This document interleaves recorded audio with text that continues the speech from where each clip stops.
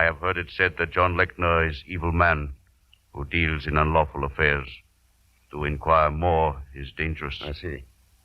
And would it be dangerous if you told me if $2 million worth of stolen guns are being stored on the plantation? Very dangerous to both of us. All right, if you won't, you won't. However, if I were to answer call for help from man with two names, then the matter might stand in different light. Piccolo, how do I get to the Lechner plantation?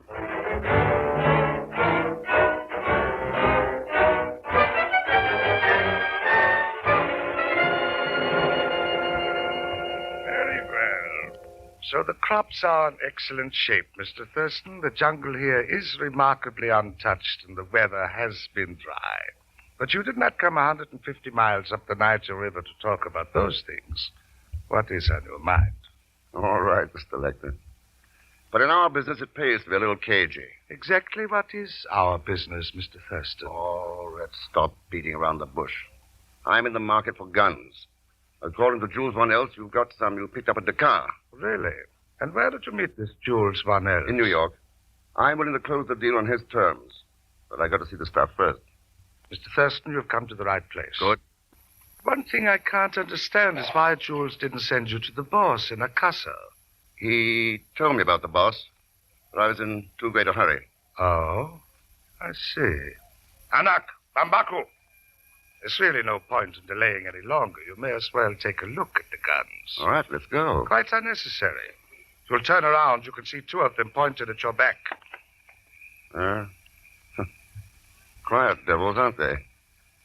Don't they know how to talk? They're paid to listen, to obey orders. Jokandango, keep him covered. It was an excellent performance, Mr. Thurston. Until you said you'd been told about the boss. In that case, you'd have known that the boss came upriver in the same boat you did. Yeah. A dead giveaway, wasn't it? That's a nice choice of words. Dead giveaway. General Park, Dobange Pok. Bakolo. Tie him up. Lock him in the south wing. The boss will want to talk to him later. Akelo, Vaka. Bakolo, huh? Now, where does that tin horn king fit into this? And just who is this Ken Thurston, anyway?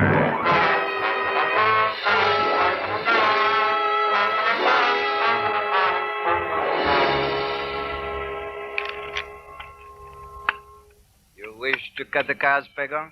Francois, my friend, excuse me. I trust you explicitly. Deal him out. You are most generous, comrade. When is your friend Mr. Thurston coming back? Who knows? When he gets mixed up on some business, he even forgets to eat. Precisely what business is he in, Pego? Why, he's the... Oh, no, Francois, you heard me tell that reporter, Miss Collins, already. It's very secret. Oh, sure, very secret. Maybe you and he are professional card sharpers, huh? That's what you think. Why, if I told you who Mr. Thurston is, you'd fall down subconscious with surprise. Come on, then, Pagan. Surprise us. All right, he's... No. I think all of a sudden, I guess I better be going to something. Well, you'd better look for Ken Thurston while you're at it. Oh, Captain Mac, come on in. Have a drink. Something's going on out there in that jungle. Them drums have been talking for half an hour, and Thurston ain't showed up yet. Oh, he's all right. Probably over in the plantation someplace. That's where you're going. Tell him to get himself back on board. Huh? Oh, no, it's dark out there. Zellschmidt, when I give an order, I don't want any back talk. You heard me. Get going. Yes, ma'am.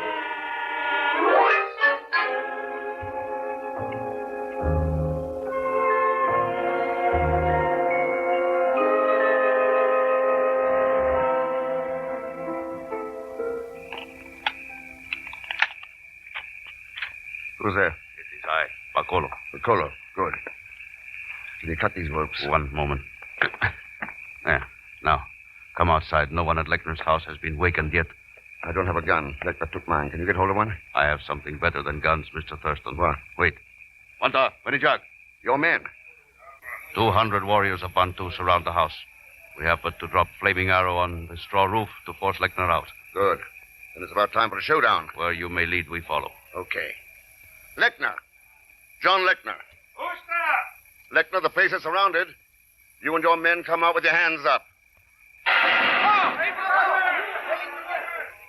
All right, have at it. Bandu, Chilbankai, Debu. Stand back of the tree, Mr. Thurston. We'll shoot flaming arrow. All right. There it goes, an arc of flame. So help me, it caught. Look at the spread of that blaze. Lechner, better come on up while you still can. Something happens to the house. Look.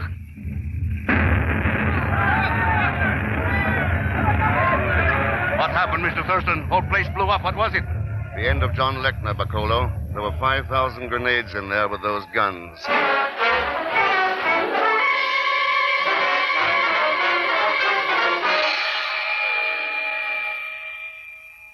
But I was going to come and find you, Mr. Thurston, only when I heard all the shooting, I thought I'd better hide. I mean, wait here on the wharf until I knew where my services would be the most good, you understand? Okay, Pagon, now come on, let's go on board.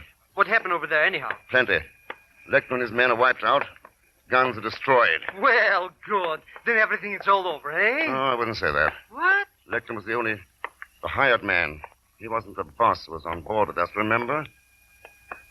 Hello, Captain Mac. Glad to see you're still alive, Thurston. What was all the ruckus about? Oh, some guns blew up. Guns you hauled up here to Bantu a couple of years ago. So that's what was in them cases. I didn't ask any questions about them. We can't all go around sticking our necks out the way you do. I guess not. Where's Miss Collins? Right here, Mr. Thurston. Guess I had a pretty good hunch, huh? I thought I'd get a story for the paper if I followed you up here. You may get an even better one as soon as I talk to Monsieur Lavilla. Francois? Yeah, he's the boss, back of the whole business. You see, Lechner let slip it was someone aboard this boat. But VR left the boat right after Zelschmidt. Haven't seen him since. He's got away, Mr. Thurston, and he owes me 3,000 francs. We gotta do something. Bacolo. Villar's gone into the jungle. Any chance of tracking him tonight? It will not be necessary.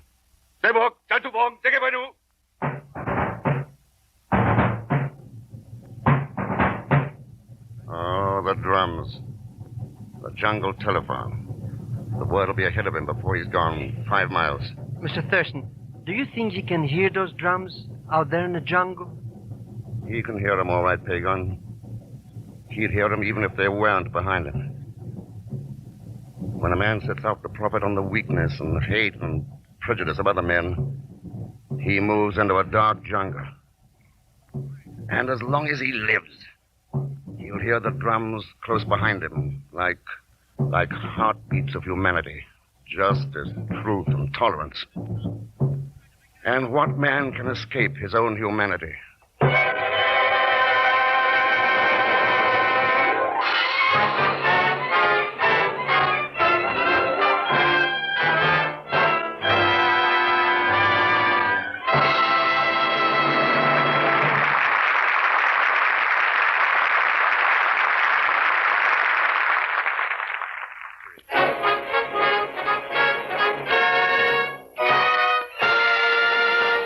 I want to read you a letter from the superintendent of schools of Kalamazoo, Michigan. Fine, Wendell, go ahead. It's addressed to you, and it says, Dear Mr. Marshall, on Sunday evenings I frequently listen to your program, The Man Called X. Usually I'm not moved to report on radio programs, but I do feel that yours is in a class by itself. It is my opinion that you are doing a lot of good in creating a better background of understanding for all peoples everywhere. Best wishes, sincerely yours, Loy Norix, Superintendent of Schools, Kalamazoo, Michigan. Well, isn't that fine, Wen? I just say thanks to Mr. Norix and to so many others who have written us about The Man Called X. Thanks for being with us tonight, and I'd like you to know that Annette was played by Kathy Lewis. Next week our story is called Operation Silver, and it concerns one of the most dangerous rackets in our country today. It's a thriller. As usual, of course, Leon Belasco will be along as Pagon Zelschmidt. So join us, won't you, when next I return as The Man Called X. Good night.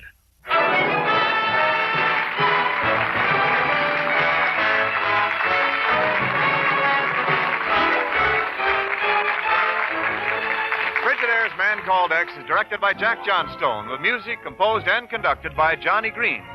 Tonight's story was written by Les Crutchfield. And so until next week, same time, same station, this is Wendell Niles speaking for Frigidaire, made only by General Motors. All characters and incidents used on this program are fictitious. Any resemblance to actual persons or incidents is purely coincidental.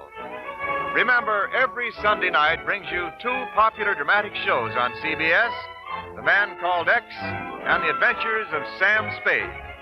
Yes, for the best in entertainment, tune in and stay tuned in to CBS, the biggest show in town. This is CBS, the Columbia Broadcasting System.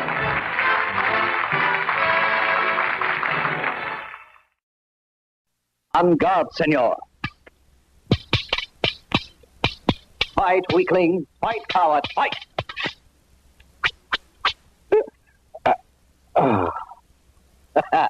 That for robbing a poor man of his bread.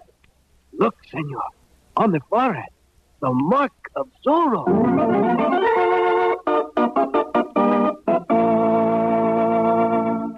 The Adventures of Zorro, the mysterious black masked rider who slashes his mark on all that is evil. The letter Z for Zorro, champion of the poor and the oppressed.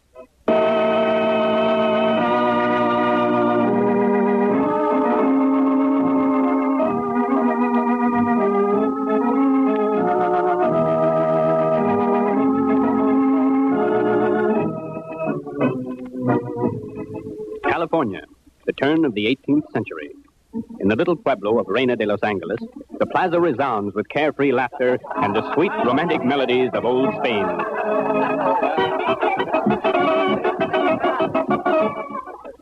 Yes, it is fiesta time in Reina de Los Angeles, and there's food and wine aplenty, and dancing, and romance. Soldiers, watch out! Make way for Captain Raymond! But even in the midst of their merrymaking, the inhabitants of Los Angeles are reminded that theirs is not the lot of a free people. The poor and wealthy landowners alike fear the wicked politicians sent to rule them by the King of Spain. Even now, a fearful silence falls on the crowd as the dreaded Captain Ramon approaches with his sergeant Pedro Gonzalez and the soldiers. Between them walks a priest, the beloved Padre Felipe, a captive. One side, scum. Out of my way, dogs. That will teach you imbeciles to keep out of my way. Quiet them down, Sergeant Gonzalez, so we can start the trial. Quiet, you sons of the devil! Quiet! I mean, quiet! He's throwing up! Mere Martian goat's milk. Enough, Sergeant. A man is here to be tried for swindling an honest citizen, not the padre. Heaven have mercy. You, Raul Santos, take your case against Padre Felipe. Santos, an honest citizen? By your leave, Excellency, I went to the hacienda this padre manages, Excellency, and purchased 10 hides from him. Did I not, Padre? Yes, my son. See, Excellency, he admits the truth. Yes, go on. After paying him and taking the hides away, I found they had not been cured properly. I returned to the hacienda and told the padre as much, but he refused to give me back my money. Is that not so, Padre? Well, Padre, what have you to say to this man's accusation? The hides were good. I told him I would return the money when he returned the hides. They were spoiled. They were rotten. They caused such a stench I had to burn them. So you deny this, Padre? It will do me no good to deny it. I already am found guilty and sentenced. If I were a follower of a dishonest governor instead of a robed Franciscan monk, the hides would have been good. You speak treason. I speak truth. This is but another injustice. Silence, beggar. Yes, beggar. You began by taking our mission lands from us, lands cultivated by the Franciscan monks. You robbed us of our worldly goods, and not content with that, you are now persecuting us. Silencio! So you speak the truth, eh? Because a man wears a robe, he thinks he can rob without punishment, does he? In this case, I deem it proper to make an example of the padre, because he dares to take advantage of his calling. He will repay Raul Santos the price of the hide. And for this swindle, he shall receive across his back 15 lashes. Sergeant Gonzalez, take him to the whipping post. The crowd is hushed as the good padre is led away. There is only one with the courage to champion his cause. The beautiful Lolita Perudo, who with her wealthy suitor, Don Diego Vega, has watched this bitter travesty on justice. Oh, Don Diego, you must stop them. I, senorita? Yes, you are his friend. They will listen to you. Well, thank you for the compliment, senorita. But Capitan Ramon would hardly listen to my poor words. Oh, but he will. He respects the name of Vega. Your wealth and your father's influence with the governor. But the Capitan's word is law. I cannot raise my hand against him. Besides, you know how I dislike any kind of violence. Don Diego Vega, you have the courage of a mosquito. Where is the fighting blood that flowed in the veins of your ancestors? You do me a great injustice, senorita. Just because I would rather consort with the poets and writers of books than fight. I am still an honorable man. I would you were less honorable and more of a man. Oh, come, senorita. Enough of this. Let us go listen to the music. Oh, but the Padre, he is an old man and he wears the robe of God. Yes, Surely. yes, it is sad. But these are violent times, senorita. Then you will not help Padre Felipe. It would be useless. Very well, then. I will go myself. Buenos dias, senor. Wait, senorita. I believe she is displeased with me.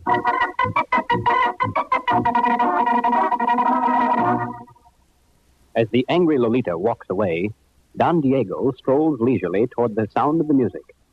Then suddenly, making sure that no one sees him, he streaks to his father's house. Emerges seconds later enveloped in a dark cloak, his face hidden by a stern black mask.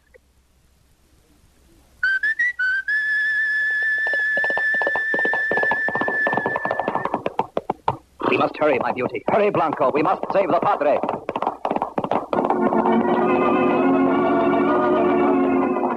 Faster, Blanco, faster.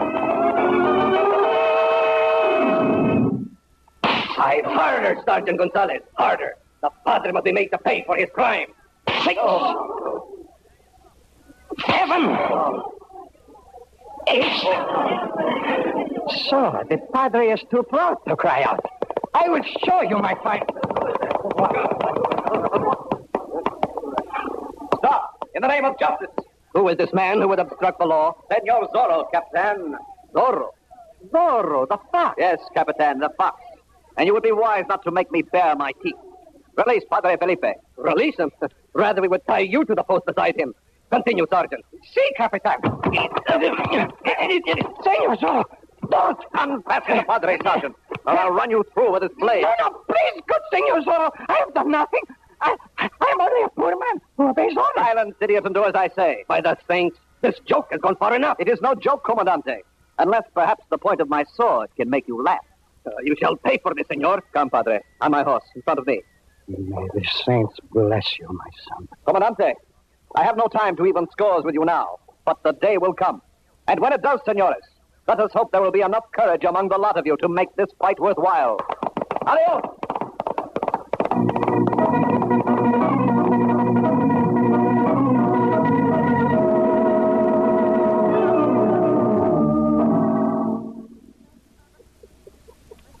Padre Felipe, thank God you are safe. Yes, child.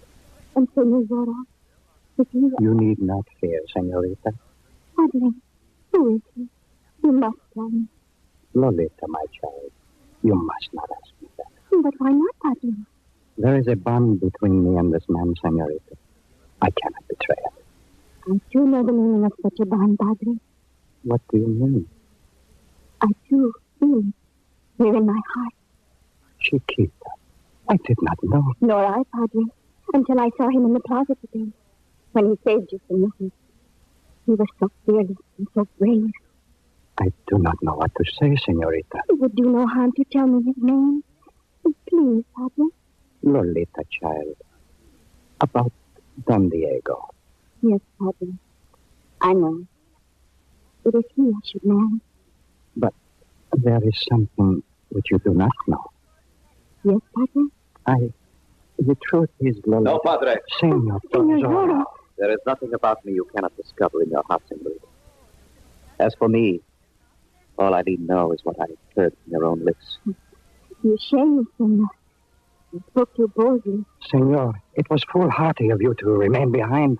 Capitan Ramon and the soldiers... Before I go, your hand, senorita. Oh, there is no time. You must hurry. But I shall be here to greet the captain when he comes. No doubt they will cast me in a dungeon and leave me there for my bones to molder. Oh, no, Senor. Oh, they're coming. Dear Senor, take my hand. Ah, that is better, senorita. Oh, Senor Zorro. With your love to protect me, no man can catch me now. Go. Please go. Adios, querida. May the saints keep you until I return. Will you go with God, Senor? After him! There he goes! A purse of gold for the man who captured Zorro! Oh, Padre. Padre.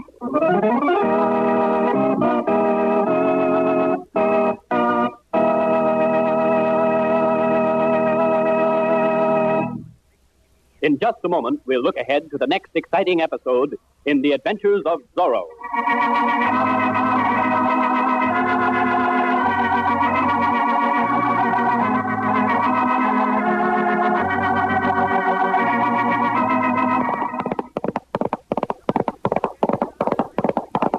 Halt, Gonzalez! Whoa! Whoa! Wait a minute, Sergeant. I have a better plan. We are going to outfox this Senor Fox.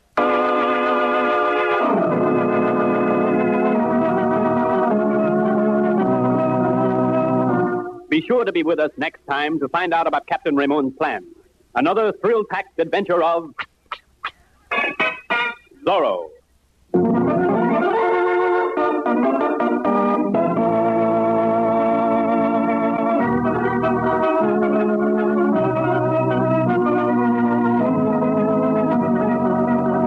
The Adventures of Zorro was written for radio by Maria Little and directed by Robert M. Light.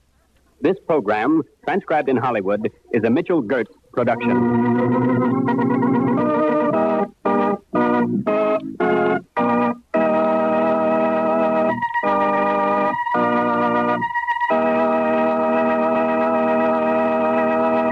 Hi, this is Greg from An Evening of Old Time Radio. Hope you're enjoying the video and the old time radio shows. If you're watching this on any other channel than An Evening of Old Time Radio, you should be aware that the channel owner has stolen this audio track from one of my videos and uploaded it with a different background as if it were their own. Again, this video and this audio is from my channel, An Evening of Old Time Radio. On with the show.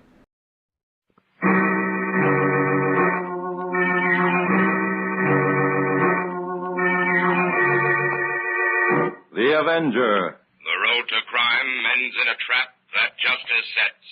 Crime does not pay.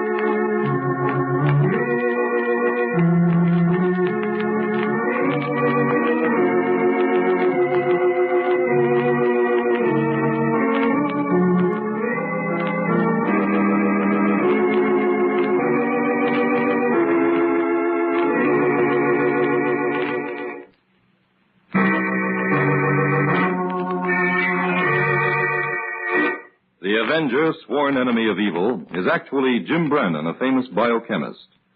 Through his numerous scientific experiments, Brandon has perfected several inventions to aid him in his crusade against crime as the Avenger. Most remarkable of these inventions is the highly secret diffusion capsule, which cloaks him in the black light of invisibility. Brandon's assistant, the beautiful Fern Collier, is the only one who shares his secrets and knows that he is the man the underworld fears as the Avenger. And now, the Avenger and murder hits the jackpot.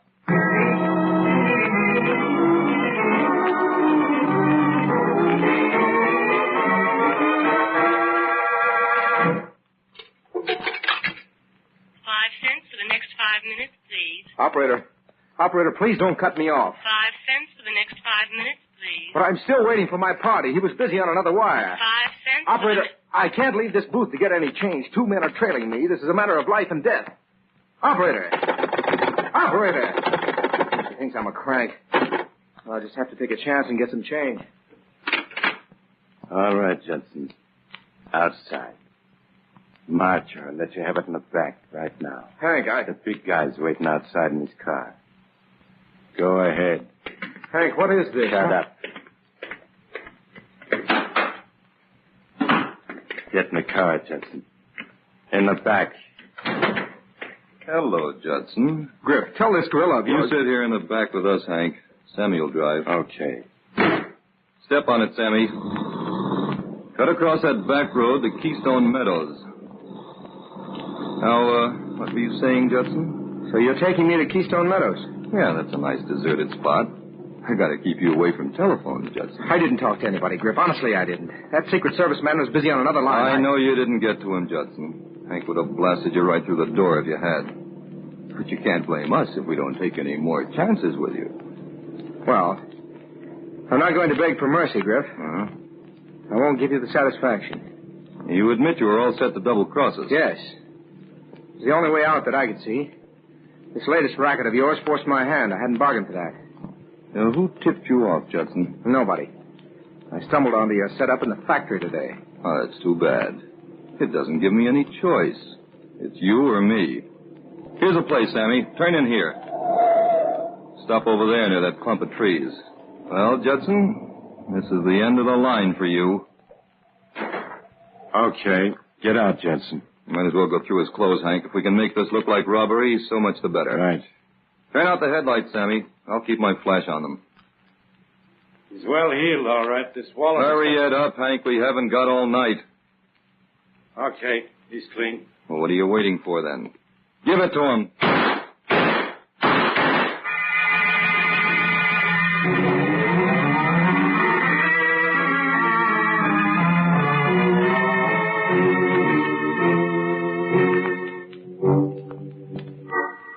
Yes, Inspector, that's Max Judson, the real estate man, all right.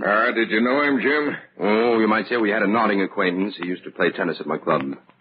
Well, what makes you think this was a gang killing, Inspector? As far as I know, Judson was always on the level. Well, people who live right don't often come to such a bad end, Jim. 4 bullets in the chest out in Keystone Meadows. Yes, but he was robbed, too. Don't forget that. There's no doubt about it, Jim. This was a gang murder. Now, here, take a look at this. We found it in his left hand. A nickel. Yeah. Well, according to the best tradition of the underworld, a nickel symbolizes the fate of a double-crosser. That's it, Jim. You mind if I keep this nickel, Inspector? I suppose you want it for your coin collection? Well, that's right. It's a Buffalo, 1922. I haven't got any of those. Okay, take it. I don't suppose Judson's heirs will sue you. Thanks, Inspector. Well, where do you think we should start on this, Jim? Oh, a lot of routine checking will have to be done first. Why don't you go to work on that? What about you? I've got a hunch that may lead us to the motive for Judson's murder. Suppose you let me in on it. I'll need a little time to work on it. Come around to my lab at 4 o'clock this afternoon, Inspector. Maybe I'll have something more definite by then.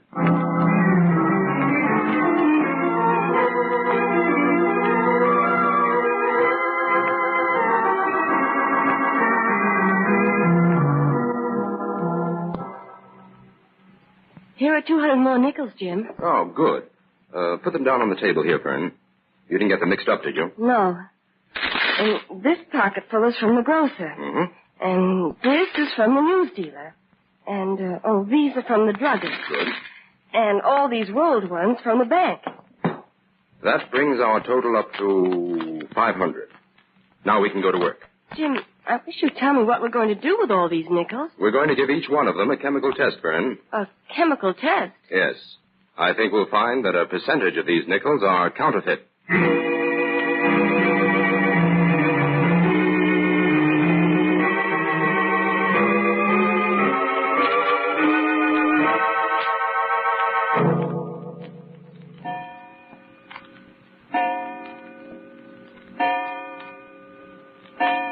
Hello, Inspector. You're right on time. Well, I hope you've had better luck than I have, Jim. I haven't been able to get anywhere on Judson's death. Jim thinks he's found the motive for it, Inspector. He has. What is it, Jim? Counterfeit money. I think Judson's murder can be tied up with a racket that specializes in counterfeit nickels. Counterfeit nickels? Why, that couldn't be much of a racket, Jim. Wouldn't be worth it. To the contrary, Inspector. It would be a very smart racket and a very profitable one. Huh? How do you figure that? Well, according to a little preliminary test we made this afternoon, about 1/10 of the nickels in circulation in this neighborhood, at least, are counterfeit. Well, if that's so, why haven't the banks discovered it? Because these fake nickels are so well turned out, it's impossible to tell them from the real ones. Well, here, Inspector. Huh? Take a look at these 2 nickels. One is counterfeit, and one is good. Can you detect any difference? They look exactly the same to me. They not only look the same, but they weigh the same. 77.16 grains. Then how can you be sure they're fakes? I've given them a chemical test. A nickel struck at a government mint contains 75% copper and 25% nickel. These counterfeits contain lead for weight, zinc for color, and powdered glass to give them a ring. So that's the reason they've been able to fool everybody. But where's the profit in it, Jim? Oh, about 4.5 cents on each nickel. These fakes could be stamped out at a cost of about half a cent apiece. If they were put out in large enough quantities, that would add up to a sizable racket. I should say so when you realize there are $295 million worth of nickels in circulation. For instance, if a counterfeiter could supply just 1% of them, just 1% for even a short period, he would stand to clean up several $1 million. Of course, I think this racket is still localized. But unless we nip it in the bud, it won't take too long for it to expand. Well, any idea who might be behind it? Yes. Oh, that is, I think I know who made these coins. I want you to check on it for me. With pleasure. Who is it? An old fellow by the name of Pop Walters. He's a chronic counterfeiter, the kind that just can't leave the business alone. And he's by far the best artist in the line. But the last I heard of Pop, he was safely tucked away in a federal penitentiary. Well, if Walters made these nickels, Jim, we'll find him. Give me a couple of hours on this.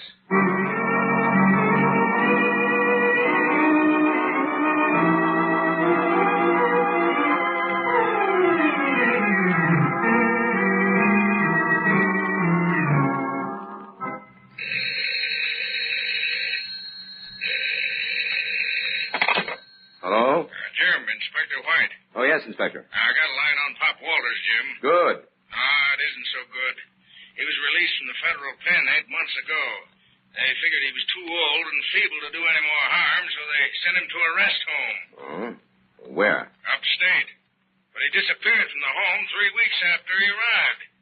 I guess that means he's back in operation, all right. Yes. And this time, I don't think he's working alone. He's probably hitched up with some local gang that has the proper setup to unload the nickels. Well, anyway, Pop Walters wasn't a killer. Well, I'll put some of my best men on the job right away, Jim. I'll be able to locate him. Okay. I'll go to work on the other angle. Huh? What other angle? The gang that's unloading the nickels. Oh, all right. Well, keep in touch with me, Jim. So long. So long, Inspector.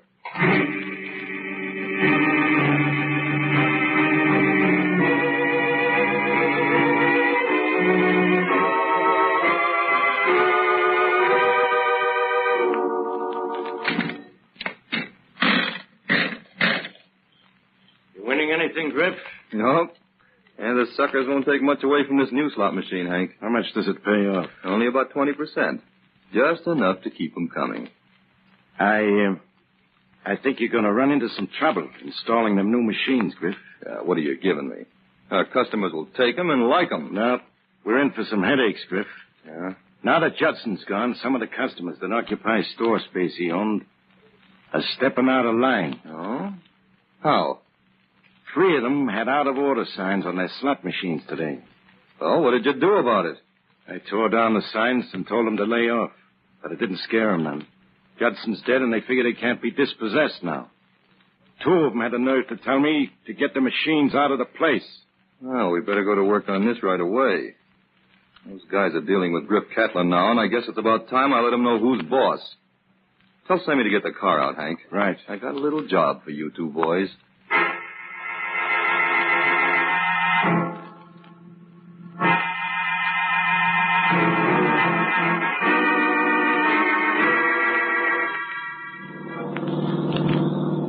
Okay, Sammy. It's that store on the corner. Keep close to the sidewalk and slow down. Right here. Here's a present for you, Mr. Ballard. Okay, step on it. That'll teach him. Next stop is at 10th and Maple, Sammy. We got another package to deliver.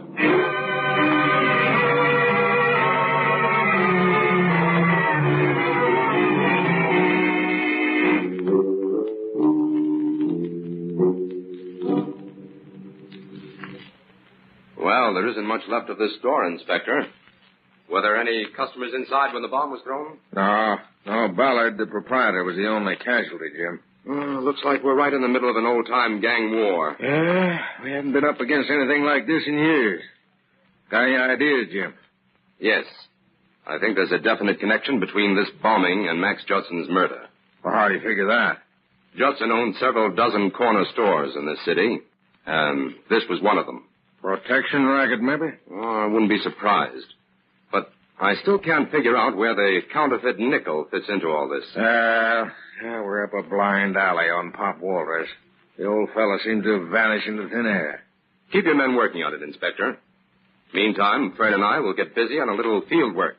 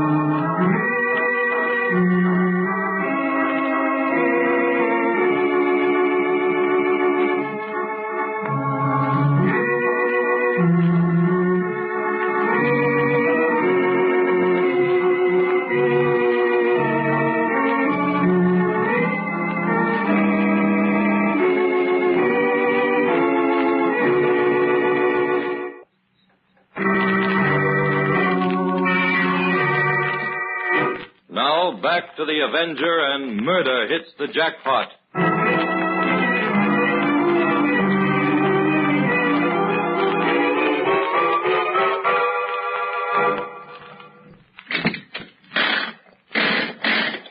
Oh, gosh, Jim. We lost again. Put another nickel in, Fern. I'll get some more change. All right. Oh, I don't think it's possible to win on these slot machines. How'd you do, Fern? Jim, you're just wasting money on these things. So far, we've put in over $10 worth of nickels in various machines and only got $2 back. Mm-hmm. That's about the average payoff, Fern. Only the suckers expect to win. Put one more nickel in it, and then we'll move on to the next door. Okay. Oh, Jim, look, I won. Not the jackpot, though. Oh, help me gather up the nickels, Jim. Uh-huh. Oh, that was a 20-nickel win, Fern. Here, put them in this pocket. I'm keeping the nickels we won separated from the ones we got in change from the storekeepers. I'm tired of these games, Jim. Can't we go home now? Not yet. We have 3 more stores to cover. And then we'll go back to the lab and find out how many counterfeit nickels we've collected. Come on.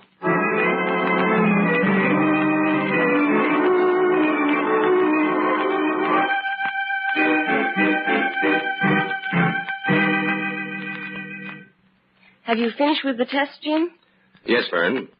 8 out of 10 of those nickels we collected in the slot machine stores were counterfeit. They're seeping into circulation through those stores, then. Right.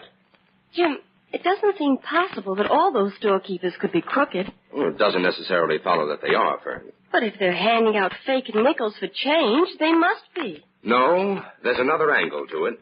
Those slot machines are serviced by a fellow by the name of Griff Catlin. How did you find that out? One of the storekeepers admitted it. Griff's men deliver the nickels each morning, and the storekeeper pays for them in bills. Well, now we're getting someplace. Old Pop Walters is probably working for Griff Catlin, who has the perfect setup for unloading the nickels. I'm pretty sure that's how it works. Well, how did Max Judson fit into it? Judson evidently forced his tenants to install the machines. He probably made a deal with Griff Catlin to share in the profits. But why should they kill him then? Maybe Judson didn't know anything about the counterfeiting angle at first. Thought it was a straight business proposition. Then somebody made a slip and Judson got wise. He threatened to have the law on Griff, or maybe have the machines taken out of his stores, so Griff had him murdered. Well, the case is solved then. Shall I call the inspector? Not yet. There's one piece missing in this puzzle. What, Jim? I still have to find out how Griff Catlin manages to get the lead and zinc for those phony nickels. Well, how can we do that? Well, he must have a business front of some kind so that he can buy those metals without incurring suspicion. We'll have to make a survey of the big factories and check the metal situation in each one of them.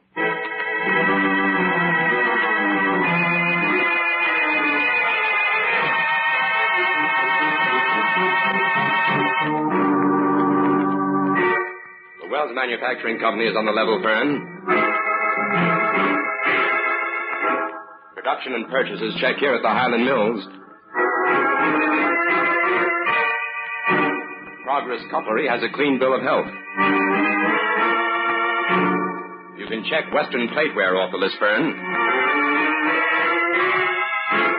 Everything's in order at the Garfield plant.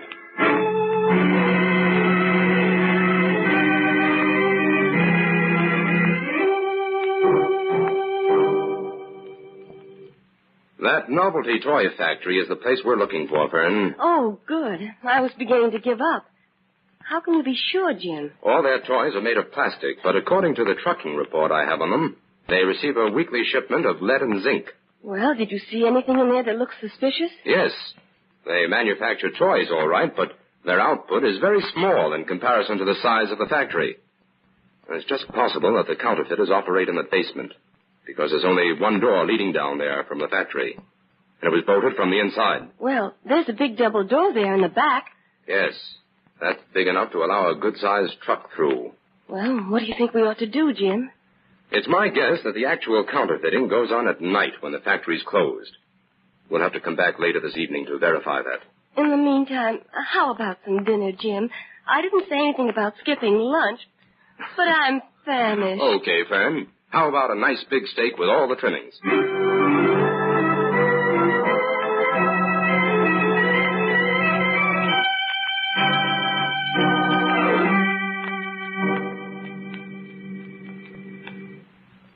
Well, it looks as if your hunch was right, Jim. Yes. There are some lights in that basement, all right. The shutter of that one window isn't tightly closed. Can you see anything, Jim? No, it isn't open far enough. How do you plan on getting in? Oh, I can jimmy open that window easily enough. What do you want me to do, Jim? Go up to the drugstore on the corner and wait for me. If I don't join you there in an hour, call the inspector. All right. Jim, do you think this is a job for the Avenger? I don't know yet, Fern. I'll go in there and get the lay of the land first. Now, run along. It's time I went to work.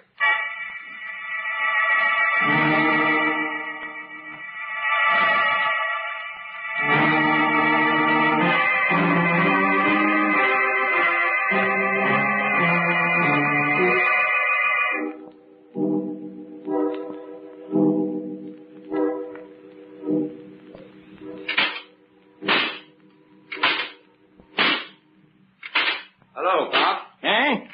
Oh, hello. Say, I didn't hear you come in, young fella. Who are you? A friend of Griff's. Oh.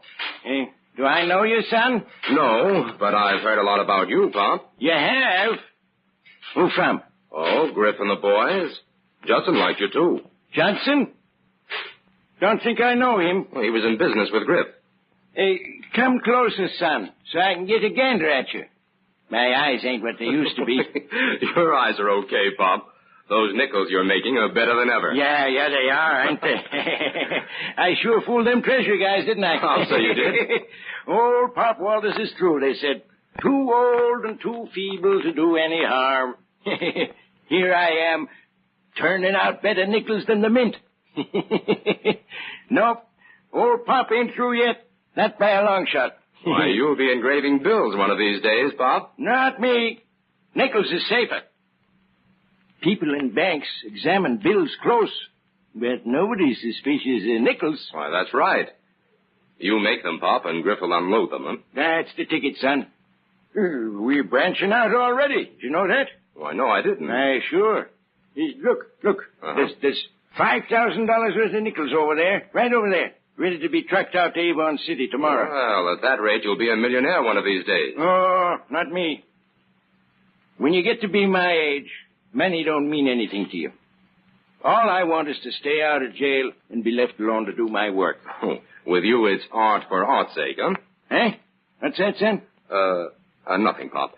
Say, wouldn't it be easier to stamp out all the nickels from one plate? Oh, no. That'd give them all the same date. The banks would get wise to that in no time. Well, what dates do you cover? Well, my specialty is the buffalo nickel, son. So I run most of them from 1913 to 1936. How did you manage to get all those plates made so soon? You've only been out of the penitentiary 8 months. Look. I'll tell you something. Yeah? Listen to me close now. Mm-hmm. I had nearly all these plates buried, son. All I had to do was dig them up and go to work. Say, that's pretty smart. Say, Pop, got a 22 nickel on you? No, only had a few of those. Uh-huh. Well, what was that noise? Well, I guess that's Griff. He generally comes in around this time. This is a job for the Avenger.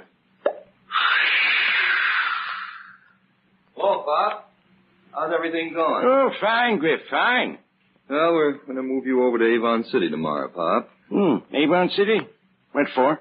Things are getting hot here, that's all. Ah, that's too bad. Yeah. Say, them Treasury men ain't on to us already, are they? No, not yet. Ah, that's good. Oh, I say, Griff. Uh-huh. This young fella's been here. He's waiting to see you. What young fella? Where is he? It's mighty funny. He was here a minute ago, sitting right on that stool, talking to me. You're loony, Pop. There's nobody here. It's lucky for you there isn't. I can't make it out. You know I wouldn't have anybody meet me here. Nobody but you and me and some of the boys know what's going on in this place. And the Avenger, Griff. He's in on this little secret, too. The Avenger? I told you somebody was in here, Griff. You double-crossed me, Pop. Oh, no, Griff. I didn't let him in. No, I didn't let him in, honest. You double-crossed yourself, Griff, when you murdered Judson. Griff, you didn't murder anybody, did you? Where is he? I'll find that Avenger and plug him full of lead. If it's the last thing I do. You're good at that, but this isn't the night for it. Oh, my gun. The Avenger knocked it out of your hand, Griff. Pick it up, Pop, and cover him. Griff Catlin is wanted for at least 3 murders. All right. I don't hold with them that kills. Stick up your hands, Griff. And if you make one move toward Pop, the Avenger will knock you out cold. Don't you worry. I'll wing him if he tries to get away, Avenger. Good. We won't have long to wait. Inspector White will be here soon. He'll be glad to take Griff off your hands, Pop. White boys will get you for this, Pop. Bah. And you too, Avenger. Save your breath, Griff. When the judge gets through with you and your gang, the whole lot of you won't be worth one of Pop's fake nickels.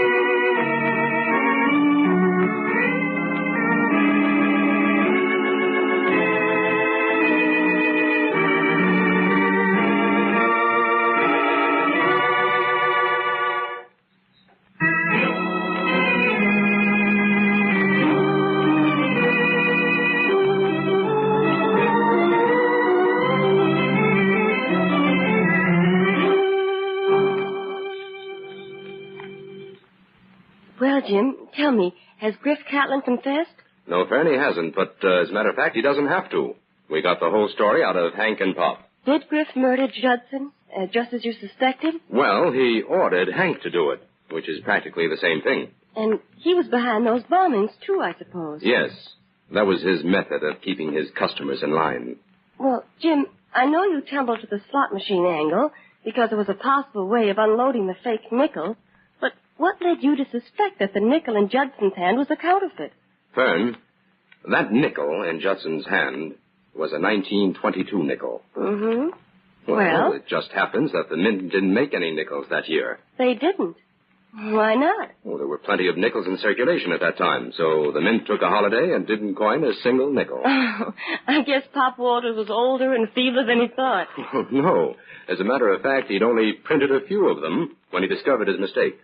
But somehow Judson got hold of one of them, and that's what put him wise to the counterfeiting racket Griff was operating through the slot machines. Oh, my, it's almost 3 o'clock. I'll have to run along. Well, say, what's in that heavy suitcase? You can hardly lift it off the floor. It's full of nickels, Jim. All the good ones we accumulated in our field work. I'm going to unload them at the nearest bank.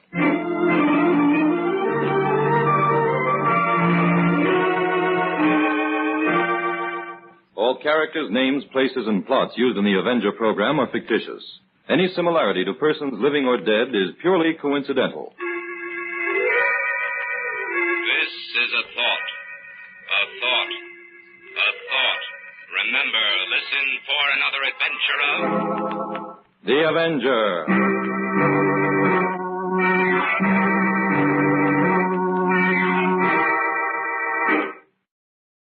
Are you willing to undertake a dangerous mission behind the enemy lines, knowing you may never return alive?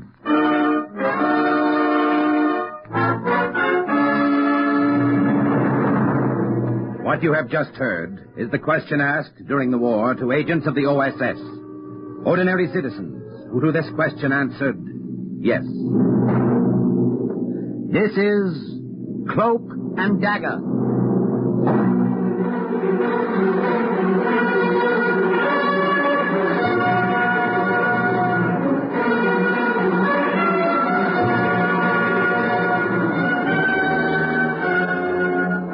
Black warfare, espionage, international intrigue. These are the weapons of the OSS. Tonight's story, Seeds of Doubt, concerning an OSS agent who tracked down Nazis in American uniforms, is suggested by actual incidents recorded in the Washington files of the Office of Strategic Services. A story that can now be told.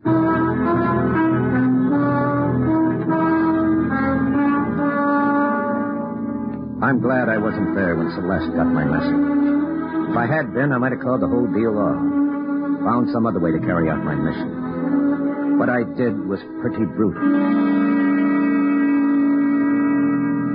I know just how it must have been. I gave the note to the baker's delivery boy, Henri. He must have driven the dilapidated old truck through those majestic iron gates of the Chateau Breton, 12 miles south of Paris, circled the huge house and come to a stop at the servants' entrance. And perhaps it was Muriel herself, Celeste's personal maid, who answered the door. Pour mademoiselle. Merci, monsieur. Pour vous, monsieur. Merci, madame. And then Muriel began that long climb up to Celeste's room. 3 flights of marble stairs and then down the carpeted corridor to the 4th door on the right-hand side. Mademoiselle? Entrez. Entrez, Muriel. Celeste was probably reading. She always was in those days. It was a way of passing time while she waited for some word from my friend, Paul Blanchard. A message, mademoiselle. A message? From who, Muriel? I do not know. It was all so mysterious. A baker's truck was at the door, and the boy... Never mind. Give it to me. Voilà, mademoiselle. Oh, that handwriting. Mademoiselle, it is not from the moment. Prayer. Oh, mon Dieu. But then it is, c'est ça. It is Paul. Oh, my Paul, he is here in Paris. He is waiting for me in the cafe in Montparnasse. Oh, le bon Dieu. I was afraid he was dead.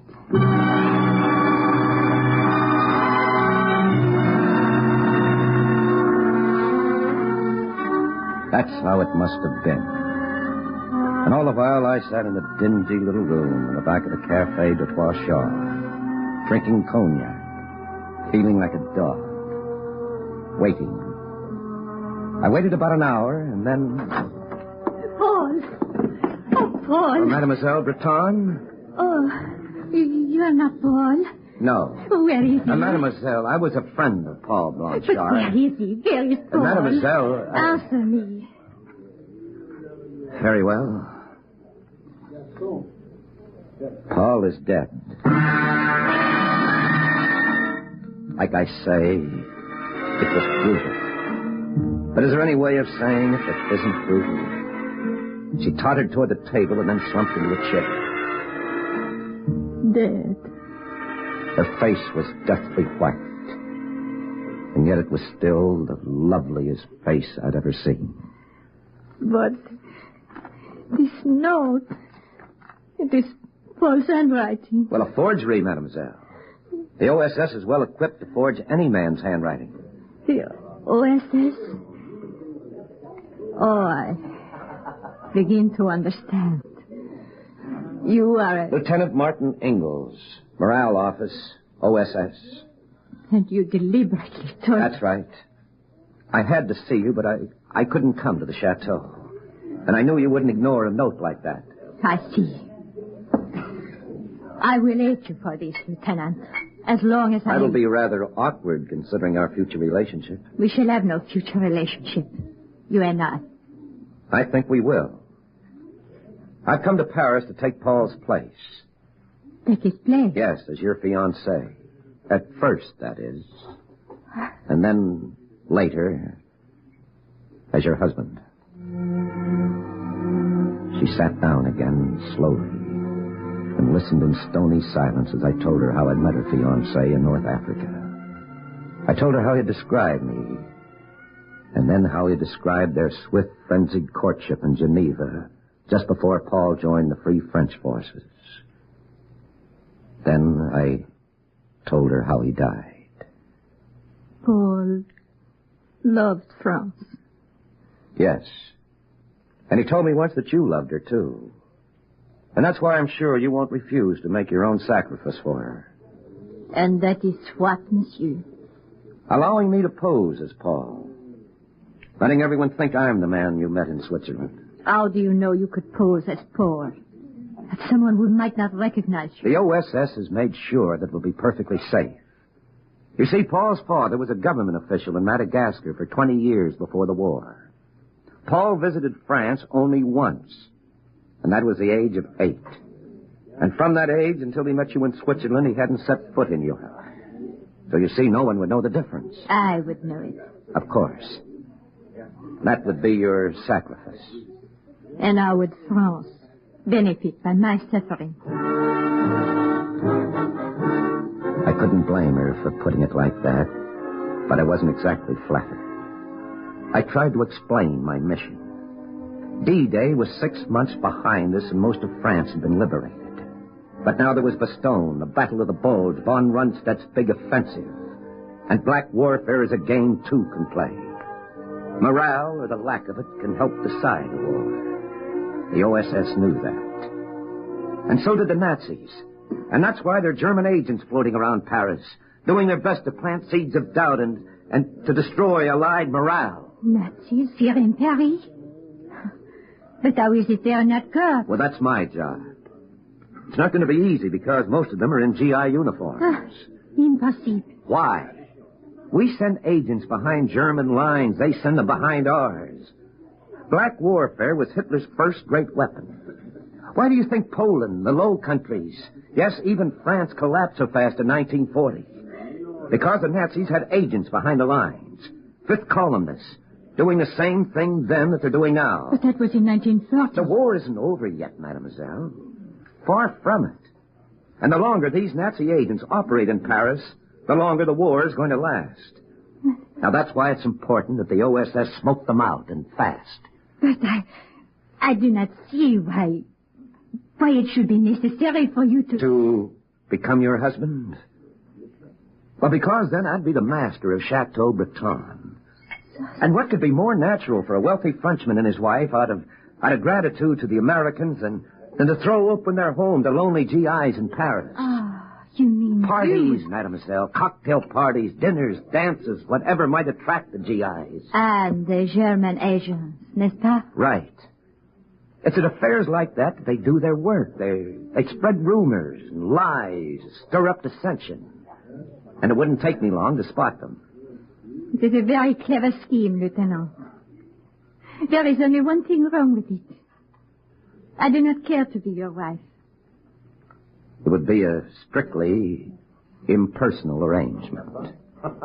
And just as soon as my job is done... No. It is out of the question. Very well, mademoiselle. I'm sorry Paul was wrong. Wrong? About you. That was another dirty trick, playing on her memory of Paul, her love for him. But it worked. In a half hour, we were engaged.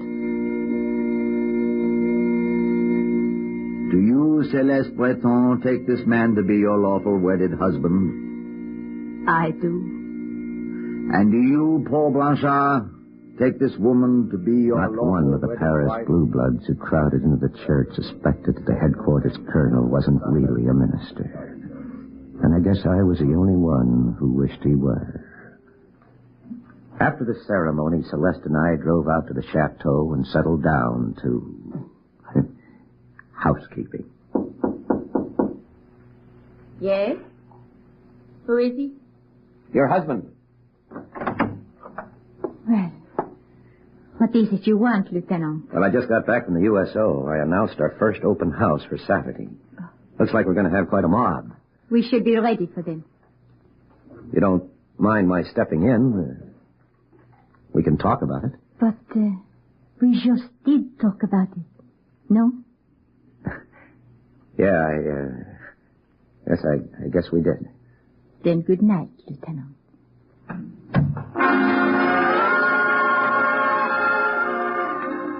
And that was married life at the Chateau Breton.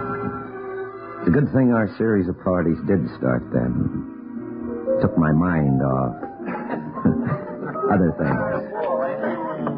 It looked like every Joe in the European theater attended those parties. The champagne flowed, the canapes vanished. Each clam bake was a bigger success than the one before it. Except I didn't spot any Nazi agents. Yes, there were plenty of rumors, sure. That's one thing an army always has plenty of. I tell you, I hear we're getting our brains beat out at Bastogne. This man's war ain't over yet, pal. The guy was telling me the other day how the brass snafu thinks at Cambrai. Like a guy was saying the other day, if Hitler wants to negotiate, well, let's negotiate and get it over with so we can go home. I heard Hitler's got a secret weapon. Bacteriological stuff. He's just waiting for the right time to use it.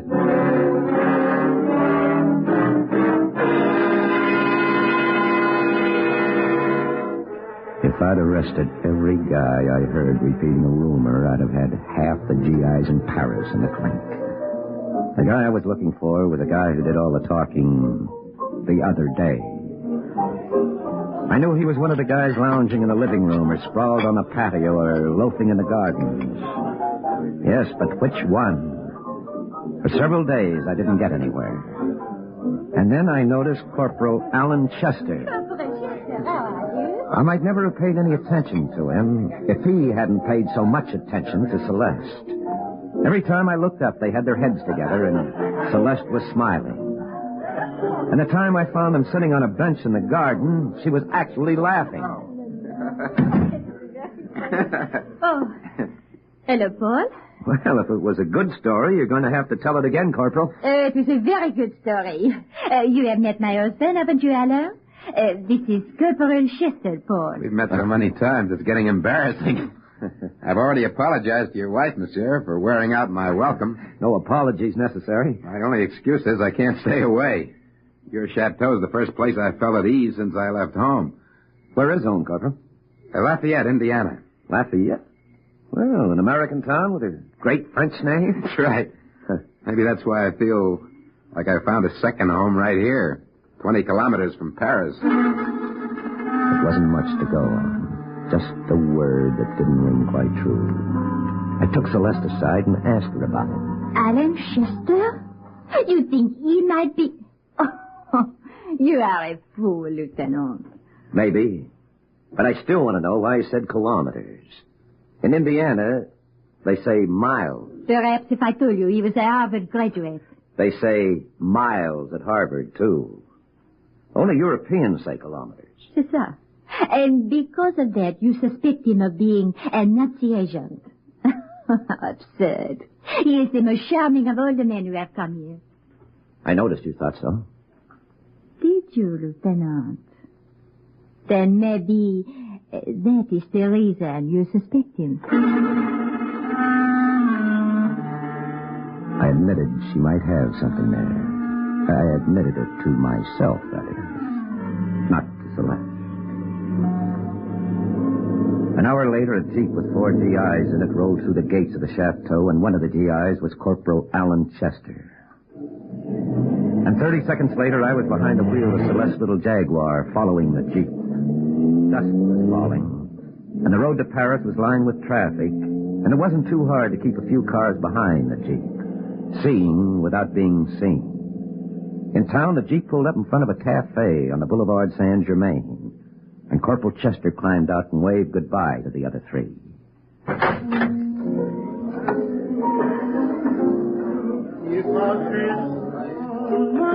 Luckily, it was a gloomy joint. He walked straight across the dance floor. I hugged the walls and moved in the same direction. He didn't stop at the bar. He didn't sit down at a table. He headed straight for a back door. He opened it, and he went out. I gave him 10 seconds. Then I went out the back door, too. It was an alley, and as dark as only a Paris alley can be. So dark, I thought there was only one guy leaning against the building. Pardon, monsieur. Est-ce que vous avez une cigarette? I dug into my pocket for a cigarette. That's when I knew that there were 2 guys. I whirled around. The second one was standing behind me, and there was something in his hand that looked like a blackjack. My fist shot out quick. It connected. But number 1 was on me then with a hold that hurt. I broke away, and I let him have it. That's when I found out what it was the other man held that looked like a blackjack. It was a blackjack. I hit the cobblestones. For a moment, I saw number 2 standing over me and heard a girl singing far away. And I didn't see or hear anything more for a long time.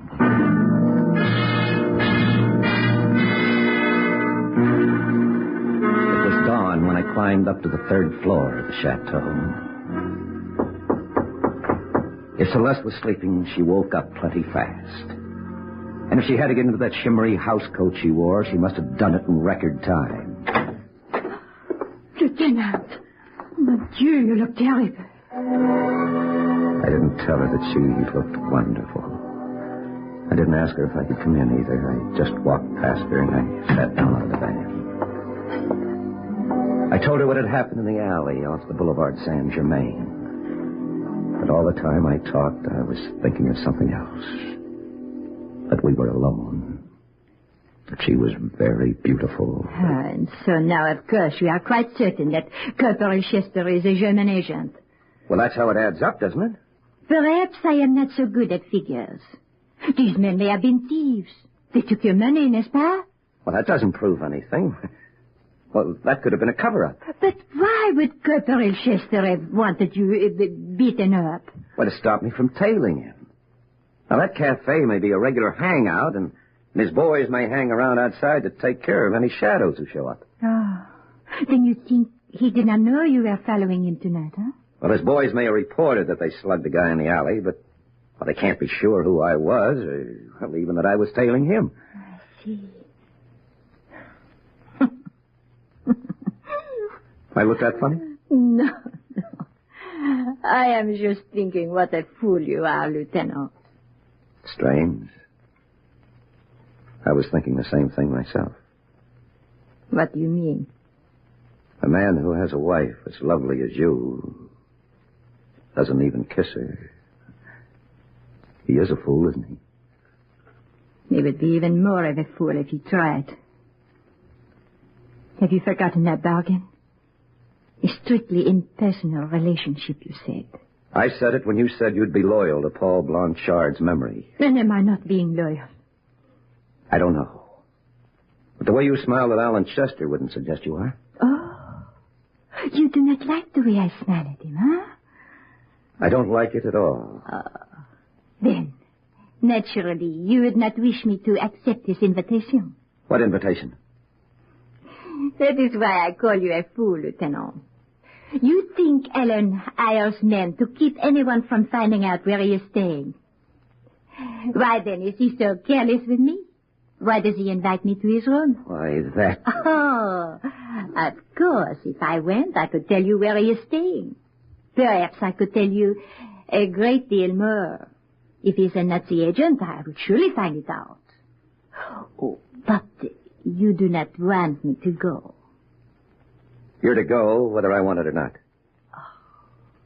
Oh, noble you are, Lieutenant.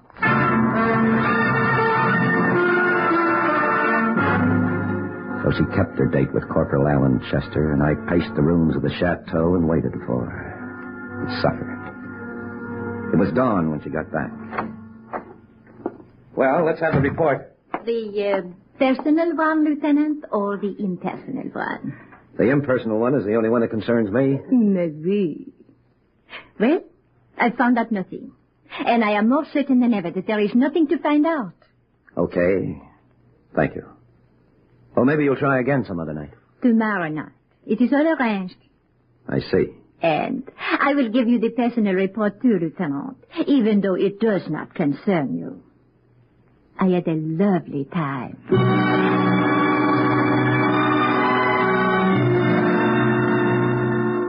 It was the next night when I began to suspect her. I suppose I started even before she came home. I tried to look at things straight, and I asked myself if I were being taken for a ride. She walked in an hour later. You are wasting precious time, Lieutenant. I still think Alan is just what he says he is, an American soldier on detached service in Paris. I have seen his orders. Well, orders can be faked. Ah, c'est ça. Then, if you are still suspicious, I will keep another date with him. Tomorrow night. I decided there'd better be three of us on that date. She told me the name of his hotel, an old and honorable one, in the Rue de Vaud-Girard. I slipped into its musty lobby early the next morning. An old man with bushy brows and a faintly familiar face eyed me as I approached the desk. I told him I was Paul Blanchard, the master of Chateau Breton. If you say you are Paul Blanchard, monsieur, then you are Paul Blanchard. Any reason to suppose I'm not? Me no, monsieur. None at all. Just as there was no reason during the resistance to suppose that you were an OSS agent. I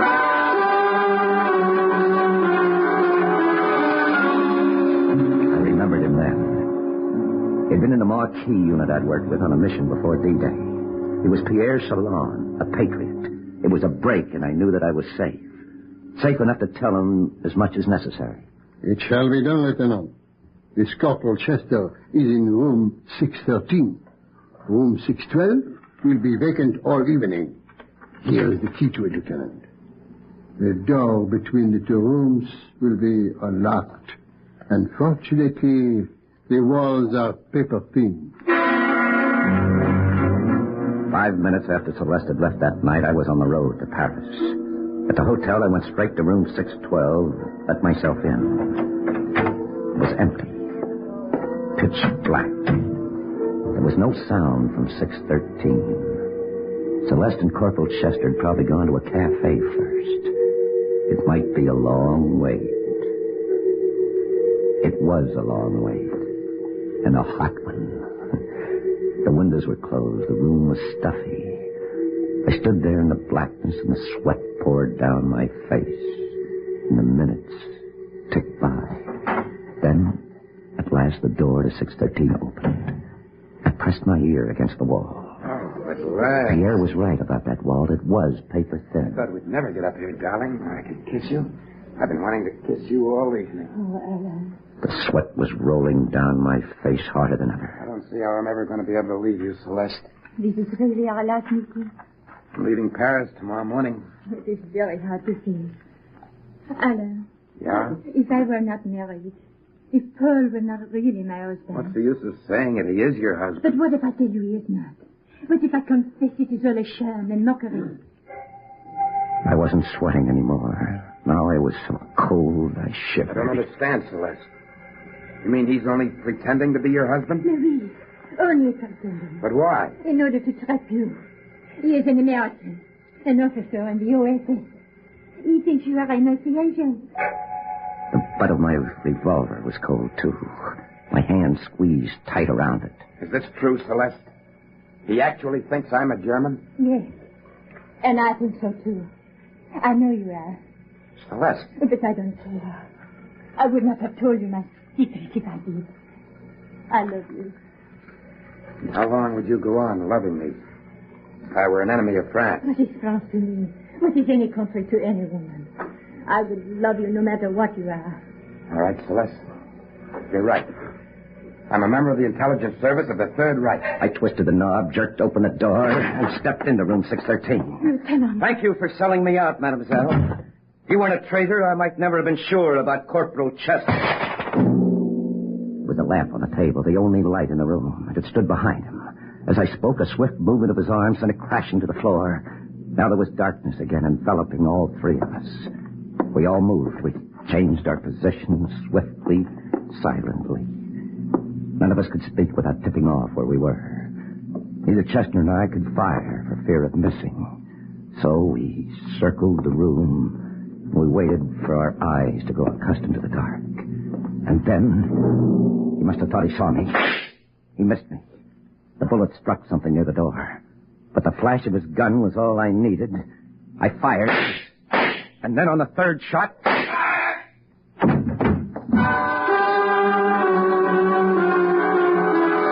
It wasn't until old Pierre Chalon opened the door and light from the hall flooded the room that I saw what the late Corporal Chester's bullet had hit. He'd mistaken Celeste for me.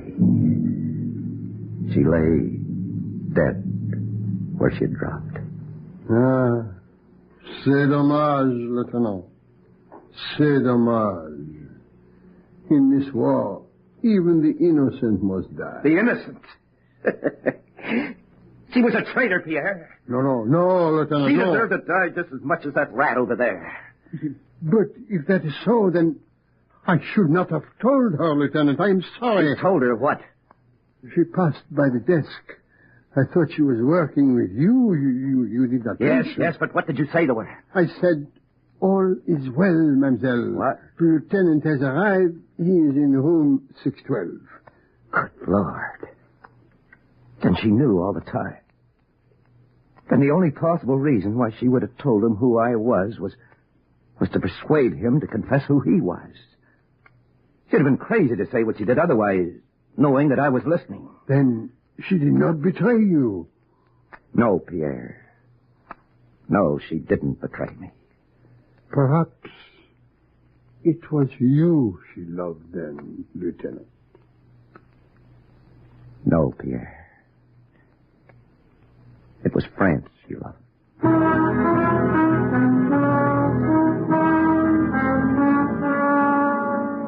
The rest was easy. In Corporal Chester's room, he found a list of names and code. We broke the code before dawn the next morning. And by that night, we had every Nazi agent in GI uniform corralled. And once again, the report of another OSS agent closes with the words, Mission accomplished. Listen again next week to another true adventure from the files of the OSS on Cloak and Dagger.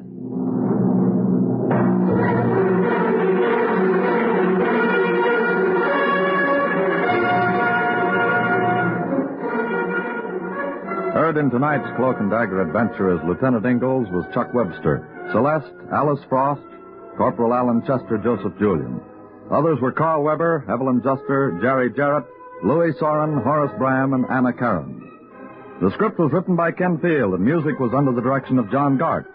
Sound effects by Manny Siegel and John Powers. Engineering by Don Abbott.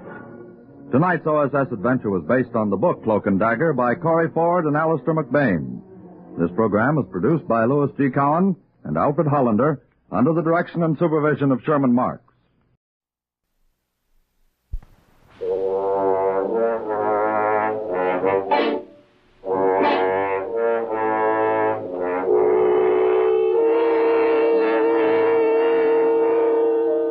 Take one man on a relentless search, add a strange and beautiful woman, and the answer in the shifting sands of the desert.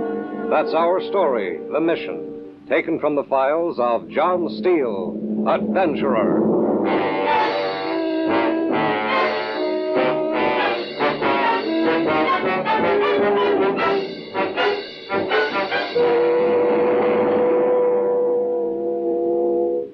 Hello, friends.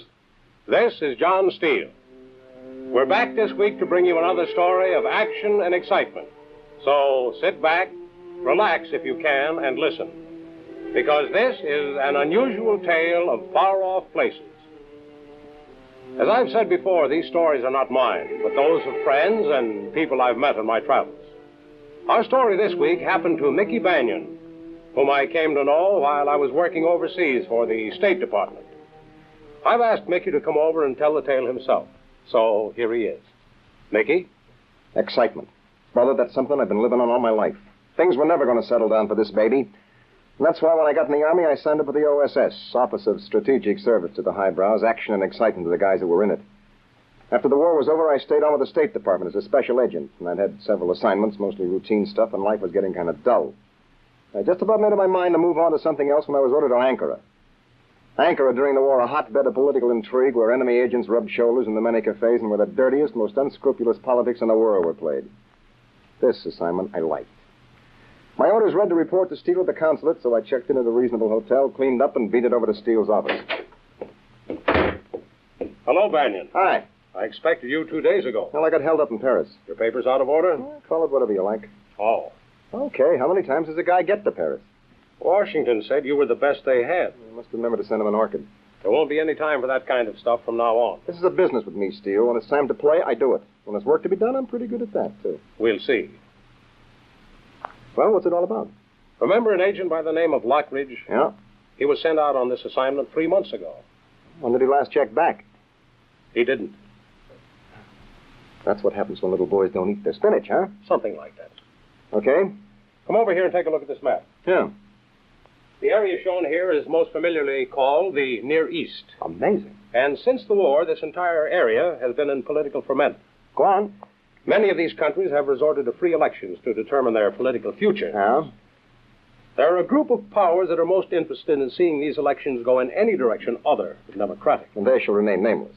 It goes without saying that we are just as interested in any political future other than totalitarianism. Obviously. So far, we batted about 500. That's not good enough. Not when compared to the political character of this area before the war. I see. Now, that's the background. Here's the specific problem. My job. That's right. An election will be held in this area here within the next 3 weeks. It is vitally important that it go democratic. Oh, what's it look like? Ordinarily, it would look very good. Its past history has been democratic. It's the popular choice. Well, then what's the problem? In these small countries, government structure is often weak, being largely an Arab population. Power has been seized by a strong few. Go on. These powerful few have their own standing armies, have the power of life or death over their subjects. They're actually feudal lords. Even today? Yes. The strongest of these lords is Rashid Syed. Rashid Syed. He controls approximately 20,000 votes in the coming election. Oh, that's more than Gallup gave Truman. Just recently, old Rashid has shown signs of fabulous wealth, such as he never had before. And we believe that powers unfriendly to the democracies are buying off those 20,000 votes. Any idea how? Certainly not in cash. Rashid is a sly, wily trader. We believe there is some connection between the sudden wealth of Syed and the increased supply of hashish in Egypt and Palestine. You mean there's that much money in drugs? Hashish can be bought for $20 a pound here and sold for $200 a pound in Egypt. How's 1,000% profit sound to you? I could manage to exist. Well, that's it. If we discover that Rashid makes his money in narcotics, we can remove him before the election. It's all that's necessary. Without his direction, the election will be honest. That's all, huh? Well, except to point out that obviously there are others who would prefer that Rashid be left alone. They may feel rather strongly on the subject. Yes, I can understand. Banyan, this is not international politics as the folks back home know it. We throw the book away in this game. When you're being dealt that way, you deal back the same way, only a little faster, or you don't survive. This is buy and sell. Compromise here and win a hand there and try to outthink and outsmart the others or get out of the game. This is the hard, cold, practical side of this business. Well, when do I leave? Tonight. I just got here. You've got 3 weeks. All right, I'll be back in 2. And have the most beautiful blonde and anchor awaiting. I never worked more than 2 weeks without play. Good luck. Good luck to you. You've got to find a blonde in Turkey.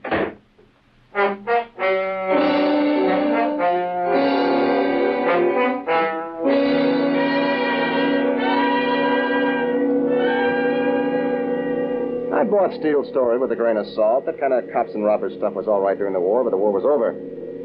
Well, 2 days after my talk with Steele, I was in Jelbeck. My paper said I was the foreign representative for an American import-export firm, so I had no trouble getting a room at the only hotel in town. The first night, I headed straight for the only bar. I learned a long time ago that more often than not, the local bar is the town's city hall. Good evening, Effendi. A table, yes. Yeah, I'll take a table.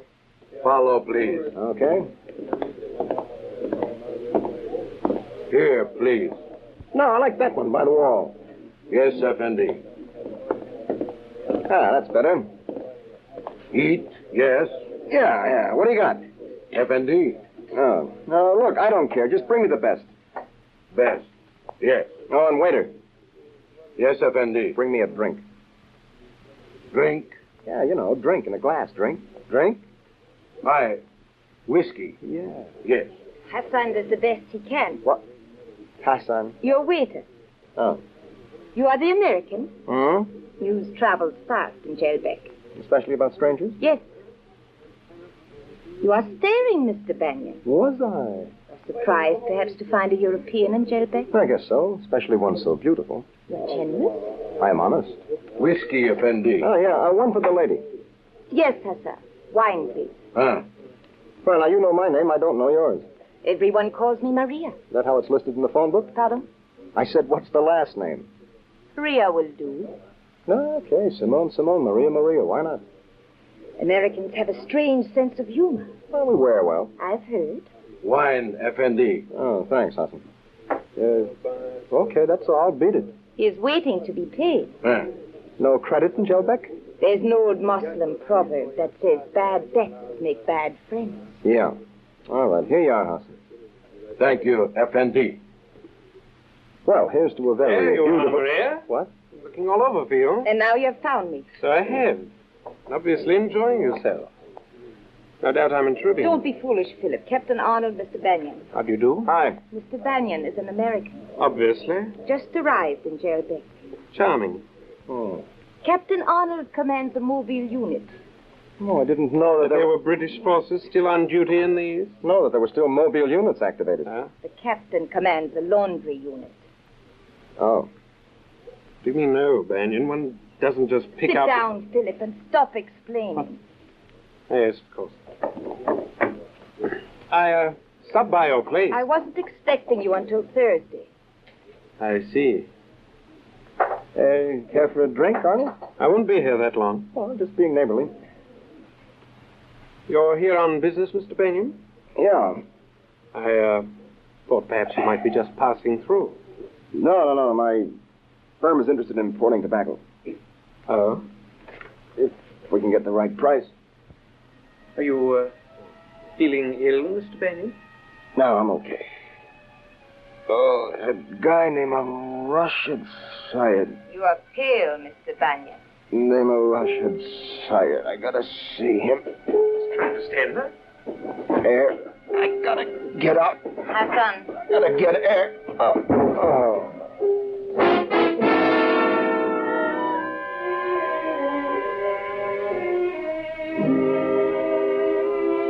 room spun around me dizzily, and then the floor drifted slowly up and hit me in the face. The oldest gag in the book, a dope drink. The next thing I knew, a pinpoint of light shot through the darkness and grew until a white glare burned my eyes. I tried to force them open, but my head throbbed with the pain, so I rolled slowly over on my stomach, and the light disappeared. Get up, Mr. Banyan. Huh? Get up. You will feel much better. Oh, no. Help our guest up, Hassan. Oh, let go. I can get... Hospitality, my friend. Oh, leave me alone. As you wish. I can get up alone. There. That's better. Oh, where am I? That is not important.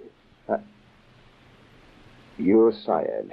Let me first apologize for my too enthusiastic supporters. Yeah. I asked only that you be brought to me. Oh, what a sucker I was. The manner in which it was accomplished was entirely their own idea. It lacked the finesse of a craftsman. Well, that makes my head feel a lot better. You are recovered now. Well, I can think anyway. That is good. This is quite a layout. It is enough. A cigarette? Yeah. One of my own, you know. Whoa. Hassan the waiter here is one of your men, huh? His entire family are trusted followers. Eh, Hassan? Yes, Effendi. Okay, Syed, what's on your mind? You are to the point, Mr. Banyan. You didn't bring me here to swap smokes. Pardon? Oh, nothing. We have been expecting you for several weeks, my friend. Oh. Ever since the young Mr. Lockridge had his unfortunate accident. I don't know what No one could explain how he got separated from the rest of the hunting party. We searched for days, but, you know, the desert. So? This is an unfortunate situation, and so unnecessary. Go on. It requires all our ingenuity to protect our guests from harm. Yes, I'll bet. You're a businessman, Mr. Banyan. Yeah. And I'm a man of considerable wealth. I don't get you. Hassan. Oh! Perhaps that will clarify matters. Yes, it does. I can see how concerned I am for your health, my friend. So that's the score. Pardon? You want to buy me off?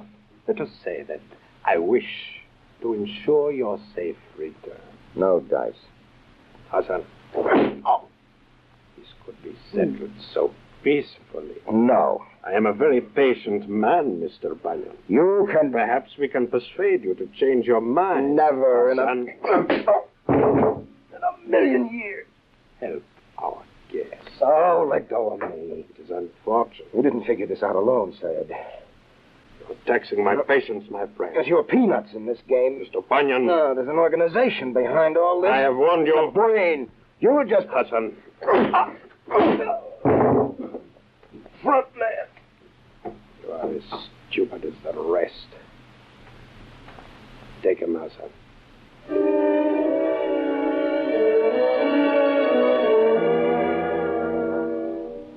Hassan picked me up, carried me downstairs, and threw me in the back of an old car, and then the big guy climbed in behind the wheel, and we drove off. The car wound in and around the small streets, and I could see the roofs of houses sliding by the top of the door. At last we stopped, and Hassan carried me into a hut, tossed me down on what seemed to be a couch, and shuffled off into the darkness. He was back in a few minutes with a candle and an old chip basin full of water.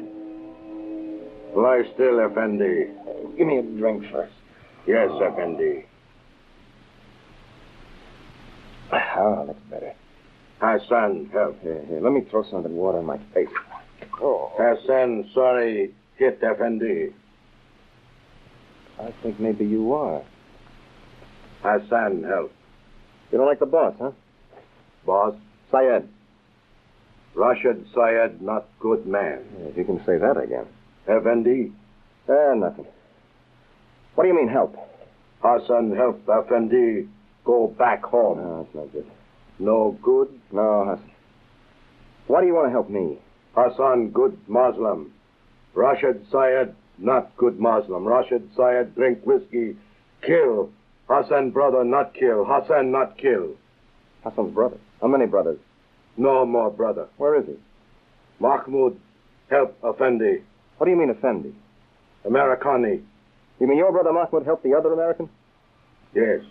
You mean Lockridge? Yes. Where is Lockridge? Dead. Yeah. Where's Mahmoud? Dead. What happened? Rashid Syed is king. He say Mahmoud not good man. He put Mahmoud and Effendi in sand up. You mean up to their necks? Yes, neck. No. Look, Hassan. Rashid Syed had your brother killed. That's why you want to help me, right? Hassan, help Effendi. Go home. No, I can't go home yet. Understand? No. Oh, look, I have a job to do. Job? Look, Hassan, you know what hashish is? Hashish, good smoke. No, hashish is bad. Bad? Not good. Rashid Syed sends hashish to Egypt. Understand? Egypt, yes. Syed not good man. Rashid Syed drink whiskey and kill. No. Syed not good because he sent hashish to Egypt. Now, Hassan, how hashish go to Egypt? How? Yeah, how? By camel, by car, by train? Hassan, Rashid Syed had your brother killed. Tell me how hashish go to Egypt. In Khan. What do you mean in can? Follow, please.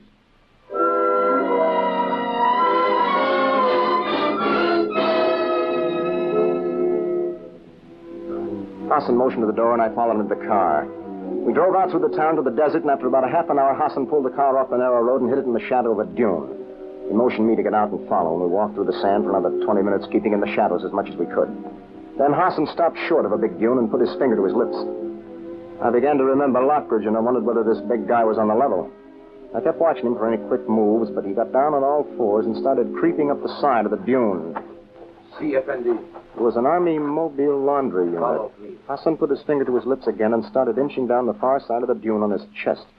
We were almost into the shadow when we saw the sentry round the last truck. Hassan reached up, yanked me by the shoulder, and pulled us both down in the darkness. The sentry stopped. Oh! Who goes there? Lie still, Effendi. Hassan, come back! No shoot, Hassan! No shoot! Hassan!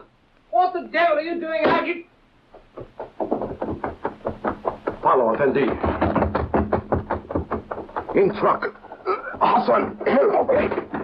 All right, now you, come on up.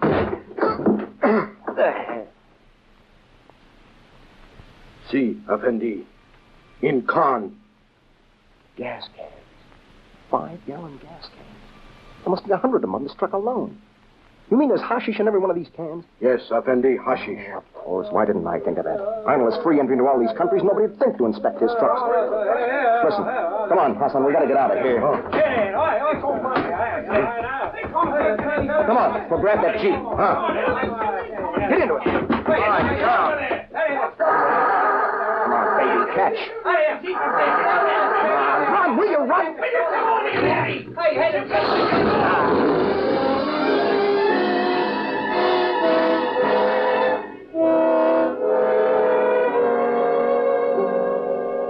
As soon as we were out on the road, I checked the gas gauge, and the needle read less than a quarter full. I knew it was going to be close if we made it to Damas.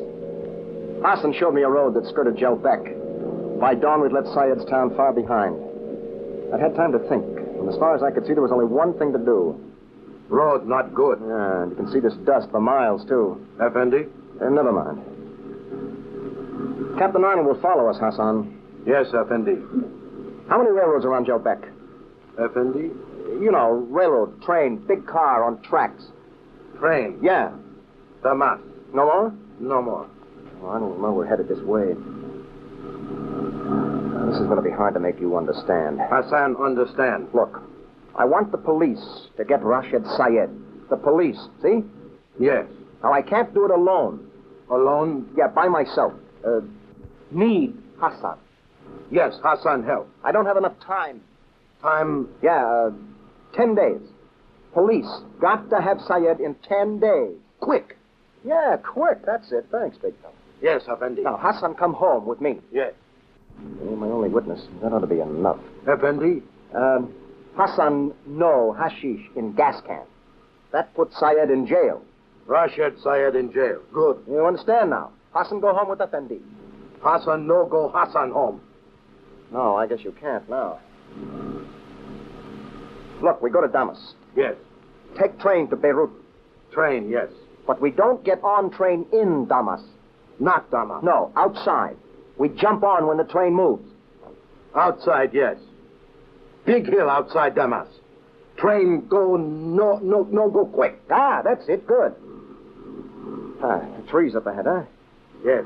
Must be getting near Damas. Yes, Damas. How far? Effendi. Oh, I'm sorry, I forgot. By foot. See? Foot, walk. How long to Damas? Walk, yes. Till sun up high. Noon, huh? About 4 hours by foot. I'll be able to make it in a half an hour by jeep. Oh, no, come on, baby. Don't quit now. Come on, sweetheart. Run! Ah. I'm out of gas, that's that. Effendi. Come on, we may as well start walking.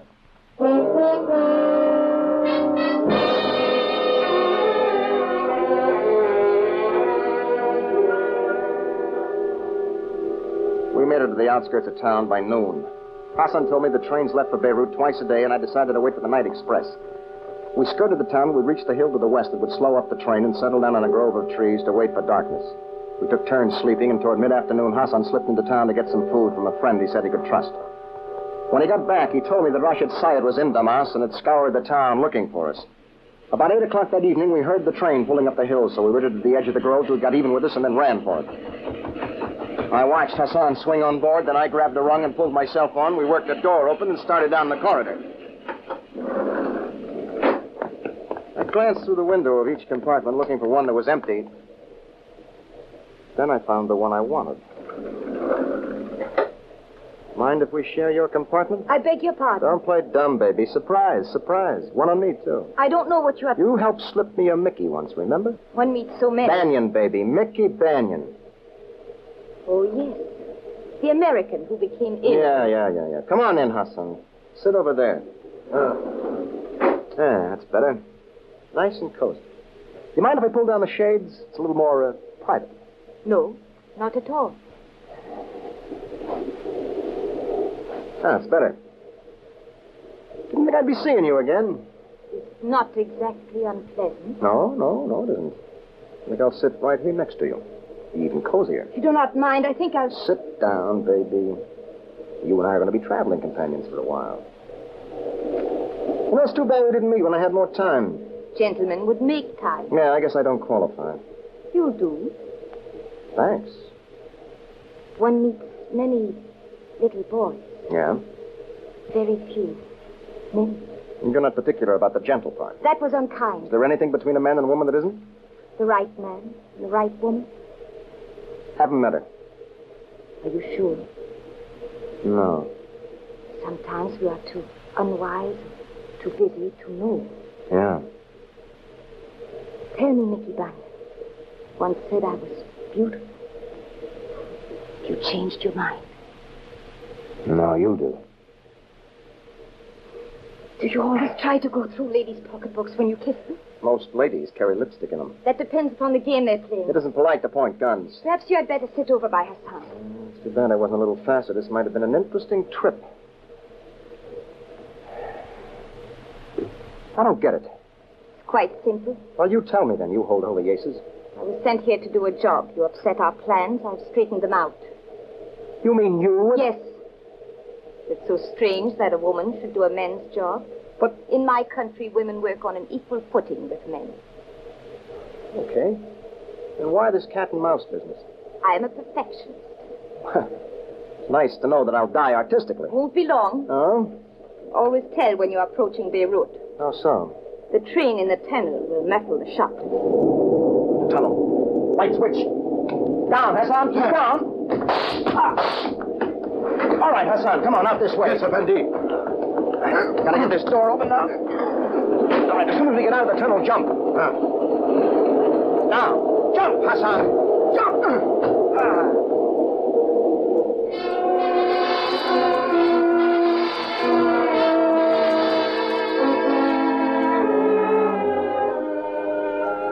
We worked our way south all the next day, keeping off the roads and diving into haystacks every time anything moved. By late afternoon, we reached the rendezvous point and hid out in the tall grass of a high bluff overlooking the ocean. We took turns sleeping through the afternoon, waiting for darkness, and then about 8 or 9 o'clock, we made our way down the bluff to the beach. Take it easy, Hassan. Yes, Effendi. It's not much farther. There. That does it. Now, look, Hassan. We got to get some firewood. Wood? Yeah, wood for fire, see? Warm hands. Fire. Fire, yes. And a little pieces, see? Not big. Little. Yes. Yeah. There. Yeah, here's some. Yeah, some more. Oh, yeah, that's it. Hassan, over here. Hassan, help, yes. Atta boy, big fella. Down here now. Okay, now. Match. Come on, sweetheart. Turn. Ah, caught. Good. Okay, now my coat. Now we signal, see? Boat, pick us up. It's all arranged. Good, Hassan, see. Now, watch out there out on the water. Water, yes. Oh, not yet. I'm going to signal again. There. Not yet. Now again. All right, then. Hassan, you hear something? Back on road. Yeah, it's a truck. No answer yet. Well, I got a signal again. Come on, will you see us? Look at us. There it is, Bixby's. All right, now look, we got to stamp out this fire. Get it out. That's it. Daniel! What the? You were such a nice man. Oh, come on, Hassan, we got to swim for it. What? Andy. Come on, Hassan, get up, get up. Not good. Where you hurt? Hassan hurt. Ooh, bad. All right, I'll carry you. Not good, Effendi. We can't leave you here. Go home, Effendi. Go home. Bunch of maniacs get you to tear you to shreds. Go home. What kind of a guy do you think I am? Hassan, no. No help. Hassan. Yeah. Yeah, I'll go, big fella.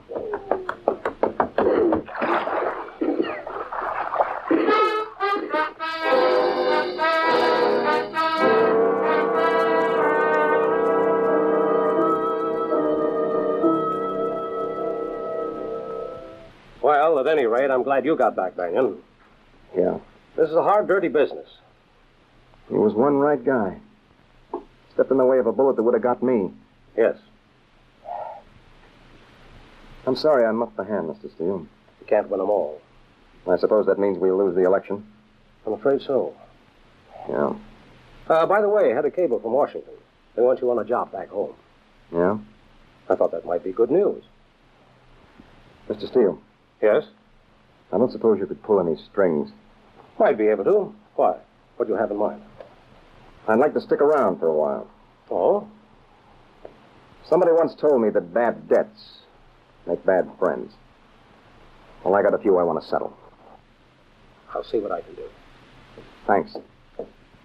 About that blonde you asked for. I think that might be arranged, too. No, thanks. I got a date with a brunette. And this is one I'm going to keep.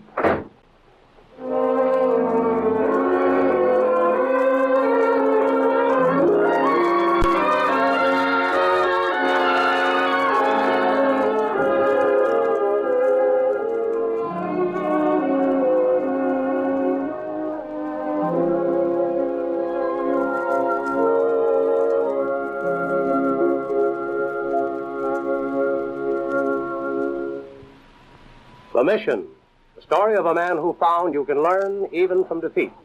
Come back next week, friends. I'll have a fellow who had an unusual adventure fighting every second and tracking down a misplaced time bomb. I like to call it surplus. This is John Steele saying so long and good hunting.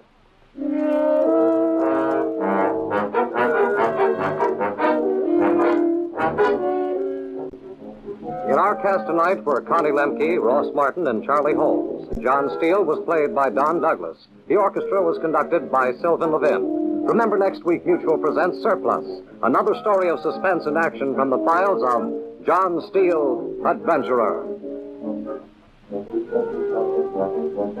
This is the Mutual Broadcasting System.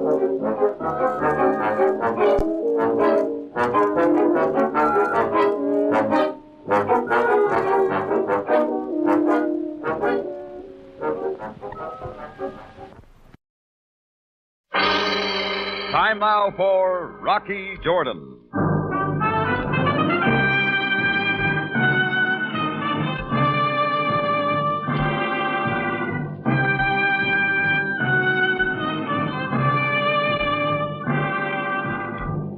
Not far from the Mosque Sultan Hassan in Cairo stands the Cafe Tambourine, run by Rocky Jordan. The Cafe Tambourine, crowded with forgotten men, alive with the babble of many languages. For this is Cairo, where modern adventure and intrigue unfold against a backdrop of antiquity. Tonight's story, Journey to Nashir.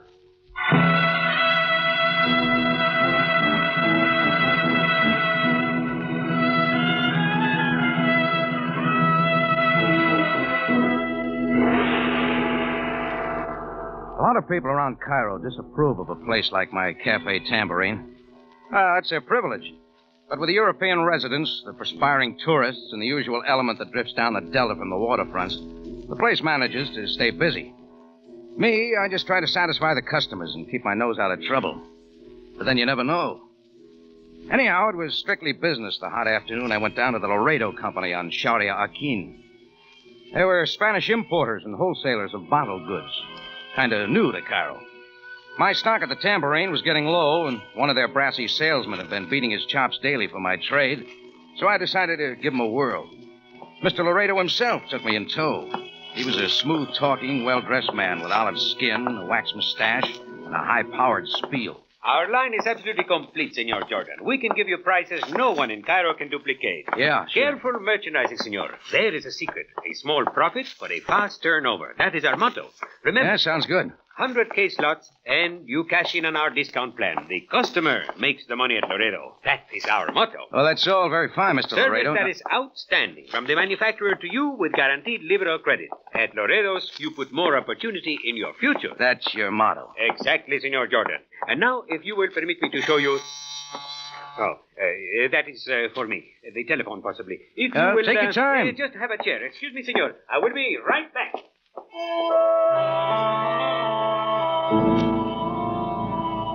I didn't mind the wait. The rear of the wholesale house looked cool and inviting after the swelter of the street. So I wandered back, browsing among the cases piled and stacked everywhere. It looked like Laredo had just what I wanted. I strolled around through the narrow aisles, letting my eyes become accustomed to the shadows, and I suddenly made out a stack of cases that loomed up like a long-lost friend. It was a mineral water from my favorite spa in South America. I hadn't seen any in years. I pulled a bottle out, found a nail to get it open, and proceeded to sample it. Just as I raised the bottle to my lips, Laredo showed, and he came charging down the aisle like a bull seeing red. Senor Jordan, no. That is not for sale, senor. Do not drink it. It was too late. I spit most of it out, but swallowed enough to take the roof off the top of my head. For a moment, I was stunned. Then I was confused, and it seemed like 1,000 little flames began to lick my insides. When I fell back against the cases, I was suddenly aware that Laredo was standing rigid. Kind of dumb and sad expression on his face. Que lástima. Don't stand there. I to warn you, senor. Give me some water, you stupid fool. Hurry up. I am afraid, Senor Jordan, there is nothing I can do now. I tried to scream at him, but didn't quite make it.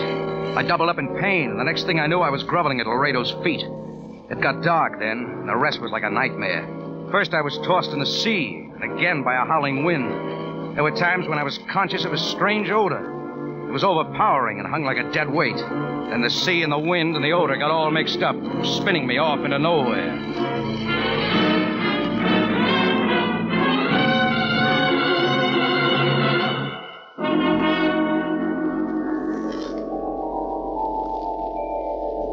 When I came drifting back, my body was still and quiet.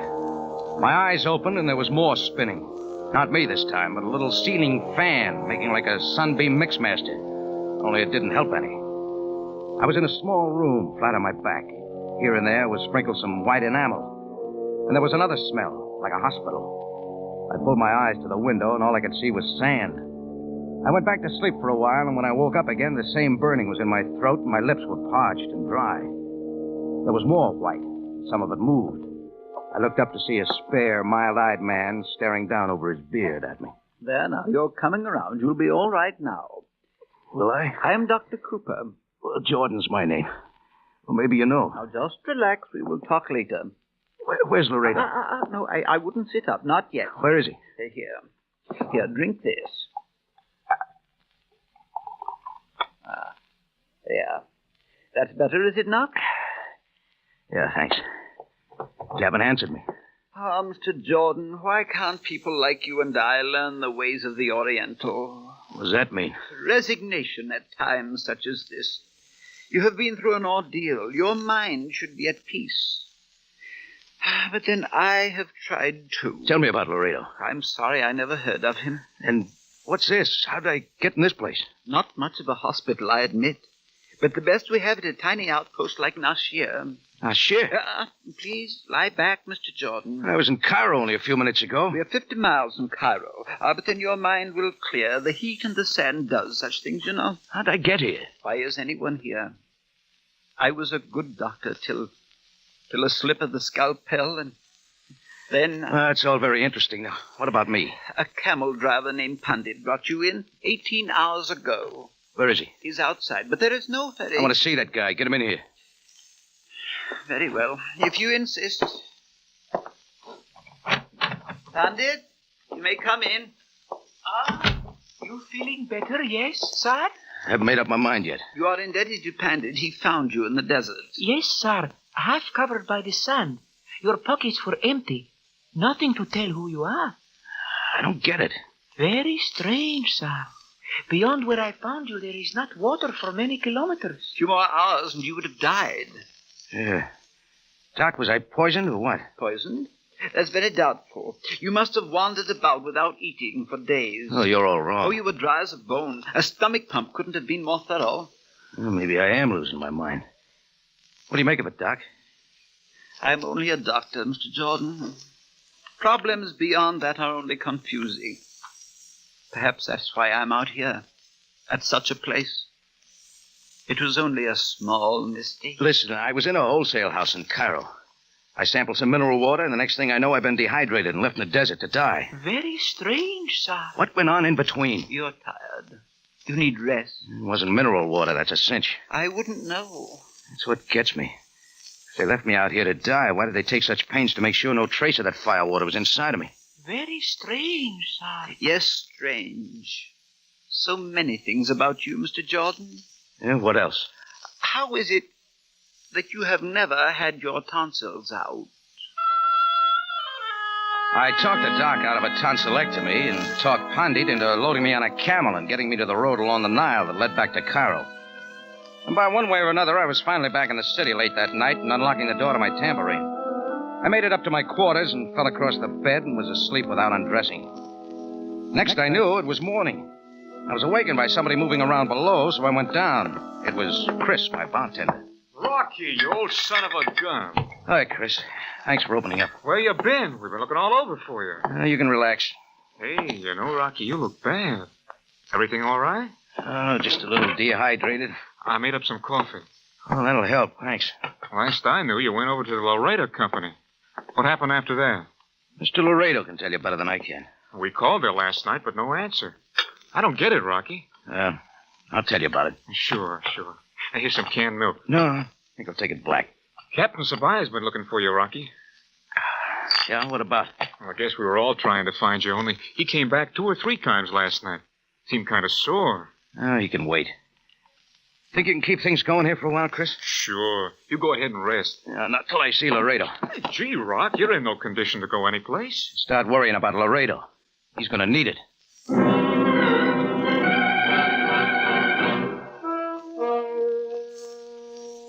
I grabbed a taxi a couple of blocks down, and 20 minutes later, I was at the Laredo Company. The front door was open, but nobody was around. Upstairs, I found Laredo's office. It was locked, but a couple of shoves snapped it open, and I was inside. It was empty, too. So I tried the next best thing and started rifling through the papers on top of the desk. There were some names on an appointment pad. I was looking them over when footsteps behind wheeled me around. A girl was standing in the doorway. She was dark and pretty and frightened. I couldn't tell if she was more scared of me or the gun she was holding. If you're looking for money, you will not find it there. I'll trade it for something else, lady. What do you want? Laredo? He's not here. Stay where you are. Sure I will. No! Oh. This gun isn't even loaded. I know. Okay. Anything but that. Now, come on, take it easy. Here, sit down. Nobody's going to hurt you. Please, Mr. Jordan. Buy some from some other wholesaler. Forget about us. What are you getting at? Do not ask questions, for my sake. All I want from here is Laredo. He left on the evening train for Algiers. When's he coming back? I am unable to say. It is a business trip. That is all I know. Just how do you tie in with this layout? I am Rosa Sorno, Mr. Laredo's assistant. But you don't know why he went to Algiers or when he'll be back. Oh, from now on, Rosa, let's make sense. Sense? What went on here yesterday? What was in that mineral water? I do not know what you are talking about.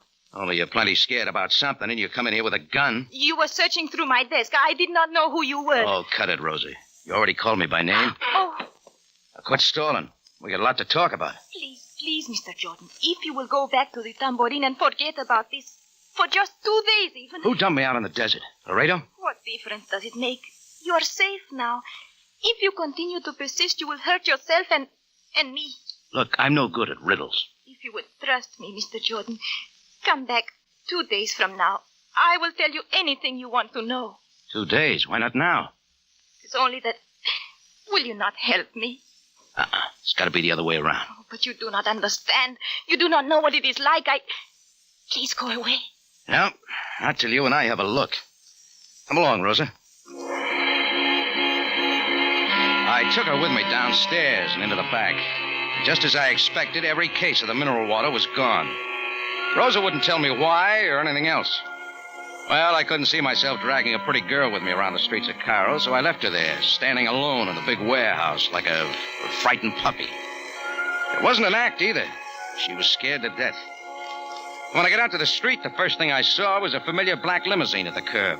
A committee of one stepped out to meet me. Captain Sam Sabaya, Cairo Police. So, Jordan, you have not disappeared after all. Look, you sound disappointed, Sam. Disappointed? On the contrary. What are you doing here this morning?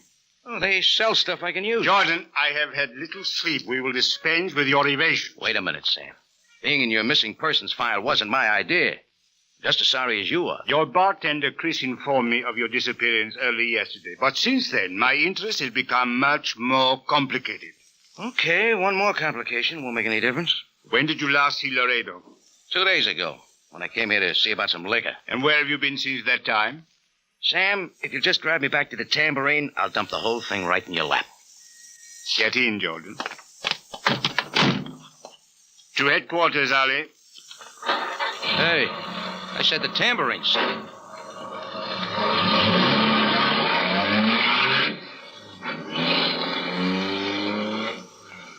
Proceed now, Jordan. What do you wish to tell me? Well, like I told you, I went to see Laredo about some liquor. I sampled some mineral water there. Only it wasn't mineral water. Before Laredo could stop me, I drank some of it. The water knocked you out? Oh, don't bother to turn around. The stuff's gone now. All 100 cases. Naturally. Proceed, Jordan. The next thing I knew, I woke up yesterday afternoon in a hospital in Nashir with an empty stomach and a lot of sunburn. A camel driver picked me up out of the desert. Picture. Is that all? If you don't believe me, check with Dr. Cooper at Nashir. I intend to. While you're about it, you might talk to... Rosa Sarno? I've talked with her at great length. She tell you Laredo left for Algiers? She did. Jordan, is it possible you are trying to protect her? From what, Sam? The only thing I want to do is get my hands on Laredo. I fear that will not be possible. Oh, why? Laredo has been murdered. Stabbed and thrown beneath the wheels of an oncoming train.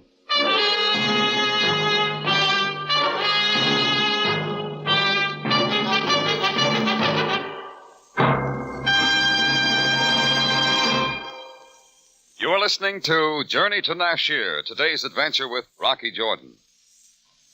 Lux leaves you laughing. Yes, America's favorite dramatic show, Lux Radio Theater, bows off the air for the summer with one of Screenland's funniest comedies. Cary Grant and Betsy Drake re-tickle America with their original roles in Every Girl Should Be Married. Don't miss this fine screen comedy adapted for radio. You have a date with fun this Monday, tomorrow night at 6 over CBS. Because that's the night Lux leaves you laughing.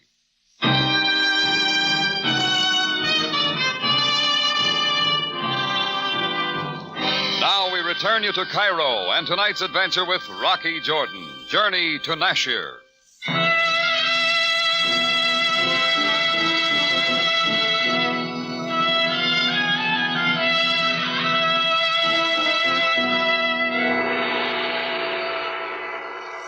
Around at headquarters, I repeated my story to Sabaya while he looked at me like a kid that had just robbed a jam shelf. I couldn't tell whom he suspected most for Laredo's death, me or Rosa Sorno. There was nothing to hold me on, so Sam was off to check my alibi with a hospital up in Nashir, and I went on back to the Tambourine. I drew a cold beer and sat down in my office with Chris and brought him up to date. Chris has the knack of being a good listener. Sure sounds crazy, Rock. Yeah. With a yarn like that, Sabaya wonders where I fit into Laredo's killing. What about the girl, Rose... Sorno? Yeah. Well, I got a hunch she's all right. But she's tied in somehow, and she's plenty scared. Well, 100 cases of mineral water don't disappear into thin air. They were careful enough not to leave any trace of it, not even in my stomach, before they dumped me in the desert.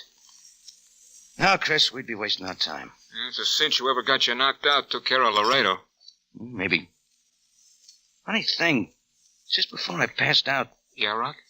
There was a strange odor. I can almost smell it now. All I can smell is Cairo.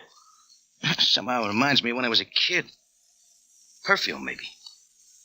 I don't know. What now, Rocky? Maybe by now Rose is ready to talk. Boy, you sure ask for it, don't you? By this time, I could have found my way to the Laredo Company in my sleep.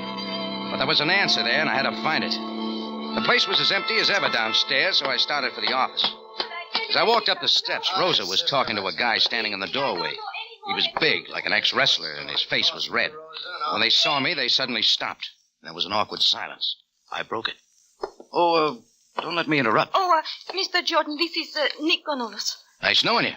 Why? Nick, please. Goodbye, Rosa. When it ain't so crowded, we'll talk some more. Well, looks like I walked in at the wrong time. I told you not to come here. Friendly guy, Nick. Your boyfriend? Why, no. He used to work here. He thinks we owe him back pay, that is all. Sure. Rocky, if you would only leave me alone. Wait a minute. Smell something in here again. It's Platine, if that interests you. No, not the perfume. Something else. Just trying to connect it up. Oh, please, I do not understand. Maybe with Nick Connollis. Couldn't be Laredo now, could it, Rosa? Rocky, can you not forget what happened? You are no longer involved in Sam Sabaya doesn't think so. It is me he suspects. Should he? No, Rocky, I swear to you. But you are making it worse. Why? Make it clear, Rosa. Or has it occurred to you that maybe I'm trying to help you? Then just go back to your cafe. I will call you 2 days from now and tell you everything, I promise. What are you doing? This list of names in the appointment book, they all show up today? Yes. They are only customers. Well, I'll take them along anyway. Very well, take them, but please go. You know, you're not playing it very smart. Get out! Why not talk a little, Rosa? Save us both some trouble. Okay. See you later. Rocky? Yeah? Nothing. How do you like a woman who pleads at you with her eyes and tells you to get out? That wasn't all I couldn't figure out about her. All that trip had gotten me was a list of 6 names. There was an outside chance one of them would help me to the answer. So I started at the top. Antonio Giovanni, 4110 Sharia Ben Ahmud. It turned out he had a combination liquor and cheese shop. He swatted flies like an old hand. Maledetti questi mosche! What do you want, mister? It's about a Mr. Laredo of the Laredo Company. You know anything about him? Know anything about it? Sure, I wasn't there today. All the liquor I wanted... Flies. Yeah, I know. This is the first time you've been there? First time. What are you, checking up on my credit? Tell him to send me a bill at the end of the month. All right, listen. Forget about the liquor. Okay, so I cancel the order. Now get out and take the flies with you. Well, I scratched off the top name and went for the next. The name Aben Woodit. That led to a sort of tourist catch-all counter in the Muski Bazaar. It was presided over by a real pleasant old lady with her veil down. Vusemwala Effendi. Sell me some information, lady. Inglesi. Mitza El Caid, yes? Yeah, sure. Look, it's about a Mr. Laredo. What's he selling you? Laredo? Assalamu alaikum, yes? Oh, I can tell we see eye to eye. Yes. Andi Dukan? Andi Nibi? Inta pahimni. Yes? After some more delightful conversation like that, I got out of the bazaar real quick. I found a street that might turn up a taxi, and just as I stepped to the curb, I felt hot wind on the back of my neck. And it wasn't from the desert. The way he jabbed the gun between my shoulder blades, I knew he meant business. Move toward the alley, Jordan. Oh, I like it better here, Canolis. Move. Well, if you put it like that. Not so fast. Do me a favor. Shut up. Sure, if that makes you happy. Talk. I never knew a man who talks so much. You even talk in your sleep. Yeah? Make me weary with talk. What do I say in my sleep, Nick? Just talk. Okay, Jordan. We stop here. You cut the cards. Shut up. Keep looking at the wall. With your hands up. Hey, my wallet's not in that pocket. Talk. Why don't you try the inside pocket? That's my idea. He stuck his hand into my inside coat pocket, and I swung around, caught him in the left of the head. I had to stay in close, but he wouldn't fight, only wrestle. He got a headlock and slammed me against the building. It got hazy, but I stayed inside his gun till all at once it came down on the back of my head. I hit the dirt for the 3 count. When I came up, Canolis was gone. I reached into my pocket for the list of names I'd taken from Laredo's office. All I came up with was a broken fountain pen. Now, that meant Canolis had plenty to do with this deal, and maybe Rosa Sorno, too. All I could remember was the scared look in her eyes. From the looks of things, I was the Laredo Company's best customer, because I went back there for the 3rd time that day. And this time, there was nobody there, not even Rosa. In the office was that same odor again, stronger than ever. In an ashtray by the window, I found it. A half-smoked dark brown cigarette. At that second, the door opened. You are making things difficult, Jordan. Oh, I'm just trying to help, Sam. Come on in. Indeed, I will. Where is the girl? She's not here. I got something else. Now, what has that to do with... Look at it. A cubeb. You smoked one when you were a kid? Jordan, you are taxing my patience. Sam, whoever hauled me off in the desert is an asthmatic. They smoke these sometimes. Jordan, Look, the smell. It followed me all the way out to the desert. Jordan, there are millions of asthmatics. So how will it help us? Might narrow down the field, Sam. Jordan, the field is immense. Laredo, I discover, has more enemies than we can count. He spent time in a Cuban prison for smuggling drugs. He hid in your country, Carlsbad, New Mexico, for 2 years to escape the Johannesburg authorities. What for? Drugs again. In many other cities, Santiago, Chile, for example, there are records of him. Sam, how about playing ball with me? I want Rosa Sarno. Leave the building, then come back and meet me downstairs in an hour. Are you presuming to tell me... I want someone to think we've left. The coast is clear. Who, Jordan? Oh, it's just a hunch. Give me a break. Very well. But after this, if the girl is not found, you will be held responsible. In 1 hour. Sam left, and I waited in the office a few minutes, then pretended to leave, too. Only I backtracked and slipped into the warehouse.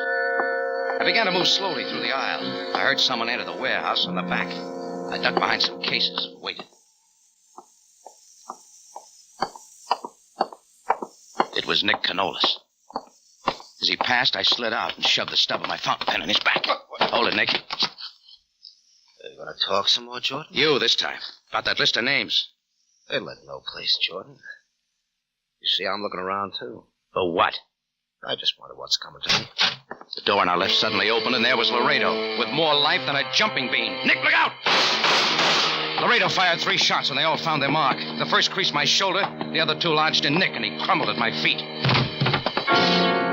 Yeah, he got what was coming, but sooner than he expected.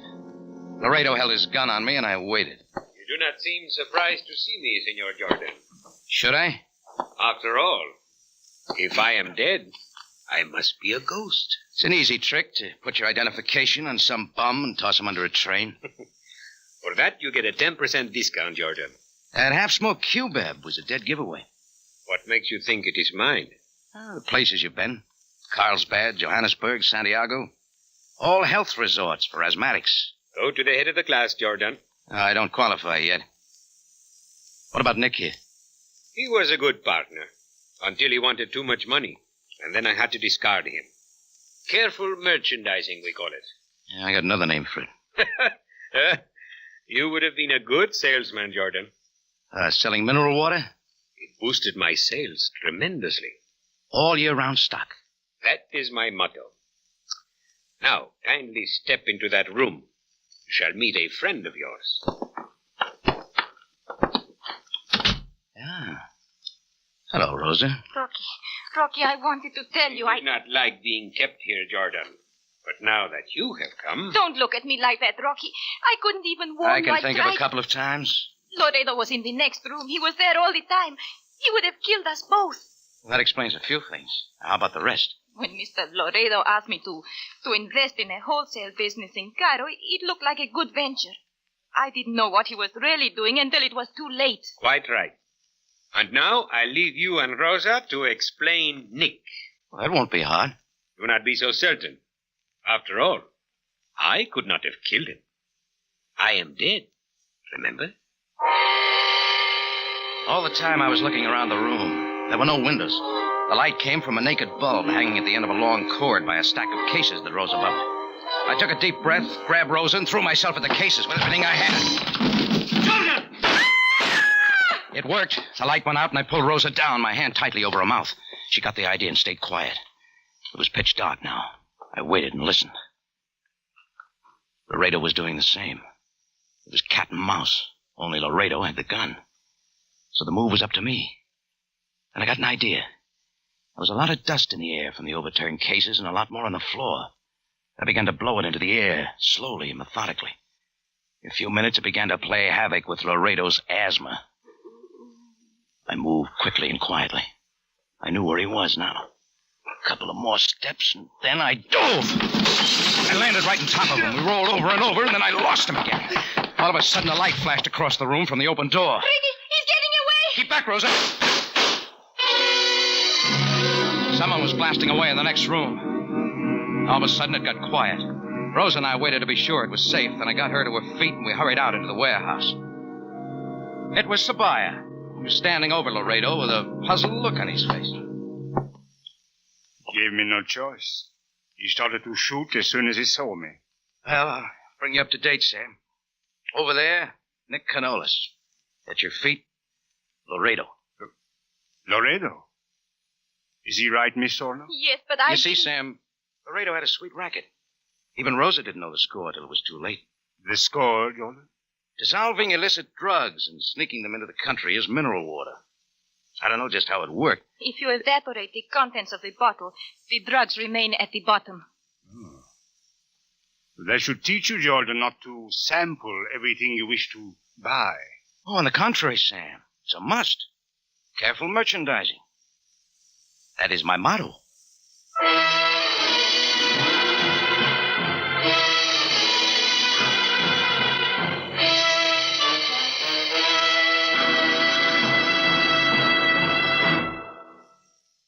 It's CBS, again at this same time next week for another story of adventure and intrigue, when we take you back to Cairo in the Cafe Tambourine, run by Rocky Jordan.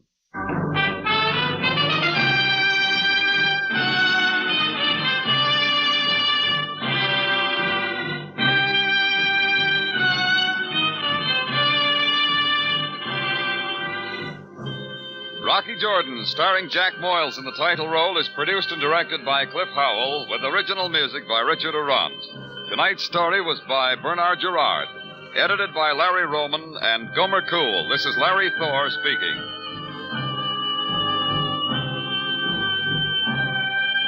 This is CBS, the Columbia Broadcasting System.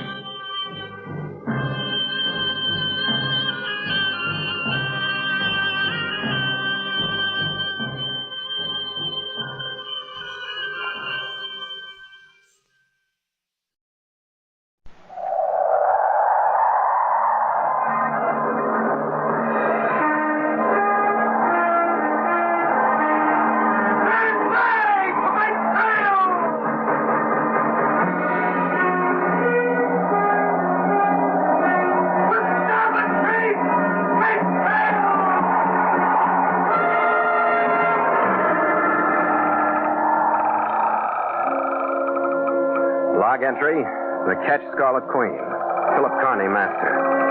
Position, 12 degrees, 12 minutes south, 130 degrees, 4 minutes west. Wind fresh, sky fair. Remarks? Cleared Darwin, Australia after altercation in Bannock Hotel. Reason for incident, the Fang rubies and the Black Siamese.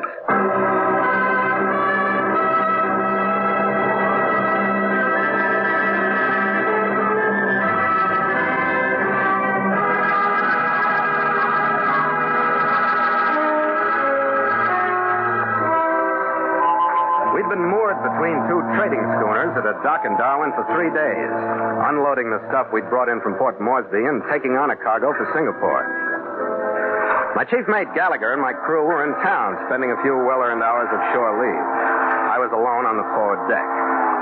I'd been watching the busy lighters wallowing between the shore and the merchantmen who were anchored in the stream.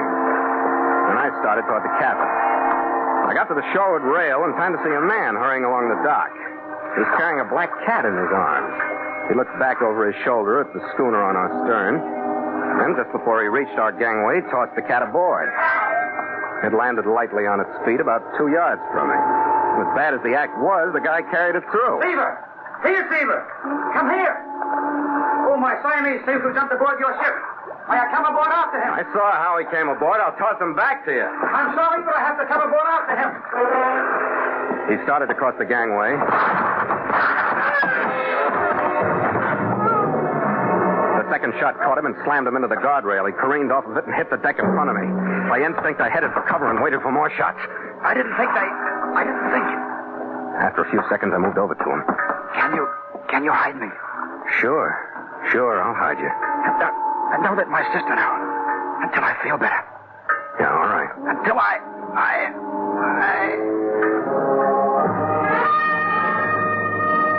looked back at the schooner. Her crew had cut her mooring. She was moving away from the dock. And I was left with a dead man and a black Siamese that looked up at me with motionless yellow eyes.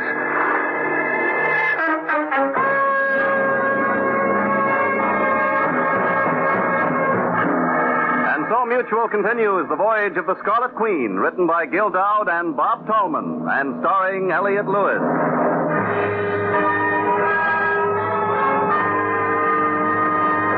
The Scarlet Queen, proudest ship to plow the seas, bound for uncharted adventure. Every week a complete entry in the log, and every week a league further in The Voyage of the Scarlet Queen.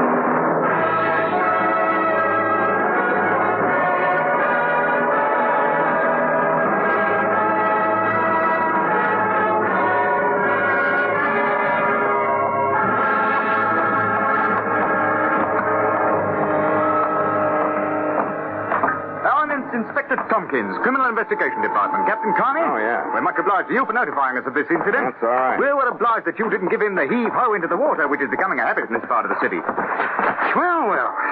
So you've been shot, have you, Chappie? You're a bit of a mess, aren't you, Chappie? I haven't touched him except to put the sailcloth over him. Well, now, let's, you've got a pocketbook, eh? Well, we'll have a look at that. Carroll Scott, Blakely Square, Canberra. That's better. Ashenden? Yes, sir. Cart him off, Ashenden. Yes, sir. Now, Captain, suppose you give me your version of the incident in chronological order. I don't have much of a version, Inspector. He came along the dock from the stern of my ship carrying a black Siamese. He tossed the cat aboard, then pretended it had jumped and that he was chasing it. And that's the cat. He's been sitting there ever since. Oh, that's an odd one. The guy got halfway across the gangway. Somebody on the schooner got him with a rifle. Tell me, what was the name, registry, description of said schooner, and in what direction did she proceed? What? Well, I don't know her name or registry. She's gaff-rigged, painted gray above the waterline between 50 and 60 feet overall. She hugged the shore after she left here. I lost her behind the warehouse there in the point. Oh, the CID is obliged to you, Captain. Mm-hmm. Of course, since you're an eyewitness to the crime, you will remain in Darwin and keep the department notified. No, not a chance, Inspector. I got a time contract on this cargo we're doing Singapore. Then I shall have to station CID guards upon your ship to prevent you sailing. Why don't you take your CID guards? I'll have the guards here in a jiffy, Captain. Hey! Eh? The cat. The least you can do is take him. A gift to you, Captain, from the department. Thanks.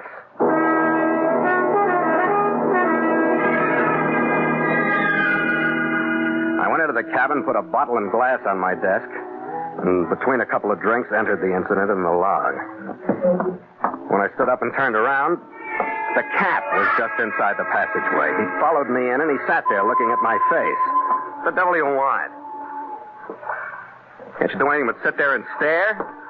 Ooh, you're a lot of company, you are.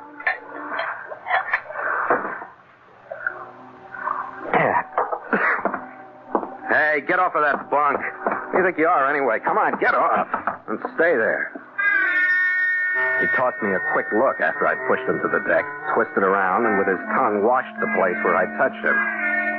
Then he jumped back on the bunk.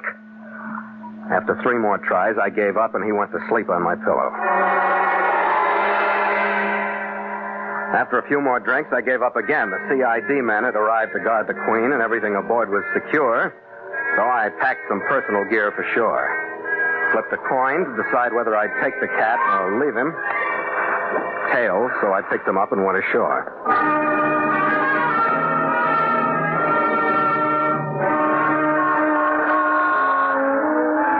I finally found a safe-looking pet shop that would board the cat. And with Siva in tender hands, I rode a bus to the middle of town.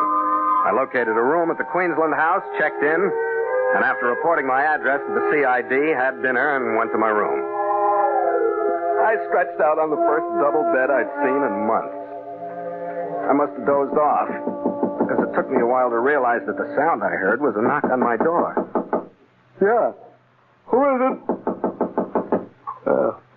Yeah, all right, wait a minute. Yeah, what? Hello. Are you Philip Carney? That's right. I've been to the police. They told me where you were. Hmm? I'm Paula Scott. Harold Scott was my brother. Oh. Well, you want to come in? Yes, thank you. I'm sorry about your brother. Thank you. You were with him, weren't you? Well, for a few minutes. Well, I don't think it was bad. The way he went, I mean, things like that just sound as though they're awful rough. You're telling the truth, aren't you? Yes, I am. If it helps any, and I don't suppose it does, he didn't even know he was going. He just stopped talking. What was he talking about? About getting well. Oh. I'm glad to know that. Yeah. What else did he say? See, I've got to know. It isn't one of those masochistic things. I've just got to know. Why don't you sit down? All right, thank you. I'm sorry. There's no place for you. Oh, yeah. It's a one-chair room. I use the bed. Well, there wasn't much said because there wasn't much time. He wanted me to hide him, and he didn't want me to let you know until he got better, that was all. The police told me you have Siva. The cat? Yeah, I put him in a pet shop where he'll get good care, I think. Mr. Carney, I want to talk to you. I know why Harold was killed, and I know who killed him. Did you tell the police? No. Why not? Because I want to stay alive. There are 2 of them. If the police go to one, the other will come after me. You want to tell me? Yes, his name is Hugo Cashin. He's my uncle, and he has a horrible little creature with him, Merle Ferris. Have you ever heard of the Cashin interest? Well, harbors and anchorages are the only things I know about in Australia. They were built by Leland Cashin. Huh? Mining, sheep, contracting, shipping, everything else that makes money, I guess. Leland, he's your uncle, too. He was. He was killed in a motor accident near Canberra 2 weeks ago, leaving Harold and me the entire estate. Hmm? Hugo Cashin is alive. When we die, it goes to him. He has only one left to outlive now. Look, I don't like despairing women. Do you want me to try and help you? That isn't why Never mind why you came. If you want me to help you, act normal. Cry, pull your hair, get drunk, do something. Don't sit there looking as patient as one of your estate sheep. Yes, I'm sorry. I want you to help me. All right. Somebody should have taught you to cry when you were young. You'd feel better. I can't help it. Sure. You learned early not to let your feelings show. You want anything to eat? No, Well, go on in and wash your face and comb your hair. I'll have dinner sent up.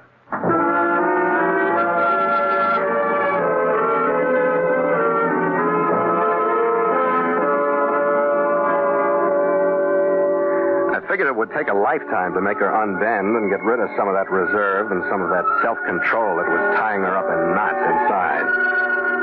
Well, a few drinks before she ate and a few more afterward made a good start. Captain Carney, how did you know so much about me so soon after you met me? Well, you're a pretty obvious little girl. Oh, dear, I am not. How did you? You're quite right, you know.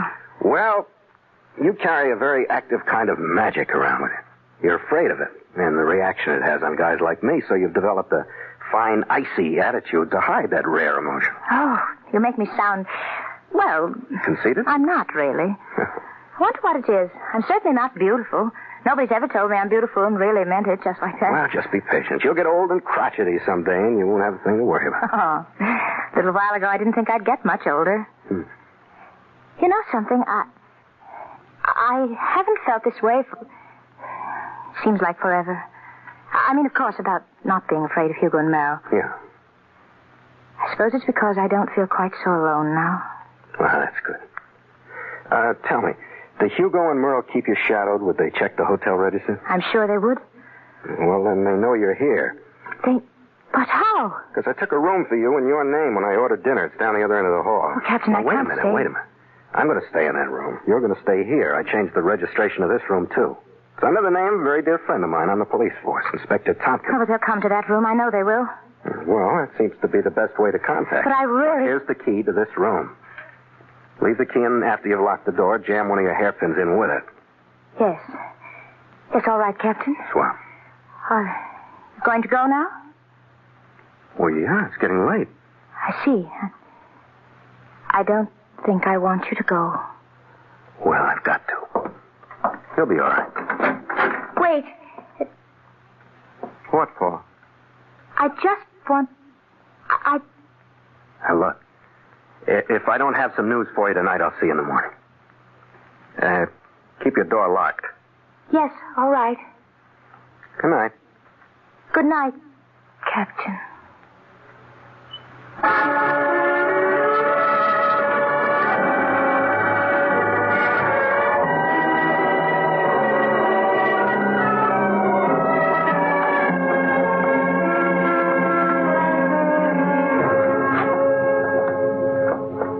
When I got in the room registered to Paula Scott, I locked the door, leaving the key in. And I did what I could to make the room look lived in to anyone cracking the door slowly to come in. It was 11:30 when I turned out the lights and settled down to wait. The building was quiet, but the restless throb of the city came through. Now and then a deep-throated call from the harbor. I'd looked at my watch at 1:15 a.m., and it couldn't have been 10 minutes later that I caught a sound so faint that I felt it rather than heard it. Then I waited for the key to be pushed out of the lock. There was a long silence before I heard the lock click. And another before the door started to swing silently open. A slim, bare arm came in first, shadowy in the faint light from the hall. A slight figure followed. Then I caught the flicker of a knife blade. I moved just before he got all the way. All right, that's the shiver. This elbow bends backward for the rest of your life. Now, it's your elbow. Lay down! Not yet. Move back to the door. This way. I want some light on you. You're breaking it. I might at that. You're an ugly little guy. What are you carrying besides that knife? You go well heeled, don't you? 25 caliber. You must be a marksman, huh? Playing with that small caliber? That service automatic. That one I'll keep. Any more? Let go. That's all. Now get your leg up. That's for lying to me. Give me the leg again. Throwing knife. You do that too, huh? You're a regular blasted artillery battalion, aren't you? Any more? There ain't any more. Let go now. All right, as soon as I get you safe in that corner. No, lay off. No. Stop. Now stay there. Don't worry. I'm not getting up. You're just a punk kid, aren't you? How old are you? Old enough to get stupid. You sound like stateside. Tell them when you see them to cancel the time I got coming, I'll go back. You're Merle Ferris, huh? What'd you come up here for? Look, Ferris, talk or I'll start sea-booting you around this room until you do. The Scott dame. That cat. What makes you think she's got the cat? Somebody's got it. She's got the rest of the stuff they took in with her brother's body. I got the cat. You'd have money in the bank if you did. Huh? What makes the cat so hot? What's the difference? If you got it, Cashin will give you enough for it so you can hire guys like me for you to knock around. That sounds good. Come on, get up. Where is Cashin? A hotel, 4 or 5 blocks down. Hey, if I get me my stuff back, you and me will get along all right now. You go like you are, and I'll keep the 45. Then I know we'll get along.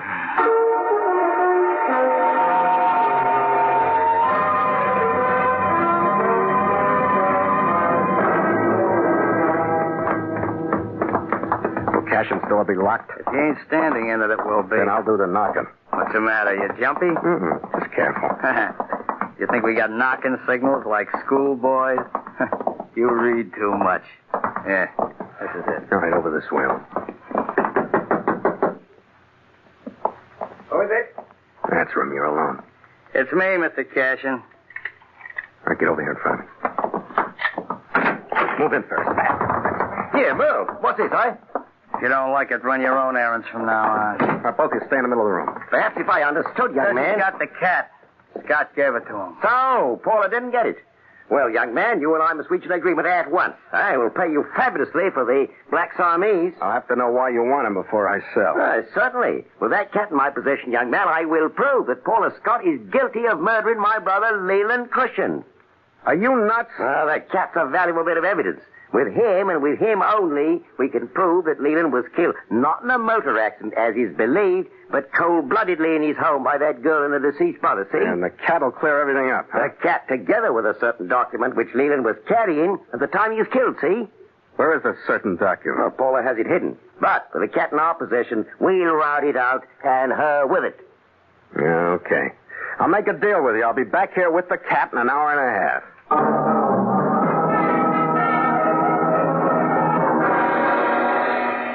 My first stop was the pet shop where I'd parked Siva. I banged on the door until I aroused the sleepy owner, apologized the same, and retrieved the Black Siamese. Then I headed for the Queensland house.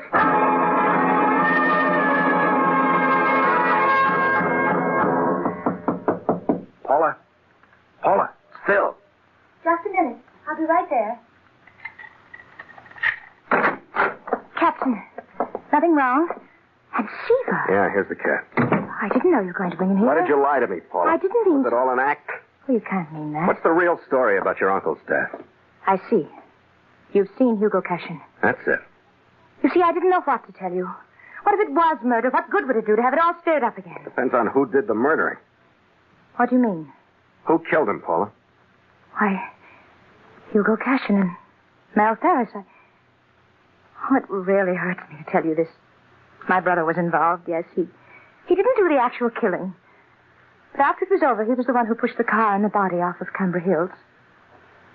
He found some evidence in Uncle Leland's breast pocket that would prove murder, no matter how hard they tried to hide it. I want to see that evidence. Cashin told me it would prove that you and your brother committed the murder. He's lying. All right, what's the evidence? Part of it is the cat. The other part is in my handbag. Yeah? Here it is. Here, it's the pedigree Uncle Leland was carrying in his pocket. And see? The bullet hole? The piece of folded paper she handed me would have fit tightly into a legal-sized envelope. The bullet hole was roughly in the middle. The angular pedigree lines traced Siva's family back to an ancestor living early in the 1700s. At the top, there were 4 photographs of Siva. One of them showed him with his mouth open in a yawn. You could see 2 tiny dark stones that were set, one in each of his upper fangs. She put the cat in her lap and opened his mouth. There. You see? There are the fang rubies that show up in the photograph. Oh, yeah. It's the mark of the Pasha line of Siamese. Since Siva's the only one outside of the Asiatic continent, this pedigree chart can't belong to anyone but him. Well, it doesn't prove much yet. Could have been my cat. No, it couldn't. Couldn't belong to anyone in the world but Uncle Leland. He was a member of the International Cat Fanciers Club. Their system of identification is legally recognized everywhere. Look here. Here on Siva's left thigh, right here. You part the fur, you can see a mark on the skin. Oh, yeah, a tattoo. Yes, done when he was a kitten. To identify him as Leland Cashin in any court in the world. I guess that's good evidence, but I don't get this. How does it prove murder? Don't you see? The tattoo proves that Siva belonged to Uncle Leland. These pictures prove that the pedigree is Siva's.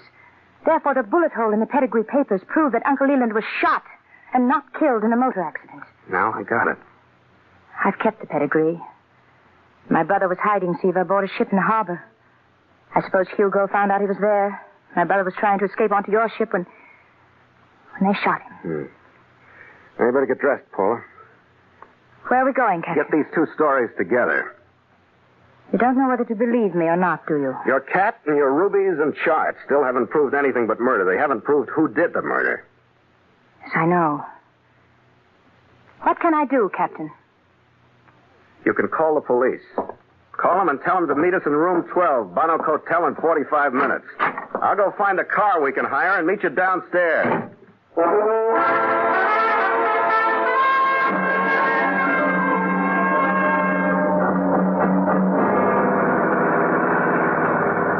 A few minutes later, Paula, Siva, and I were riding to the Bonnock Hotel in silence. She took the cat when we got there, and I pushed her behind me as we climbed the stairs. When I motioned her to a stop at the door, I wasn't quite sure what I'd do inside if she were guilty. It was 35 minutes after she had or had not called the police that I rapped on the door of Hugo Cashin's room. Who is it? Carney! Come in, Captain. He's brought the Scott dame. Paula. Move back in the room. Merle, get over in the corner. Stay there. Don't worry about me, tough guy. Captain, I'm disappointed in you. Why? This was to be an arrangement strictly between us. If I'd known that you were as untrustworthy as to bring Paul to interfere I'm with... not interfering, Hugo. Look, Cashin, we've got the cat here. That's what you wanted. I've heard the same story from both you and Miss Scott. It was good both times. What has this girl been saying? I told her to call the police and tell them to meet us here. I don't know whether she did or not. What do you think, Cashin? She'd be a fool to. If she's guilty, I guess you're right. Here, Cashin, you can have the same deal. If she didn't call them, you'd just as soon, wouldn't you? Your call, please. Well, Cashin? Your call, please. Cashin, you're not going to let him call the cops. Why not? They can prove nothing. Your call, please. Give me the police. They can prove nothing. With my record, I'm not sitting in no jail cell while they sweat the truth out of you. All right, get the cat and come on. No, stay away. Cashin! Phil, he's taking Siva. He'll kill him. Oh, you there! Stop! Fire action done. Stop those men. Oh, Captain Carney. Come on, let's get out of here. Oh, Captain. There you are. Yeah. I thought you'd be hereabouts when I saw those blighters making off with your cat. They wouldn't stop. I had to wing them. Yes. But the cat is unharmed now. Here you are, with the respects of the CID. Well, thanks, Inspector. Did the scoundrels try to steal anything else, Captain? Look, Inspector, this wasn't a robbery. The men you nailed committed that murder on my ship yesterday. Oh, well, the department is Johnny on the spot, you might say. The summons we got was from some poor ladies sobbing into the telephone. What? Well, cheerio. Yeah, see? Paula, that was you? Wasting some of that rare emotion on a telephone? Of course not, Captain. Captain, the inspector must have been mistaken. It must have been a bad connection. No, come on now. Now you're overdoing it. There. No, it'll be all right. I'm sorry. No, you're a big girl with an estate now. Everything's making money for you. No, I don't care about the money. It's you. If you could manage to stay. I can't stay, gorgeous. I got a cargo aboard on a time contract. I gotta get it to Singapore. Hey, here's your cat. Yes, of course, thank you. Yes, I understand. You have a commitment. And you'd rather go on your ship than stay? No, it's nothing. It's nothing personal, Paula. And I'll make you a promise. If I ever settle down on an estate in Australia, it'll be yours.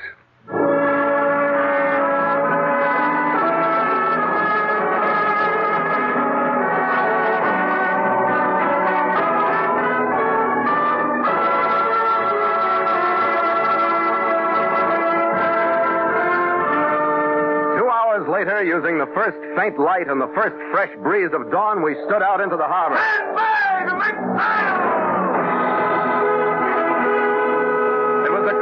City-numb sailors that stumbled to their stations and groped for the halyards. It was hard to tell what was in their eyes outside of exhaustion as they watched the city lights sink astern.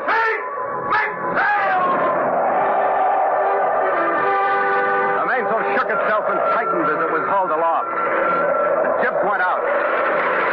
Then the mizzen. And the Scarlet Queen coasted into the morning with the foam at her starboard rail shining whitely in the first reflection of the sun from the sky. Reporting to the bridge, sir. Is everything to your liking? Aloft and below? What's gotten into you, Red?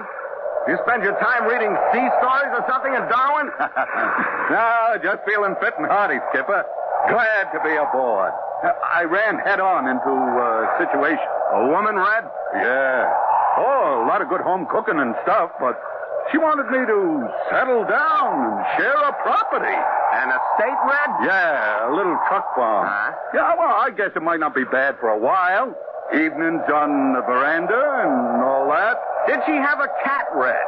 Yeah, a little white alley cat. And she thought you were crazy for leaving, and you told her it was nothing personal, huh? Yeah, how'd you know all that? Women, Red. They're never happy till they got a guy lashed down someplace. Yeah, imagine spending all your life walking on a floor that never rolls your pitches, huh? Skipper, I guess we got the right kind of woman. Wooden and lively. Here, Skipper, to the Queen. To the Scarlet Queen. After you, mate. After you.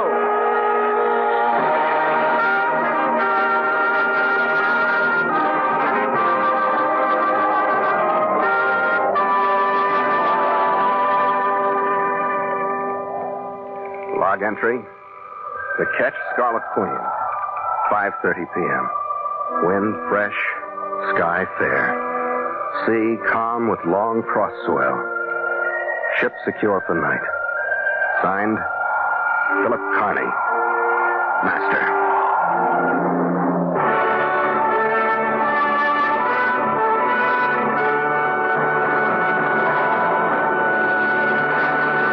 Mutual invites you to sail into further adventure on the voyage of the Scarlet Queen next week at the same time. The Clyde Beatty Show.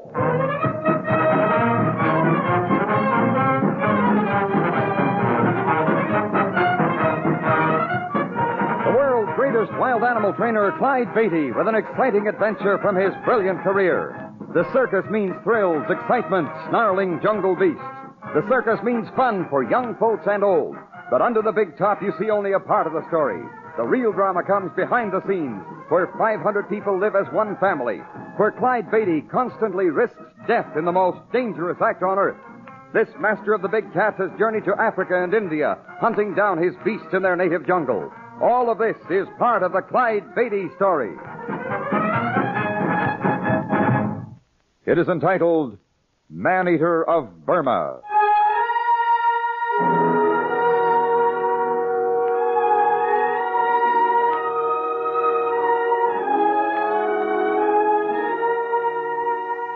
Many men find the routine of their business often becomes boring, leading them to seek excitement in other fields. But when a man's business is wild animals, excitement, danger, and adventure are everyday occurrences. One such adventure for Clyde Beatty started in far-off Rangoon, Burma, a couple of years before the war. Yes, Harriet and I and our business manager, Phil Donovan, were stopping over in Rangoon en route to the province of Bengal, India, where we were hoping to capture some young tigers. We disembarked from a small coastal steamer, and an ancient taxi finally transported us safely to the center of Rangoon. This is Strand Hotel, sir. Come on, Harriet. Phil, this is as far as we go for now. How much, driver? 4 rupees, sir. Here you are. See that the bearer brings in our bags, will you? Salam, sir. It will be so. All right, folks, let's go in. So this is the Strand Hotel. The way you've been talking, Clyde, I expected something like the Waldorf. I just hope they have a bathtub in the place. Oh, I can promise that, all right. I wish you could promise some air conditioning, too. I'm afraid that's out of the question. I'll tell you what, our bags won't be in for a minute. Let's go right in the lounge here and have a tall, cool lime or something. We can register later. Mr. Beatty, that's a wonderful idea. Well, what are we waiting for? Let's go. Oh, looks like the tea time business is still good. No, my eyes weren't deceiving me. Beatty, you rascal, it's good to see you again. Sanders, I was wondering if you were still around. How have you been? First rate, thanks. And you? Oh, fine. Excuse me, Harriet, this is Elliot Sanders, manager of the Imperial Teak Company. My wife, Harriet Sanders. I'm delighted, Mrs. Beatty. How do you do, Mr. Sanders? And our friend Phil Donovan, Elliot Sanders. Glad to meet you. Thank you. I say, may I buy you all a drink? Well, thanks, Sanders. Sit down. We're just about to order something cool. Waiter? Limes all around? Fine. Mm-hmm. That'll be 4, waiter. Yes, This is like old times. I thought I must be seeing things when you walked in, Beatty. What brings you to Rangoon? Why, we're just stopping over for a couple of days on our way to Bengal. Going to try and round up some young tigers. I see. Why so thoughtful, Mr. Sanders? I was just thinking. Oh, why go all the way to Bengal for tigers? We've got more than enough of the blasted things right here in Burma. As a matter of fact, our teak plantation up near Taungu has had quite a plague with one in particular. Really? What's the trouble? Whitley, our foreman up there, reports that there's a giant tiger on the rampage in that district. Says it's the biggest the natives have ever seen. Only not many of them have lived to tell about it. You see, he's turned man-eater. Well, why doesn't somebody shoot it? I can see that you've never hunted a man-eater, Mr. Donovan. They've tried to shoot it, but so far haven't had much luck. Maybe you'd like to have a crack at it, Beatty. I'm afraid that's a bit out of my line. You see, we're after young tigers for our circus, and our time's getting short. You know, this tiger has so disturbed work at the plantation, killing natives that... Well, what's on your mind, Sanders? Well, supposing I were to authorize my plantation foreman to turn over all the natives and equipment you might need for capturing a dozen young tigers at no cost to you whatever. What would you say to that? Why, I'd say there's a catch in it somewhere. There is. First, you'd have to rid the place of that man-eater. How about it? I'll have to check with the boss. What do you say, Harriet? When do we start? Looks like you've made yourself a deal, Sanders. Good. There's a riverboat going upstream in the morning. I'll go and arrange everything and send word to Whitley. Now, if you'll excuse me, I'll see you a bit later on, eh? Right, Sanders. Bye, Miss Sanders. Well, things happen fast in the Orient, don't they?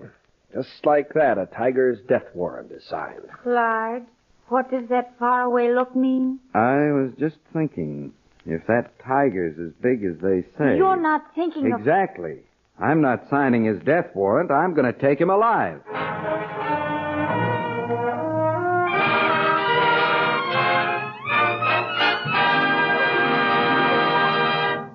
We will continue with Man-Eater from Burma in just a moment. And now, back to the Clyde Beatty Show and the thrilling adventure, Man-Eater from Burma.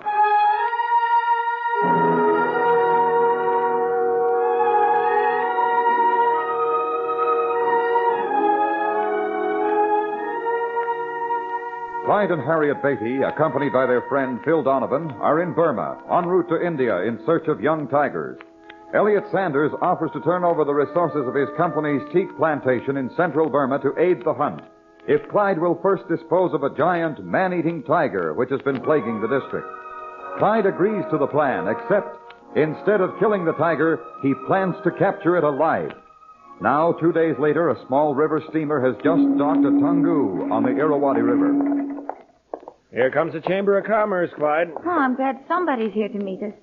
I don't think I'd care to be stranded here for long. It must be the Beatties and Mr. Donovan. Right. You're Whitley? Right again. I got word from Sanders that you'd be arriving today. Welcome to Taungu. Well, thanks, Whitley. Yeah, this almost calls for a celebration. It isn't often we see a beautiful woman up here in these parts, Mrs. Beatty. Oh, thank you very much. I'm glad to be here. Sanders tells me you're after tigers, Beatty. Yes, that's why we came. Well, you've certainly come to the right place. We can discuss that later, I guess. Well, now we'd better be on our way to the plantation. How far is it? Oh, it's only about 20 miles, but it's through the jungle most of the way. And I, for one, don't care to travel it after dark. That makes two of us. But don't tell me we have to walk 20 miles through the jungle. Oh, good heavens, no. I have an auto of sorts. There's a trail, although it's a bit rough, I'm afraid. Well, I guess we're ready when you are, Whitley. Good. We'll have a bearer bring your bags and be off. In about 3 hours, you'll be able to get some rest. How does that sound? Couldn't sound better. Let's go.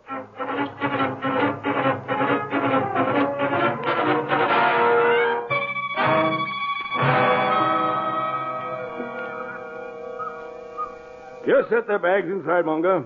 Well, here we are. These bamboo bashas aren't much to look at, but I trust you'll be comfortable. Why, it's perfect, Mr. Whitley. And so close to the edge of the jungle, too. I'm going to love it, I know. If you ask me, it's too close to the edge. Oh, I'm sure you won't be disturbed by anything, Mr. Donovan. Unless a monkey steals your shirt, sometimes the little devils get quite bold. Well, I imagine you'd like to turn in now, wouldn't you? Oh, I think we'd better. That tiger will keep till tomorrow. I'm afraid you're right. I'll arrange for all the elephants and mahouts and beaters you'll need in the morning. Well, that won't be necessary, Whitley. All I'll want for the time being is one elephant and mahout. I would appreciate it if you'd have some of the natives make a big rattan net and an extra strong cage, though. Net? Cage? Good heavens, man, you're surely not going to try and take that man-eater alive. Why, yes, that's my intention. Any objection? Well, no, I suppose not. Except I don't think you'd stand a chance of doing it. This is no ordinary tiger, Beatty. It'll weigh over 500 pounds. I've seen it. I know. Sanders told me, and that's why I want it alive. Think of the attraction it'd make in the States. the biggest tiger in captivity, man-eater from Burma. Well, I suppose it's up to you, old man, and I wish you luck. I'll get some natives started on what you want first thing in the morning. Thanks, Whitley. I'll see you then.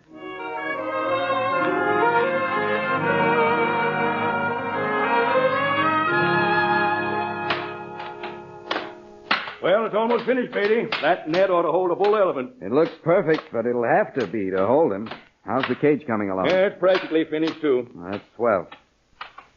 Say, Whitley, what are those things some of the natives are wearing around their wrists? Oh, those are supposed to protect them from the tiger or some such fool thing as that. They're a superstitious lot, you know. They're probably all convinced that if the one who was killed yesterday had been wearing one of those charms, he'd be alive today. Well, let's hope we'll be able to make their charms unnecessary. Yeah, let's hope so. By the way, just what is your plan? Well, as soon as the net's finished, I want to go into the jungle near where the native was killed yesterday. We'll find a small clearing and set our snare. I'll need a live goat to bait it with, and I'd like to take along a couple of natives to build a mashan in a tree nearby. But why do you want a shooting platform? I intend to spend the night watching for your man-eater. And if the snare doesn't work, then I'll shoot. Well, you may have all the men or anything else you need. Oh, Bimmer! Come here a moment. Bimmer's our head mahout, best elephant man in Burma. He'll take you wherever you want to go and see that your wishes are carried out. He rules the natives with an iron fist. You call, Sahib? Yes, Bimmer. This is Beatty Sahib. He's come to catch Big Tiger. I want Bimmer to stay with him and help. Understand? As you command, Sahib. But No buts now. You'll do as I ask. See that he has all the help he needs. Do what he says to do. Yes, Sahib. Go now and put Howdah on your left. Then fetch him here. Very well, Sahib. Harriet and Donovan are coming along, Whitley. Care to join us? Yeah, I'd like to, Beatty, but I have 100 other things I must do. I'll be looking for you at tea time, though. Fine. We should be back by then. That is, if we have any luck finding a clearing.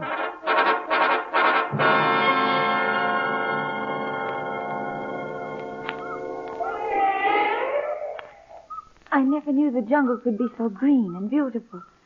It almost seems unreal. Oh, it's real enough, Harriet. It's very close to here that native was killed yesterday. This clearing's just what we're looking for, too. All right, Bimmer. Stop him. Let us down. As you wish, Sahib. Hi, Mocha. Wait a second. I'll give you two a hand. All right. Hand me the rifle first, Phil. Yeah. Got it? Okay. Jump down now. Oh, boy. Am I glad to get off that blamed elephant. I was beginning to get seasick. All right, Bimmer. Tell the men to bring that net over here. Yes, Sahib. Got up there. And now what do we do, Clyde? Now comes the interesting part. This is where we see if we can be more clever than our tiger. First, I'll have the men spread the net out right over there. You see that big bamboo tree? Mm-hmm. It'll make a perfect spring for our snare. We'll bend it over after we get the net covered carefully with leaves.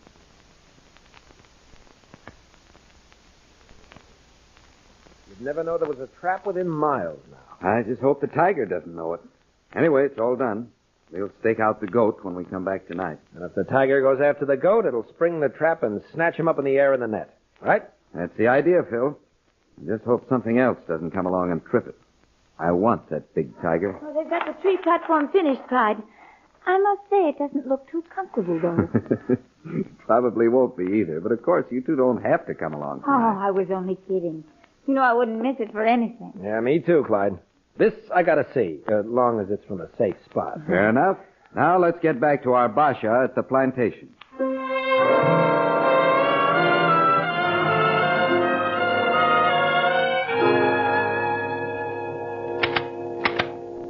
Well, there we are. Old Faithful's ready for action. Aren't you going to give Phil a rifle, too? Oh, no. No, not me.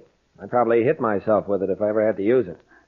You know, I get to asking myself sometimes, Donovan, what in blazes are you doing here in the middle of the Burma jungle?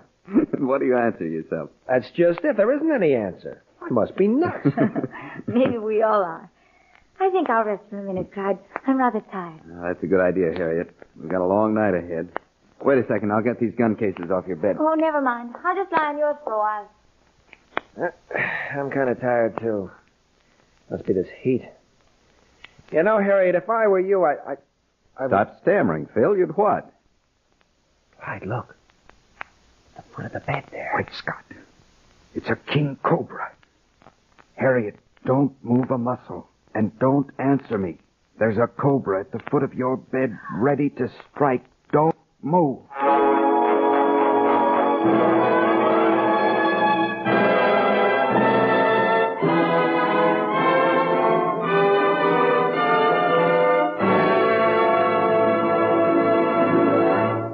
We return to Clyde Beatty after this message. And now back to Clyde Beatty and Man-Eater of Burma.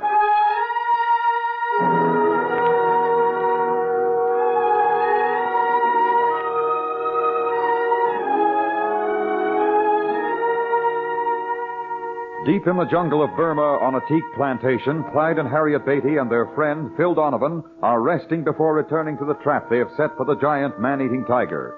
In their basha, Harriet lay down on Clyde's bed, and immediately thereafter Phil sees something which makes his hair stand on end. There at the foot of the bed and ready to strike was a king cobra, deadliest of jungle snakes. Clyde, what are we going to do? She makes a move, it'll kill her, sure. She's been in tight spots before. She won't move. Steady, Harriet. Hand me that small rifle, Phil. Slowly. Clyde, you're not going to try to shoot it. If you should miss... It's her only chance, Phil. I can't afford to miss. Keep that rifle moving slowly. I will. Got it? Yeah. Thank heaven it's loaded.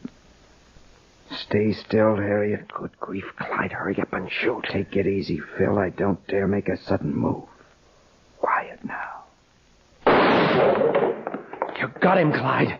You got him. Harriet, it's all right now. Oh, Clyde. That awful snake. Oh. No. It's all over. Now try and relax. Holy smoke, Clyde. What a shot. You took his head clean off. Phil, get a glass of water. Hurry. Lady, what's the matter here? I heard a shot. We had a visitor, Whitley. Look on the floor there by the bed. Hey, Scott, a cobra. Hey, he didn't strike anyone, did he? Luckily, he didn't. Here's the water, Harriet. Drink it down. Thank you. I'm all right now. Yeah, this is peculiar. I haven't seen a cobra around the plantation here in months. Look at the size of that fellow. Wait a minute, Whitley. Hold it over closer here. Why? What's the matter? You notice anything strange about him? Why, no. Looks like any other cobra I've ever seen. Hey, I think I see what you mean, Clyde. The skin along his sides looks sort of funny. Exactly, as if he'd been rubbing up against something. Unless I miss my guess, that's just what he's been doing. I don't follow you, Beatty. This cobra didn't just wander in from the jungle, Whitley. It's been a captive in a box or basket for some time. And somebody that wanted to kill me must have put it on my bed. Oh, come now, Beatty. Why should anyone around here want to kill you? I wish I knew the answer to that, Whitley. And I intend to find out just as soon as we get back in the morning.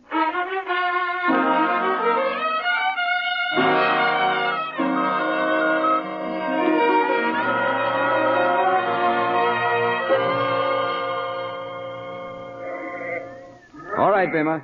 We're all set now. You go back to the plantation. Don't come after us until you hear shots. As you wish, Tide. But it's useless to try to kill Big Tiger. Never mind that. You go back now. We've got to get up on our platform. I go, Tide. Moka! Boy, now I know what it is to feel alone. But no offense intended, of course. It is a lonesome feeling here, isn't it? Yeah. Yet I have a strange sensation of being watched. Don't worry. We're probably being watched by half the animals in the jungle. I hope that tiger isn't one of them, though. Come on, let's get on up in the tree. I'll give you a boost, Harriet.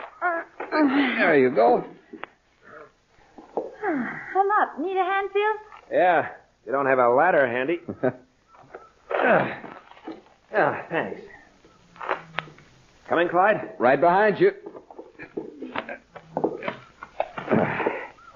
Pull that rope up now, Phil. We don't want to leave our guns in canteen down there. Right. Oh, that poor little goat. I feel sorry for it. Yeah, so do I. But it's better to sacrifice a goat than some more human beings. Well, I guess we're all set now. Look through the trees there. Did you ever see such a moon? Nope, never did.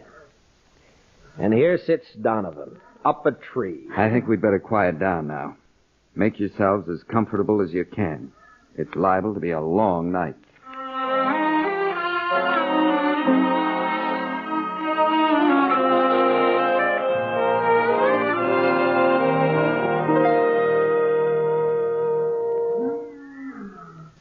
Well, what do you think, Clyde?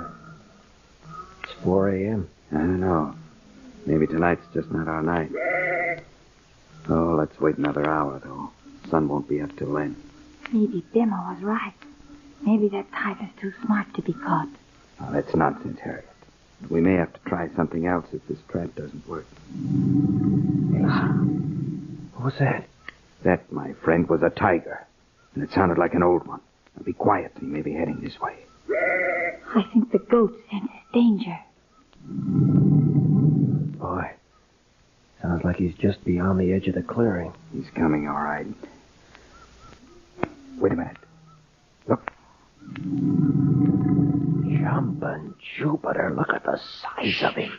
Quiet, Phil. Look, he's slinking toward the goat. Wow.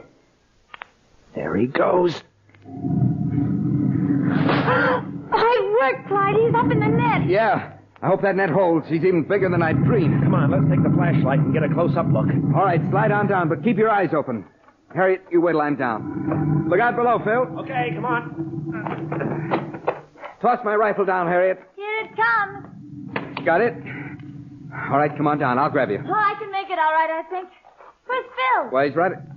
Oh, he couldn't wait. There he goes. He's running over to... Clyde, look. At the edge of the clearing. Phil, look out! Good Lord, another tiger. It's after Phil. In the sea, Clyde. Help! Stay back, Harriet. Oh, thank goodness. You got him, Clyde. Come on, Harriet. Stay behind me. Phil, are you all right? I think so. If this brute had gone another 3 feet, he'd have fallen right on top of me.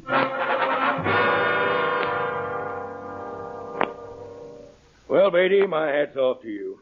Actually, I never thought you'd take that tiger dead or alive. Oh, we were pretty lucky, Whitley. But he won't be bothering you anymore. From now on, he's my problem. And you're welcome to him. Where's your wife and Donovan? Will they be along for lunch? Oh, they ought to be here soon. They were just waking up when I left the Basha. But before I do anything else, I want to go down to the shed and have another look at that cat. Can't that wait? I'd rather do it now. I want to check that cage and make sure it's holding all right. Like to come along? Yes, I might as well, I guess. Let's go.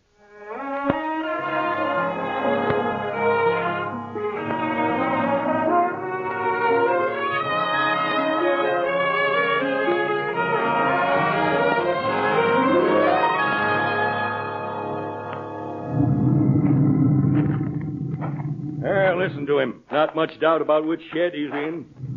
Something's wrong, Whitley. Come on, let's hurry. What do you mean?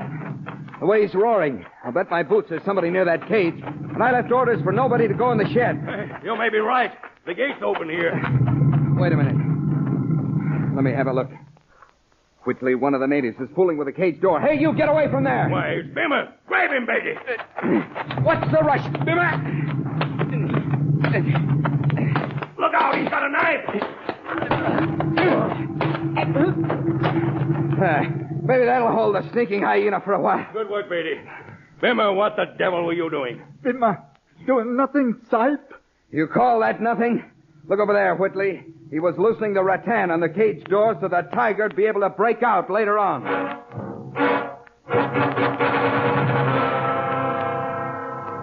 Here he comes now, Mrs. Beatty. I'm sure he can explain it better than I. Well, I hope he can. The whole thing doesn't make sense to me. Oh, we got the cage fixed, Whitley. I put a couple of your men to guarding it, although it's probably not necessary now with Bimmer locked up. What's it all about, Clyde?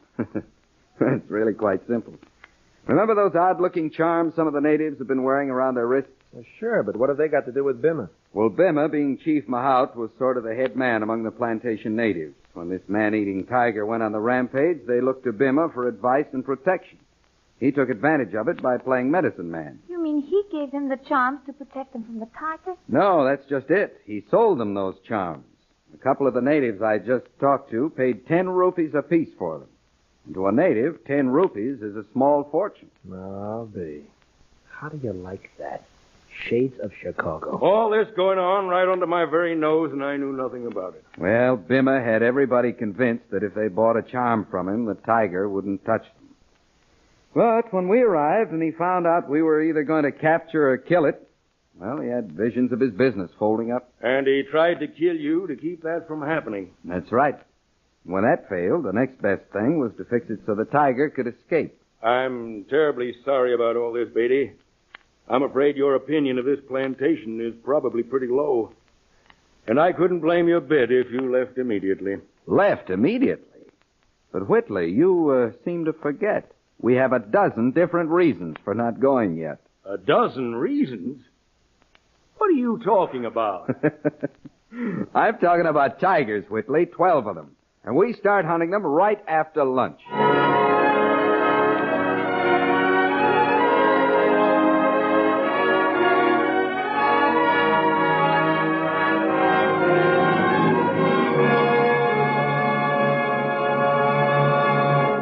Clyde Beatty will be back in just a moment with an exciting preview of next week's adventure. But first, an important message. Here is Clyde Beatty with a preview of Tiger Escape.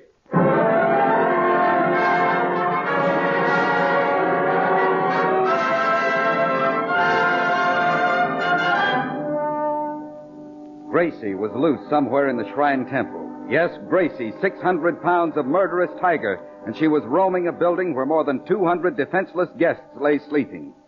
I'd reached the 5th and top floor of the Shrine Temple when Harriet caught up with me.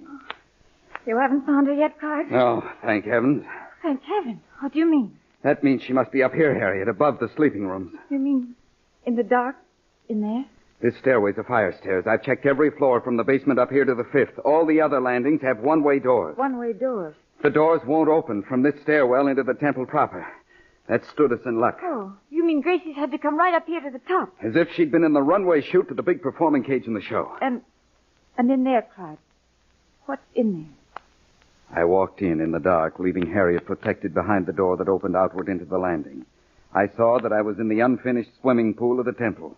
In the light that spread out from the door, there were tumbled concrete blocks, timbers, porcelain objects, and beyond the light, blackness, in which Gracie the tigress was hiding. You have just heard a preview from Tiger Escape, our next Clyde Beatty drama. Be sure to tune in for this thrilling incident that occurred in the city of Detroit.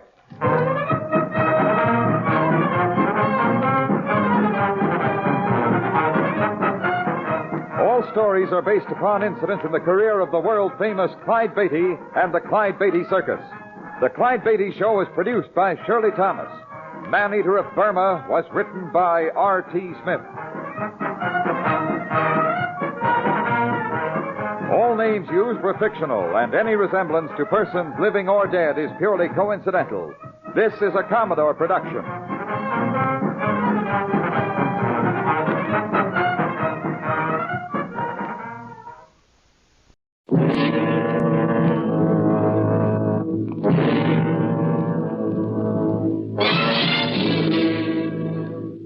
Take one man with a hidden hate, then add footsteps in underground darkness where no man has walked before. The total reads, High Adventure.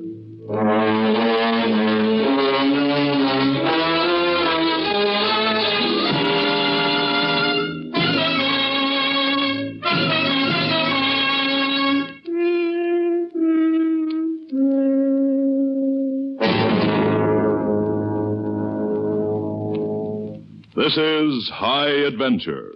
Here now is the meeting place for those who like stories of hard action, hard men, and smooth women. Welcome, members, new and old. For on this meeting's records is a news story with a problem as old as man. It's titled Barrier, and it's written and directed for the High Adventure Society by Robert Monroe. It concerns a man called Ward Delton. And here's Ward himself to tell it. Ward? I suppose all men find themselves going in the wrong direction at one time or another in their lives. I suppose, too, that a lot of them never find out they're wrong until it's too late to do anything about it. It has something to do with the way you think. At least it did in my case. I'd worked with John Rockwood for 3 years at the university, but it wasn't until we took the trip to Dry Ridge that I found out the truth about myself. There were 3 of us on that trip. John, myself, and Grace.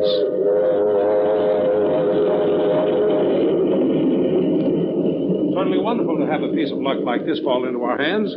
Why, I believe I'm actually excited. I know I am. There's no telling what we'll find. A cave that's been closed for thousands of years, maybe never opened before. It'll be good for the prestige of the university, any discoveries we make. It'll be good for your prestige, John. Too bad Doc Evans couldn't come. This is more in his department. You'll do even better. You know, maybe I will at that. I used to play around in caves down in Boone County when I was a boy. Now I'm going back to do it scientifically. I may get claustrophobia, I don't know. You will when you have to crawl on your stomach through a 2-foot tunnel for a quarter of a mile. Sounds rough. You didn't expect a picnic, did you? No, I guess not. A large part of the cavern is almost a mile into the side of a cliff. You have to work through the small passage to get there. And that's fine as far as I'm concerned. Fine? We'll be pretty sure mobs of curious people haven't been tramping in and out. Oh, I don't think they have if it's that far underground. That's what I mean. We ought to be in pretty soon. I'll ask the conductor. Bring me a drink of water, will you, John? Glad to. You too, Ward? No, thanks. He's as happy as a kid on a vacation. It is a vacation for him. Yes, I suppose it is. John's needed one, too. Haven't you noticed it? Did you need one, too? I am on vacation. This is my quarter off. Just started. Oh, no freshman English. No, thank goodness. You never seemed like a teacher to me, Ward. Well, it's all right, I suppose. I always thought you'd come back from the war and be a big man in some industry. Well, you know how it is. John offered me the instructorship in chemistry. I wanted to rest a while, so I took it. I wondered. It's nice country. I like riding along, watching the fields roll past. Yes. Don't you? I'm happy. I'm glad you are. I guess we're happy, too. We? John and I are going to be married. Married? At the end of this quarter. We haven't told anyone yet, but you're such a good friend of John's, you ought to be among the first to hear about it. Yes, I suppose I should. Don't you think it's a good idea? Why, yes, I do. I'm happy for both of you. I'm sure. If this cave exploring gives John a little more prestige with the university, which it should, well, he'll be more secure, and they might even give him a full professorship. Just last night. Sounds rather sudden, but actually it isn't. Oh, excuse me. Don't let John know I told you, Ward. I'm sure he wants to break the news himself. No, I won't say anything. You know how he is. Of course. Well, I spilled most of it, but here's what's left. Half cinders, half water. I like it that way. Watch you don't spill it, too. I probably will. We'll get there in about an hour. Then for the big adventure, deep underground where no man has been before. We'll have to get some equipment first thing. You didn't forget the list, did you, Ward? What? The list of supplies. Don't you have it? Oh, yes, I have it. What's the matter? Aren't you excited? In a couple of hours, we'll be examining what may be a great geological find. Sure, it's fine. Well, don't look so serious. This is going to be fun. Yes. Come on, snap out of it. I'm sorry. I was just thinking of something. What? Nothing important. Here's the list. I think you'll find everything but a bulldozer carefully itemized. Maybe we'll need that, too, before we're through. We'll need lights, electric, if we can get them. String wire into the cave, and then...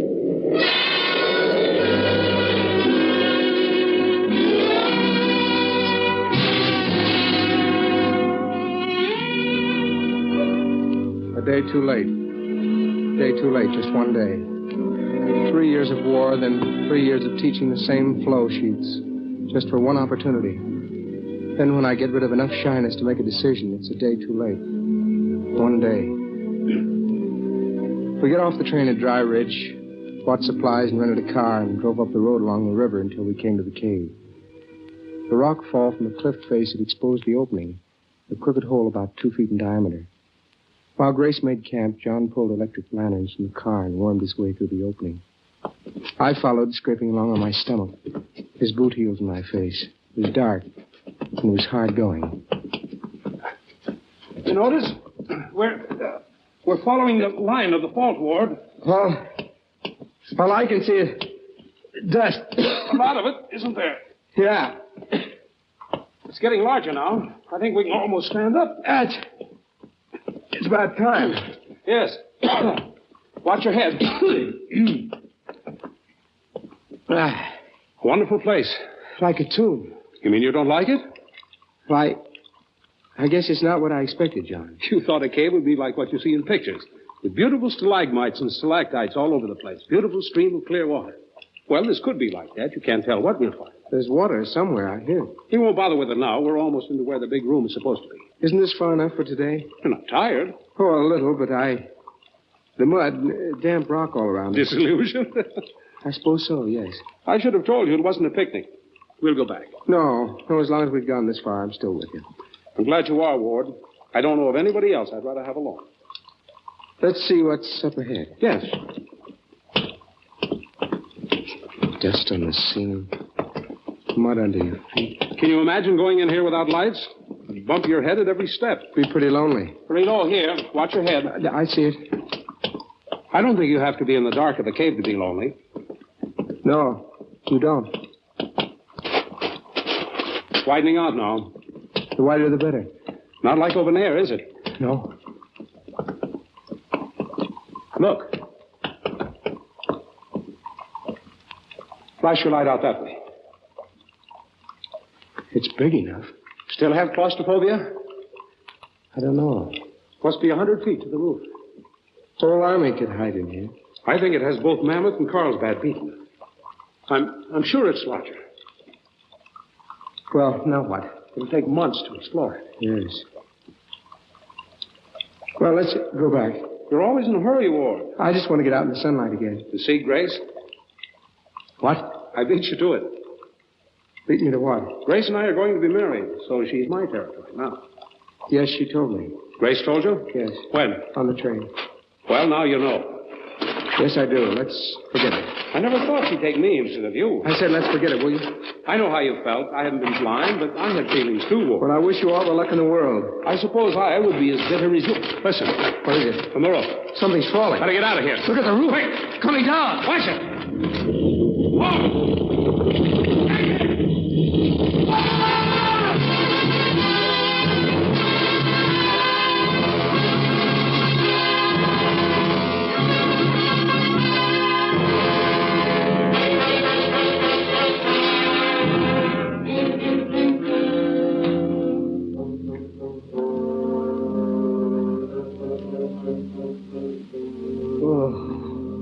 Coming around now. Ward. Did the doc say how he was? Just that it wasn't bad. Scalp wound. This one was lucky. Ward. What made him stay out so long? I don't know.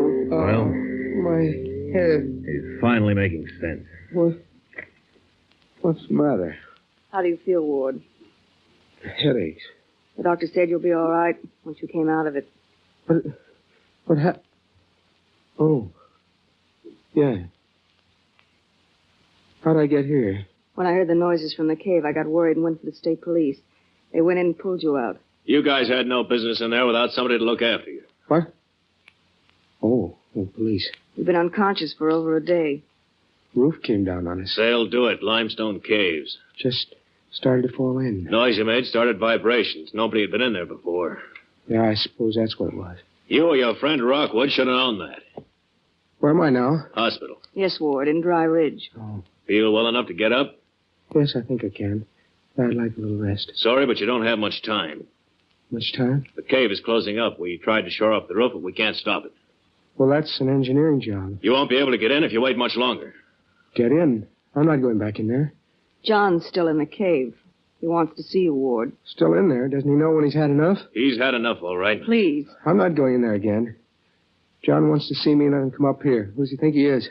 I get hit. Please, Ward, John can't come. Oh, he can't? No, mister, and you couldn't either if you had a couple of 100 tons of rock pinning you down. What? His right leg is caught under the fall. They've been trying to get him loose, but there's not enough room to work. They've been drilling around him, but it hasn't done any good. Even in the papers from the city, they're making a big story out of it. I don't know why. I see. I wanted to go in and see him, Ward, but they wouldn't let me. Too dangerous. Somebody else will get trapped in there if we can't stop that seam closing. John sent word out for you to come in, Ward. Well, can't they pry up the rock and pull him out? You can't pry up a whole cliff. You better come if you feel you can, or you won't have a chance. The tunnel roof is slipping an inch every hour. Think you can make it? An inch every hour. That's with the shoring we put in. Be more than that if we let it alone. But why does he want me to come in? What can I do? You're his friend, aren't you? Yes. It's pretty serious, Ward. We got food into him, water, strung an electric line in to keep him warm. It was dark in there. Got the lights around his chest so we'll get the heat. Needs heat more than light. Well, isn't there anything you can do? We're doing all we can. We were going to amputate his leg, then we could have brought him out. Had the surgeon ready to go in, everything, but he wouldn't let us. If we don't stop the roof, nobody will get in. And John won't get out. Feel strong enough to come along? Yes. Yes, I'll come.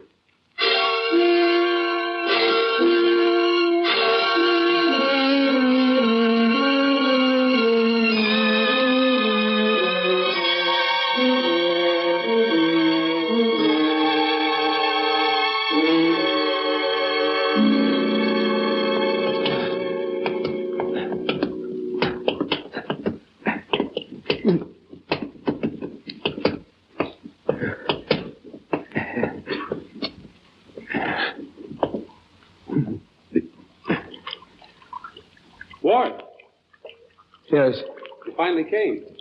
I was in the hospital. They told me. How's your head? It's all right. Come over closer. I can't come over where you are. How do you feel? Leg hurts a little. Did they give you anything for it? Yes, but the pain's still there. The doctor said to take these pills. Put them in my mouth, will you? Sure. I hope they help. It'll be nice to get outside again. The sun shining? No, I think it's going to rain. That's too bad. Will you pull the blanket over my shoulder, Ward? It slipped off. Sure. That's much better. Anything you need? No, I'm quite comfortable. Food, water. You'd be surprised how much heat you can get from electric light bulbs. John, They asked you to get my permission about the leg, didn't they? Isn't that what you were going to say? It's a quick way to get out of here. Well, I'm not in that much of a hurry. I can stand a little inconvenience if it means saving the leg. One of the workers even brought in a newspaper so I can read. You're famous. Well, not exactly that, Ward. But it's strange seeing my name in headlines. Everybody wants to know if you'll be saved. As if there was any doubt about it. Makes a good story. I suppose that's it. I'm glad you came, Ward. They said you wanted me to. I did. Was there something you wanted me to do? Oh, no. I just wanted to finish our conversation, the one we started when the roof came down. It's not important. Yes, it is. A great deal more so now. Ward, I'm not a youngster that has to be lied to. What do you mean? I know I'm not going to get out of here. I can talk as if I am, but I'm quite sure I won't.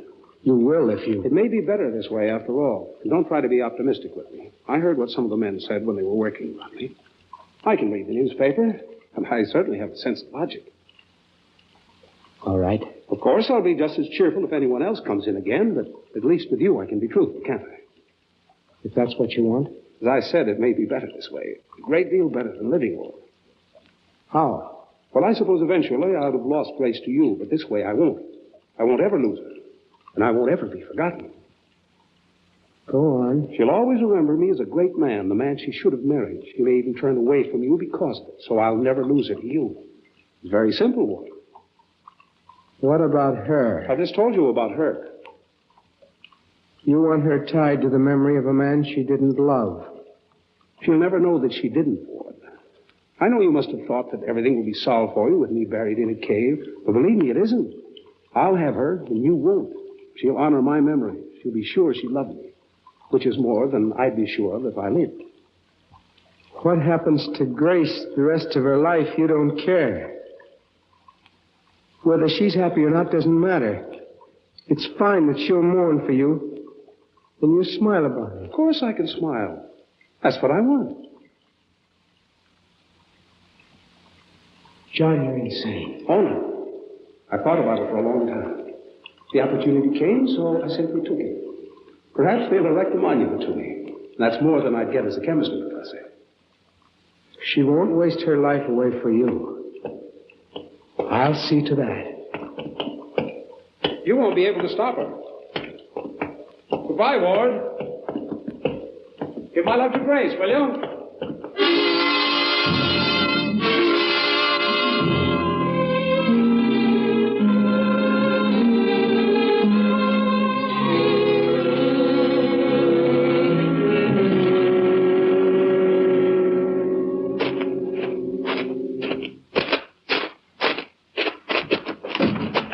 Report from Dry Ridge is that little hope is seen for Professor John Rockwood. Listening to police calls? No, it's a regular broadcast. They're talking about John. Well, if the state trooper will let you sit in his car, I suppose he'll... Please, Ward, I want to listen. A picture of courage. Reports say he is completely sure he will be saved. As one rescue worker put it, and I quote, "I was overseas and I saw men under fire, wounded and dying. But I never saw a man who faced almost unendurable pain and certain death with a calm smile that John Rockwood has. He is a brave man." And to that, we can only add, the heart of the nation is with John Rockwood. In other parts of the world tonight, violence again flared in... Will they save him, Ward? I don't know. They can't take any more food into him. The entrance is closed up too much. I was just over by the cliff. They're drilling holes around the scene. How will that help? I don't know. John sent word out to me with the last man who went in. He said to wait for him, that we'll be married when he gets out. There isn't any hope, is there, Ward? No, Grace. Grace, Yes. you don't love John. Look at me. Ward, please. You knew I came back to state because of you. You never said anything. I know I didn't, but you knew anyway. Ward. You can't let this throw you. You can't let it get us mixed up. You didn't come to see me or phone. I had to get myself straightened out. John asked me to marry him, and I said I would. I know you did, but that's over now. I can't. You never loved John. All this doesn't change it. Even his death doesn't. No. He's not the man you think he is. He's the finest man I know. He isn't going to die. That's the way he wants you to think, Grace. I thought you were his friend. I am, but he Well, isn't. I'm not giving up hope. You can, but I'm not. Grace, will you listen? Don't touch me. You're acting just the way he wanted you to. If I am, I'm glad. Something happened to him in there. Something happened to you. You don't love him. Maybe I do. Maybe I do now more than I ever thought I could. Grace, you've got to understand. I'm sorry, Ward. That's how I feel. I think I'll wait forever for it. Yes. That's what he said you'd do. Okay. Exactly what he said. We're making one last try. I thought you two might like to watch. What is it? We've set some charges on the side of the cliff. All we can do is dynamite and see what happens. Isn't that dangerous to John? He can't live if we don't get food to him. We have to try something, and it won't be any worse, that we're sure of. You coming? Yes. You want to watch it till camp? Yes. Yes, I do. Over by the river. I don't think we better go any closer than that.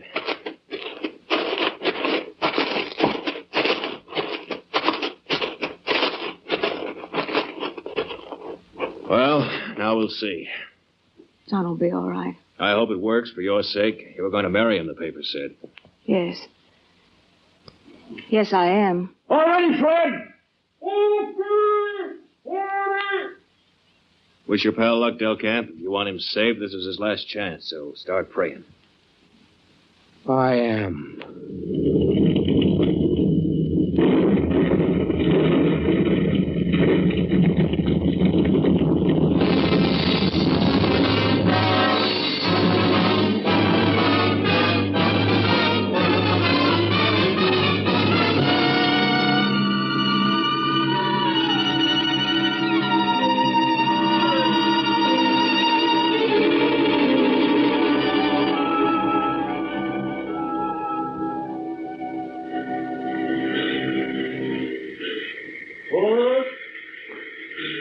Well, goodbye, Ward. You won't come with me? No. I want to stay here in Dry Ridge for a while. After that, I'm not sure. All right. One of the newspapermen is planning to promote a collection throughout the country. I'd like to stay and help with that. Collection? They thought it would be nice to erect something in honor of John. A monument. Perhaps. Something on top of the cliff to show where a brave man fought for his life and lost. We haven't decided yet just what it will be. I see. I'll be at the university if you want me. John, I mean, Ward, I want to say something, but I can't. You don't have to say anything, Grace. I do, but it's like Like there's something in the way. I know. Do you understand, Ward? Yes. When it's gone, let me know. I'll wait.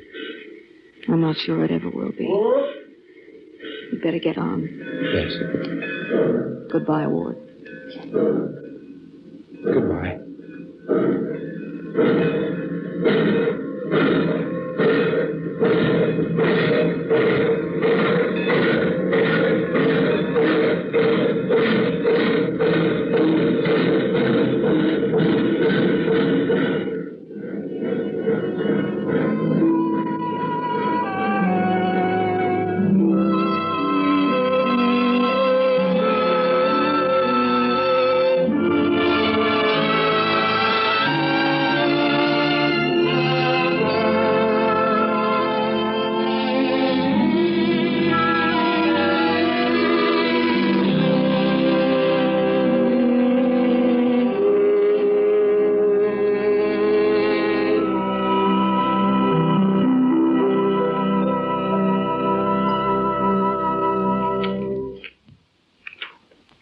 Barrier, another drama of men and women living the greatest emotional peak in their lifetimes, their moment of high adventure. Thank you, Ward Delcamp, and we'll place your story in the archives of the High Adventure Society and mark it hold for future publication. And at next week's meeting, friends, we're going to a quarter-mile of oil-soaked track for our moment of thrilling action, and we're proud to present one of the most famous of the high adventure tales. It's called Hot Runaround and concerns a man who carried a grudge on one shoulder and death on the other in the cockpit of a racing car. Sound exciting? It is. Hot Runaround, next week on High Adventure.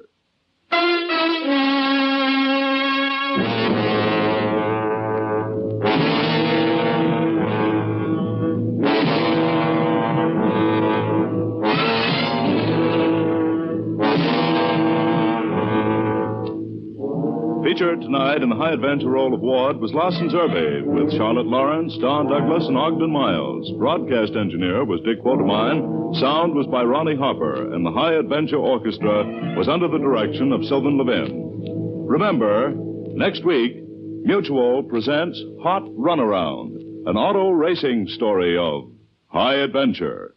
Carl Caruso speaking.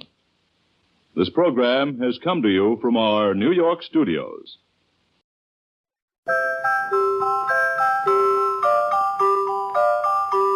Pepsi-Cola, P-E-P-S-I. That's your smartest cola buy. Pepsi-Cola presents Counter Spy. Washington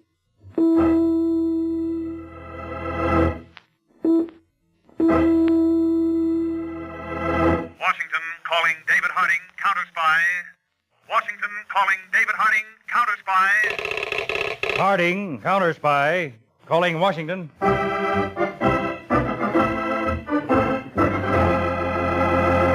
United States Counter Spies, especially appointed to investigate and combat the enemies of our country, both at home and abroad. Tonight, the case of the Statue of Death. Another Counter Spy report to the American people.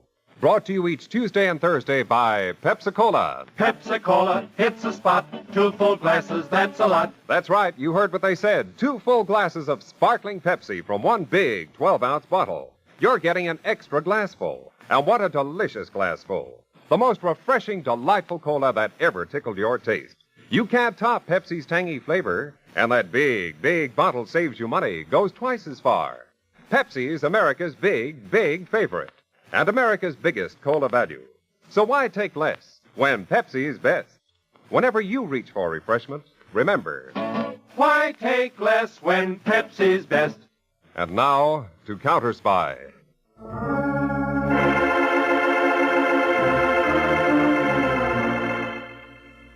Over the hills of Tennessee, the late afternoon sun was low on the horizon.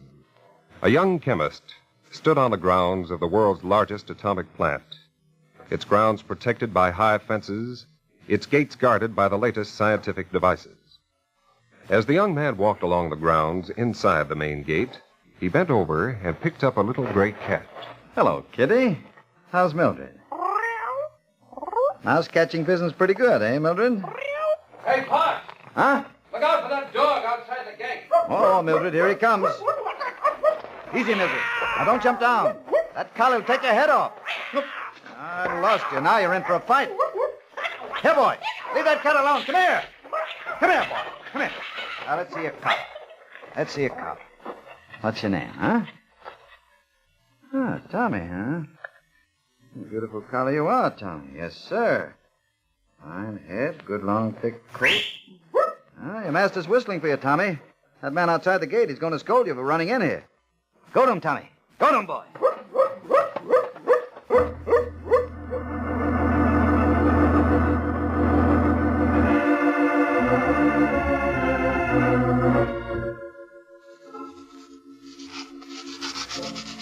Sully, some more emery paper. Yeah. Mr. Morton, you're working on that little statue of St. Cecilia like you was Michael and Angelo. I certainly didn't hire you because you had brains, Stubby. It's Michelangelo. Here's your emery paper. How does the statue look? It's okay if you like antiques. You'd never guess there's a vial of uranium compound worth $500,000 hidden in the neck, would you? $500,000? I'd like to kiss it. Well, kissing it's all right. But keep this stuff close to you long enough, and you'll become radioactive and die. Don't you ever touch this statuette without a pair of these special gloves. I won't even kiss it. But, Mr. Morton, them foreign guys you're in touch with, will they pay off in their own dough or good old United States greenbacks? Stubby, you and I have lived in this dinky town 50 miles from the atomic plant for 2 years, planning and working. Finally, success. We're going to be paid plenty in United States greenbacks. That was a slick stunt, all right, getting this uranium compound out of the gate and stuck in the dog's long hair with adhesive tape. Yeah. The dog was so low and ran so fast, even the Geiger counter at the gate didn't register. Boy, I done good when I hooked up with you, Mr. Morton. You got more brains than all them bank heisters and counterfeiters I ever worked with. But now we got this stuff, Mr. Morton. How do we get the statue out of the country? You'll never guess, Stubby. Or will anybody else? Yeah, have to be some way like nobody ever thought of, huh? Remember every Sunday the past 2 months, I drove over to that mountain resort 100 miles west? So? At the big hotel, there's a certain guest I've been studying. A wealthy Mexican gentleman named Juan Sotillo. About 47, good character, and, very religious. Yeah? He's visiting over at the resort, but his home is in Acapulco, Mexico. It's a famous beach resort. Beach resort, huh? And an ideal place for us to catch a ship for Europe. Say, maybe we could stay a while there. Stay a while. Our theft of the uranium compound will be discovered any minute. We've got to get it to Acapulco fast. And that's where the Mexican gentleman, Senor Sotillo, is going to help us. I don't get you. Well, we're going over to visit him, Stubby. Get the car. I'll tell you more.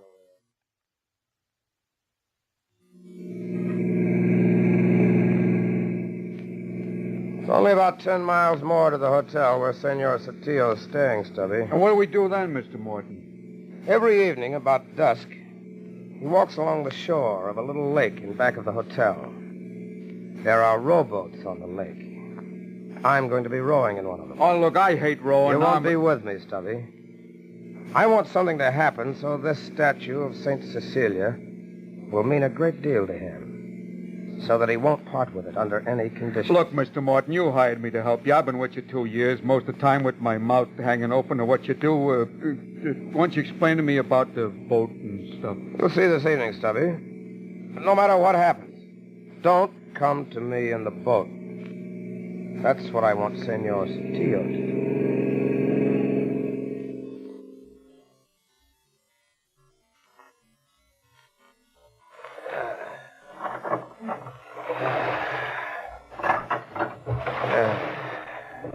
There's Sotillo. Walking on the lake shore, right on schedule. Now's the time. Help! Help! Help! Help! Help! I can't swim! Help! Help! Help! Hold on to the boat! Help! Help! Senor! Hold on to the boat!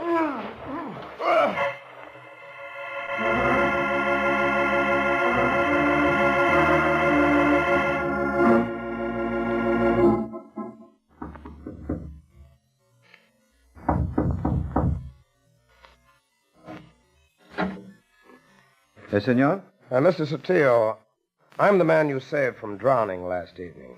Oh, yes. Senor Morton. Come in, please. Go. Senor Sotillo, I brought you a gift of appreciation. Let me show it to you. Senor, it's beautiful. A statue of Saint Cecilia. It belonged to my mother before she died. Please take it. No, Senor Morton. I could not accept such a beautiful gift. But you saved my life. I want you to have it. I insist. Well, I will cherish it, Senor. I realize how dear it must be to you. Senor Sotillo, are you staying in the States? No, I am starting for my home in Acapulco, Mexico, tomorrow. I am driving down. I'll be happy to know, sir, that my statue of Saint Cecilia will be going with you. Thank you, Mr. Morton. And vaya usted con Dios. In English, one would say, may God be with you.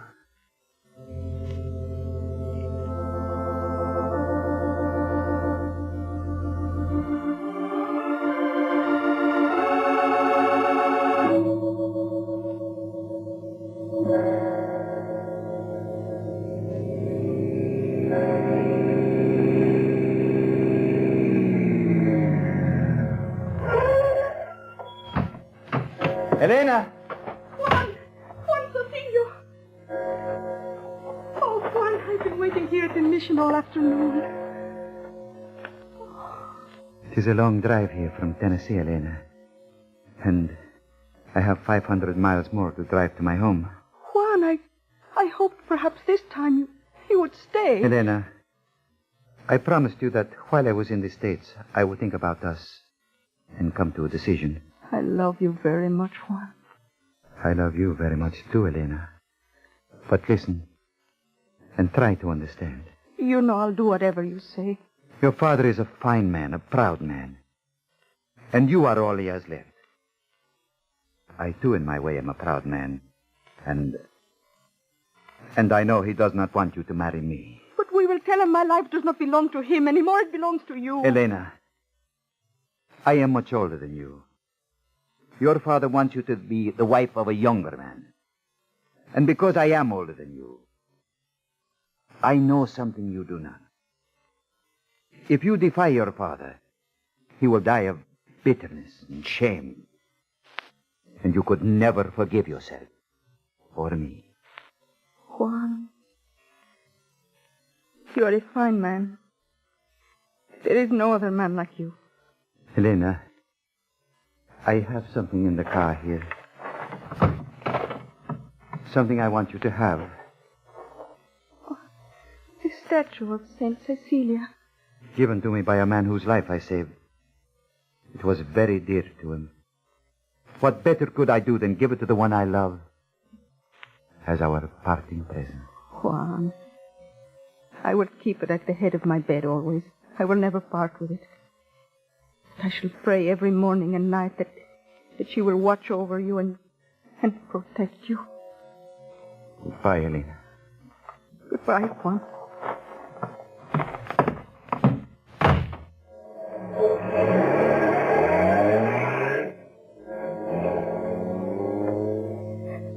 Goodbye, Juan. I love you forever.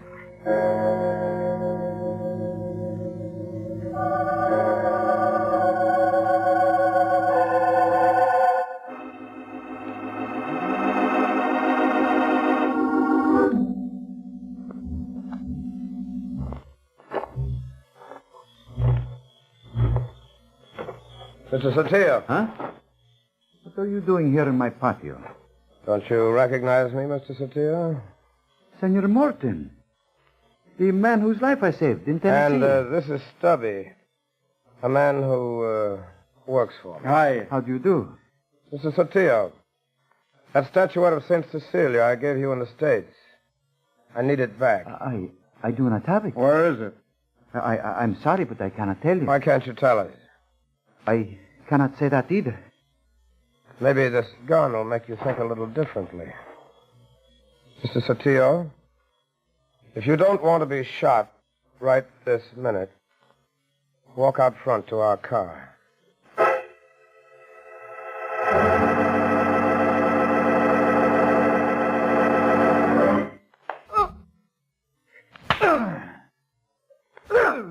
Sotillo, can you hear me? Again, I ask you, where's that statuette? I will not tell you. Okay, Stubby, some more. Yeah. You know, Morton, this guy can't take it no. Hold it, Stubby. Senor Sotillo, listen to me. The reason you won't say where that statue of St. Cecilia is it because you might hurt somebody if you did? Yes. Now we're getting somewhere. Who is that person? I would never tell. Not if you beat me for 100 years. Does that person have the statuette? Yes. Listen, Sotillo. I gave you that statuette so you'd bring it down here to Acapulco. I knew, with your reputation, no one would suspect you. But hidden in that statue is $500,000 worth of a certain uranium compound. What? The statue is not lead. If anyone has it who doesn't know how to handle it, that person will become radioactive and die. Senor, you try to frighten me with lies. You have read of the effects of the atom bomb, the radioactivity which has caused deaths. I will go and get the statuette. Tell me where it is and we'll get it. No. And you must promise not to follow me. All right, I promise. On your word of honor? Yes, on my word of honor. I must drive 500 miles. I will start now. 500 miles? Help me to my feet. I will be back in 3 days. On my honor. You better hurry. Yes. I must hurry. I must.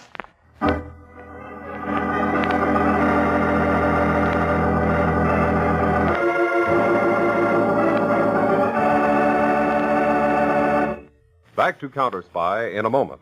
But first... Pepsi-Cola hits the spot. 2 full glasses, that's a lot. Lots more value, lots more zest. Why take less when Pepsi's best? More and more, among fellows and girls, among mothers and dads, you hear that sane and sensible question. Why take less when Pepsi's best? No budget, no allowance ever had a better friend than tangy, sparkling Pepsi-Cola. Because one big 12-ounce Pepsi bottle gives you 2 delicious drinks. That's twice as much tangy taste. Twice as much delicious Pepsi to go just twice as far. That's why more and more families say, why take less when Pepsi's best? Yes, families like yours and mine. Families all over America. They're all saying, why take less when Pepsi's best? Pepsi-Cola's so delicious, and each bottle makes 2 drinks. It is certainly the cola for the purchaser who thinks everybody's drinking Pepsi. Just compare it with the rest. So much more and so much finer. Why take less when Pepsi's best? Today, tomorrow, always. Get America's biggest cola value. Take home a carton of 6 big Pepsi bottles. Insist on Pepsi at the store. And say Pepsi at the fountain. Say Pepsi at the stand. Say Pepsi. Whenever you reach for refreshment, remember, why take less when Pepsi's best? And now, back to Counter Spy.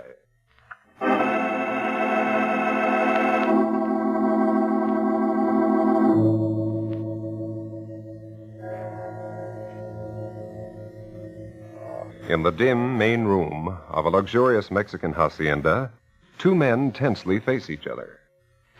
Senor Sortillo, I must ask you to leave my house at once. Senor Fuentes, I beg of you to let me see your daughter. I will not. You are right to be angry. But believe me, I would not come without a good reason. You are a man of honor, senor. You told Elena you would never see her again. I am her father. I forbid you to see her now. Senor, With all respect, I must see Elena. And I shall before I leave this house. Her life depends on it. Her life, do you say? You must have great reason indeed to come here now. To use such words to... I am sorry. You could not have known. Known? I must remember, even now, that you loved her deeply. That is the door to her room. Her room? Is she ill? The doctors do not understand it. But they say there is no hope for her. No hope? She's dying, Senor Satillo.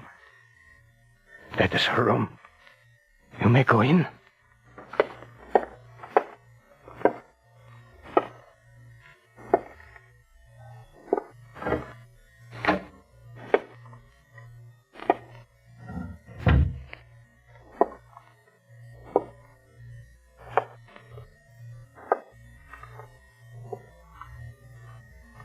Elena. Juan? Are you real? Yes, Elena. I am real. Let me touch you. I am sorry, Elena. So bitterly, terribly sorry. Juan, on the table here, your statue of Saint Cecilia. It has been near me all the time. I don't know what to say. I am so happy you have come. Elena, I'm going to take the statuette away. Oh. I must. Very well, if you must, but for a moment, hold it where I can see it. And you... Oh, I'll be waiting for you, Juan. Sometime. Somewhere. I promise. On my word of honor. I must leave now. Goodbye, Juan. But I'll be waiting.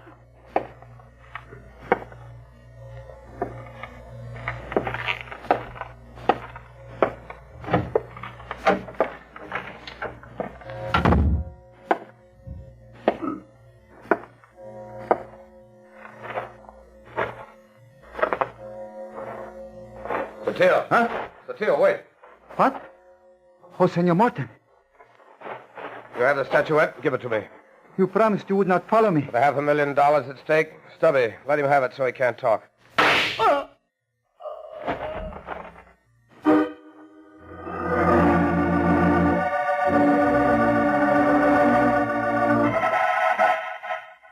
Yes, this is Helen Ferguson, Mr. Harding's secretary.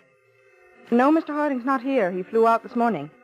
He's already at the atomic plant in Tennessee.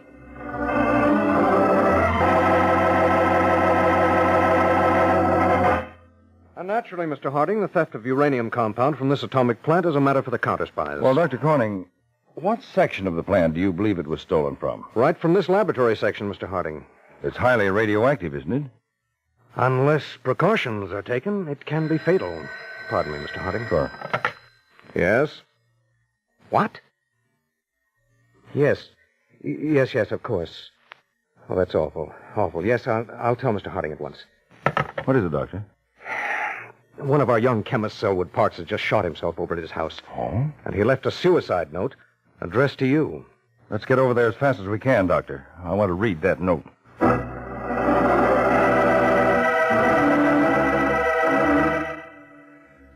I am killing myself because I committed treason, blackmailed by a man whose identity I never learned, but I followed his orders. I stole the uranium from the laboratory. Out in the yard, I picked up the yard cat. The man was on the outside of the gate with a collie shepherd dog. He let the dog run in through the gate, and there was a fight. Of all the fiendishly clever schemes. I petted the dog, but as I did so, I hid the vial under the collie's stomach with adhesive tape. The dog's owner whistled, the dog ran out of the gate. It looked so natural, the guards paid no attention. What a trick, Dave. Now I cannot live on as a traitor. My wife, my children, forgive me. What an end for a young fellow. If he could have given us just one clue to the identity of the man. Maybe he did, Peters, without realizing it. In this part of the country, people prefer hounds. Not many have collie shepherd dogs. I want you to locate every collie shepherd dog within 100 miles of this plant.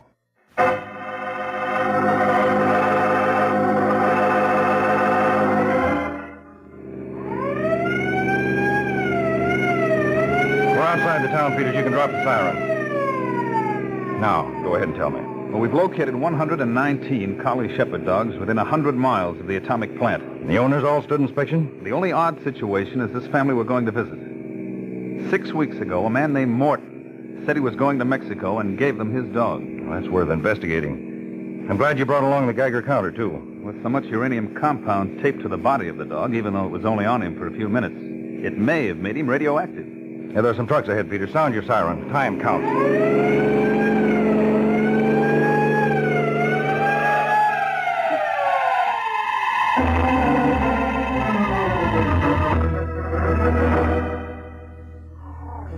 Now, easy, boy. This isn't going to hurt.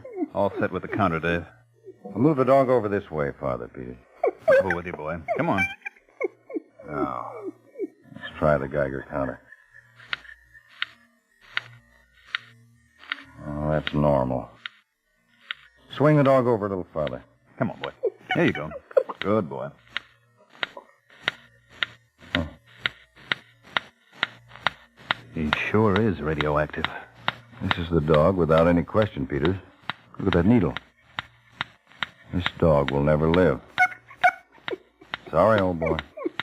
Look at his eyes. I think he knows it, too. Peters, you say the woman who has this dog now says that the man who gave it to her mentioned flying to Mexico. Yes. I'll check any plane reservations made recently from around here to Mexico. And contact the Mexican police. The thieves are going to want to get that uranium to some foreign country just as soon as they can.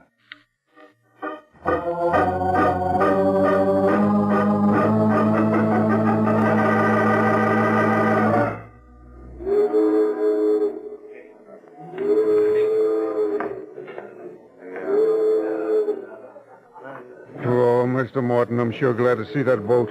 Yes, Stubby. I'll be glad to get out of Acapulco, too. Not too happy about our disguises, though. Why, it's the best we could do. You got the tickets. Nice one, Stubby. For Europe. Yeah, and $500,000 payoff, eh? Hey. Yeah? We ain't going to Europe in that little tub. That's only the lighter to take passengers out to the ship. Oh. She's anchored way out. Don't let that suitcase get out of your hands, now, Never. huh? Get in line. We have to show our tickets. Yeah.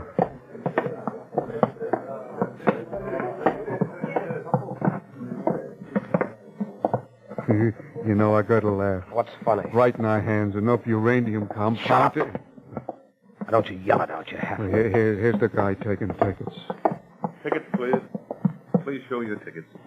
There you are. You two gentlemen? Yeah, us two gentlemen. Want a porter for that bag, son? I'll carry it. Very well. Just a moment. We're delaying the line. Let's keep going, Stand where you are. What? A gun? And another one. Right behind you both. Walk through that door. What is this? United States counter spies. Peters, I've got them covered. See if they have guns. All right. One each, Mr. Harding. Mr. Harding, I protest this treatment. If I'm wrong, I'll apologize. Peters, put the suitcase on the table. All right. Now, bring the Geiger counter closer. Here. Now, let's see. Papers. Books. Shirts, ties, toilet articles. Morton, what's this wrapped in flannel? Just a statuette. Hear that? The Geiger counter tells us that whatever's in this flannel is radioactive. Open up, Peters. Let's see. But Well, statuette of St. Cecilia. Morton, is this where you hid the uranium compound you stole from the atomic plant? I don't know what you're talking about. You blackmailed a man into helping you get it out with your own collie dog. You're out of your mind. I never owned a dog in my life. Just a moment. I have another way to make a test. Come on out, Tommy. Come on, boy. He's jumping all over it, That doesn't mean anything. The dog hasn't forgotten you, has Wait he? for me. Of all the people here, he picked you right out. You killed him. Now he's putting the finger on you.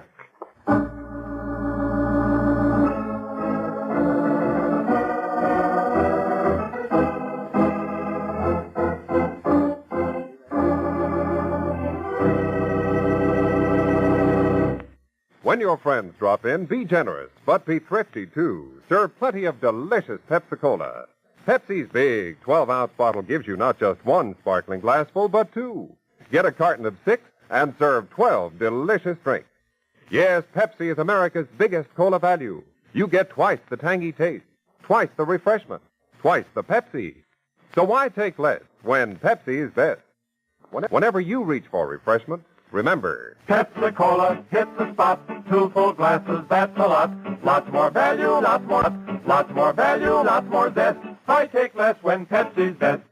tune in every Tuesday and Thursday, same time, same station to Counter Spy. Listen on Thursday for the exciting Counter Spy case of the Desert Explosion.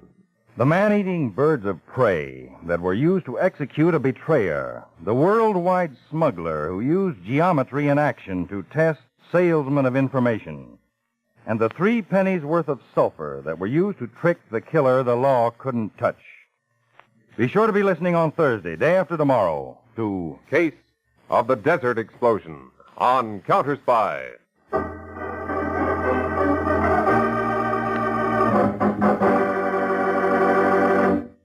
Tonight's Counter Spy program originated in New York and featured Don McLaughlin and Mandel Kramer with music by Jesse Crawford.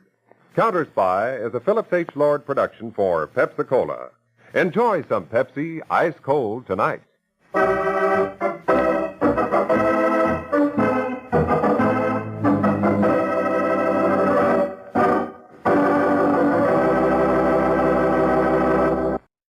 This is Greg Fordyce from An Evening of Old Time Radio. Thank you so much for listening and watching and enjoying the video. Hit the like and subscribe buttons if you did. It really helps the channel out. And again, if you're seeing this video on any other channel than An Evening of Old Time Radio, there are no numbers in my channel's URL name, then you are watching a pirated copy of my video where the thief has stolen my audio track and republished it with a different background on their channel. Thanks again for all of your support.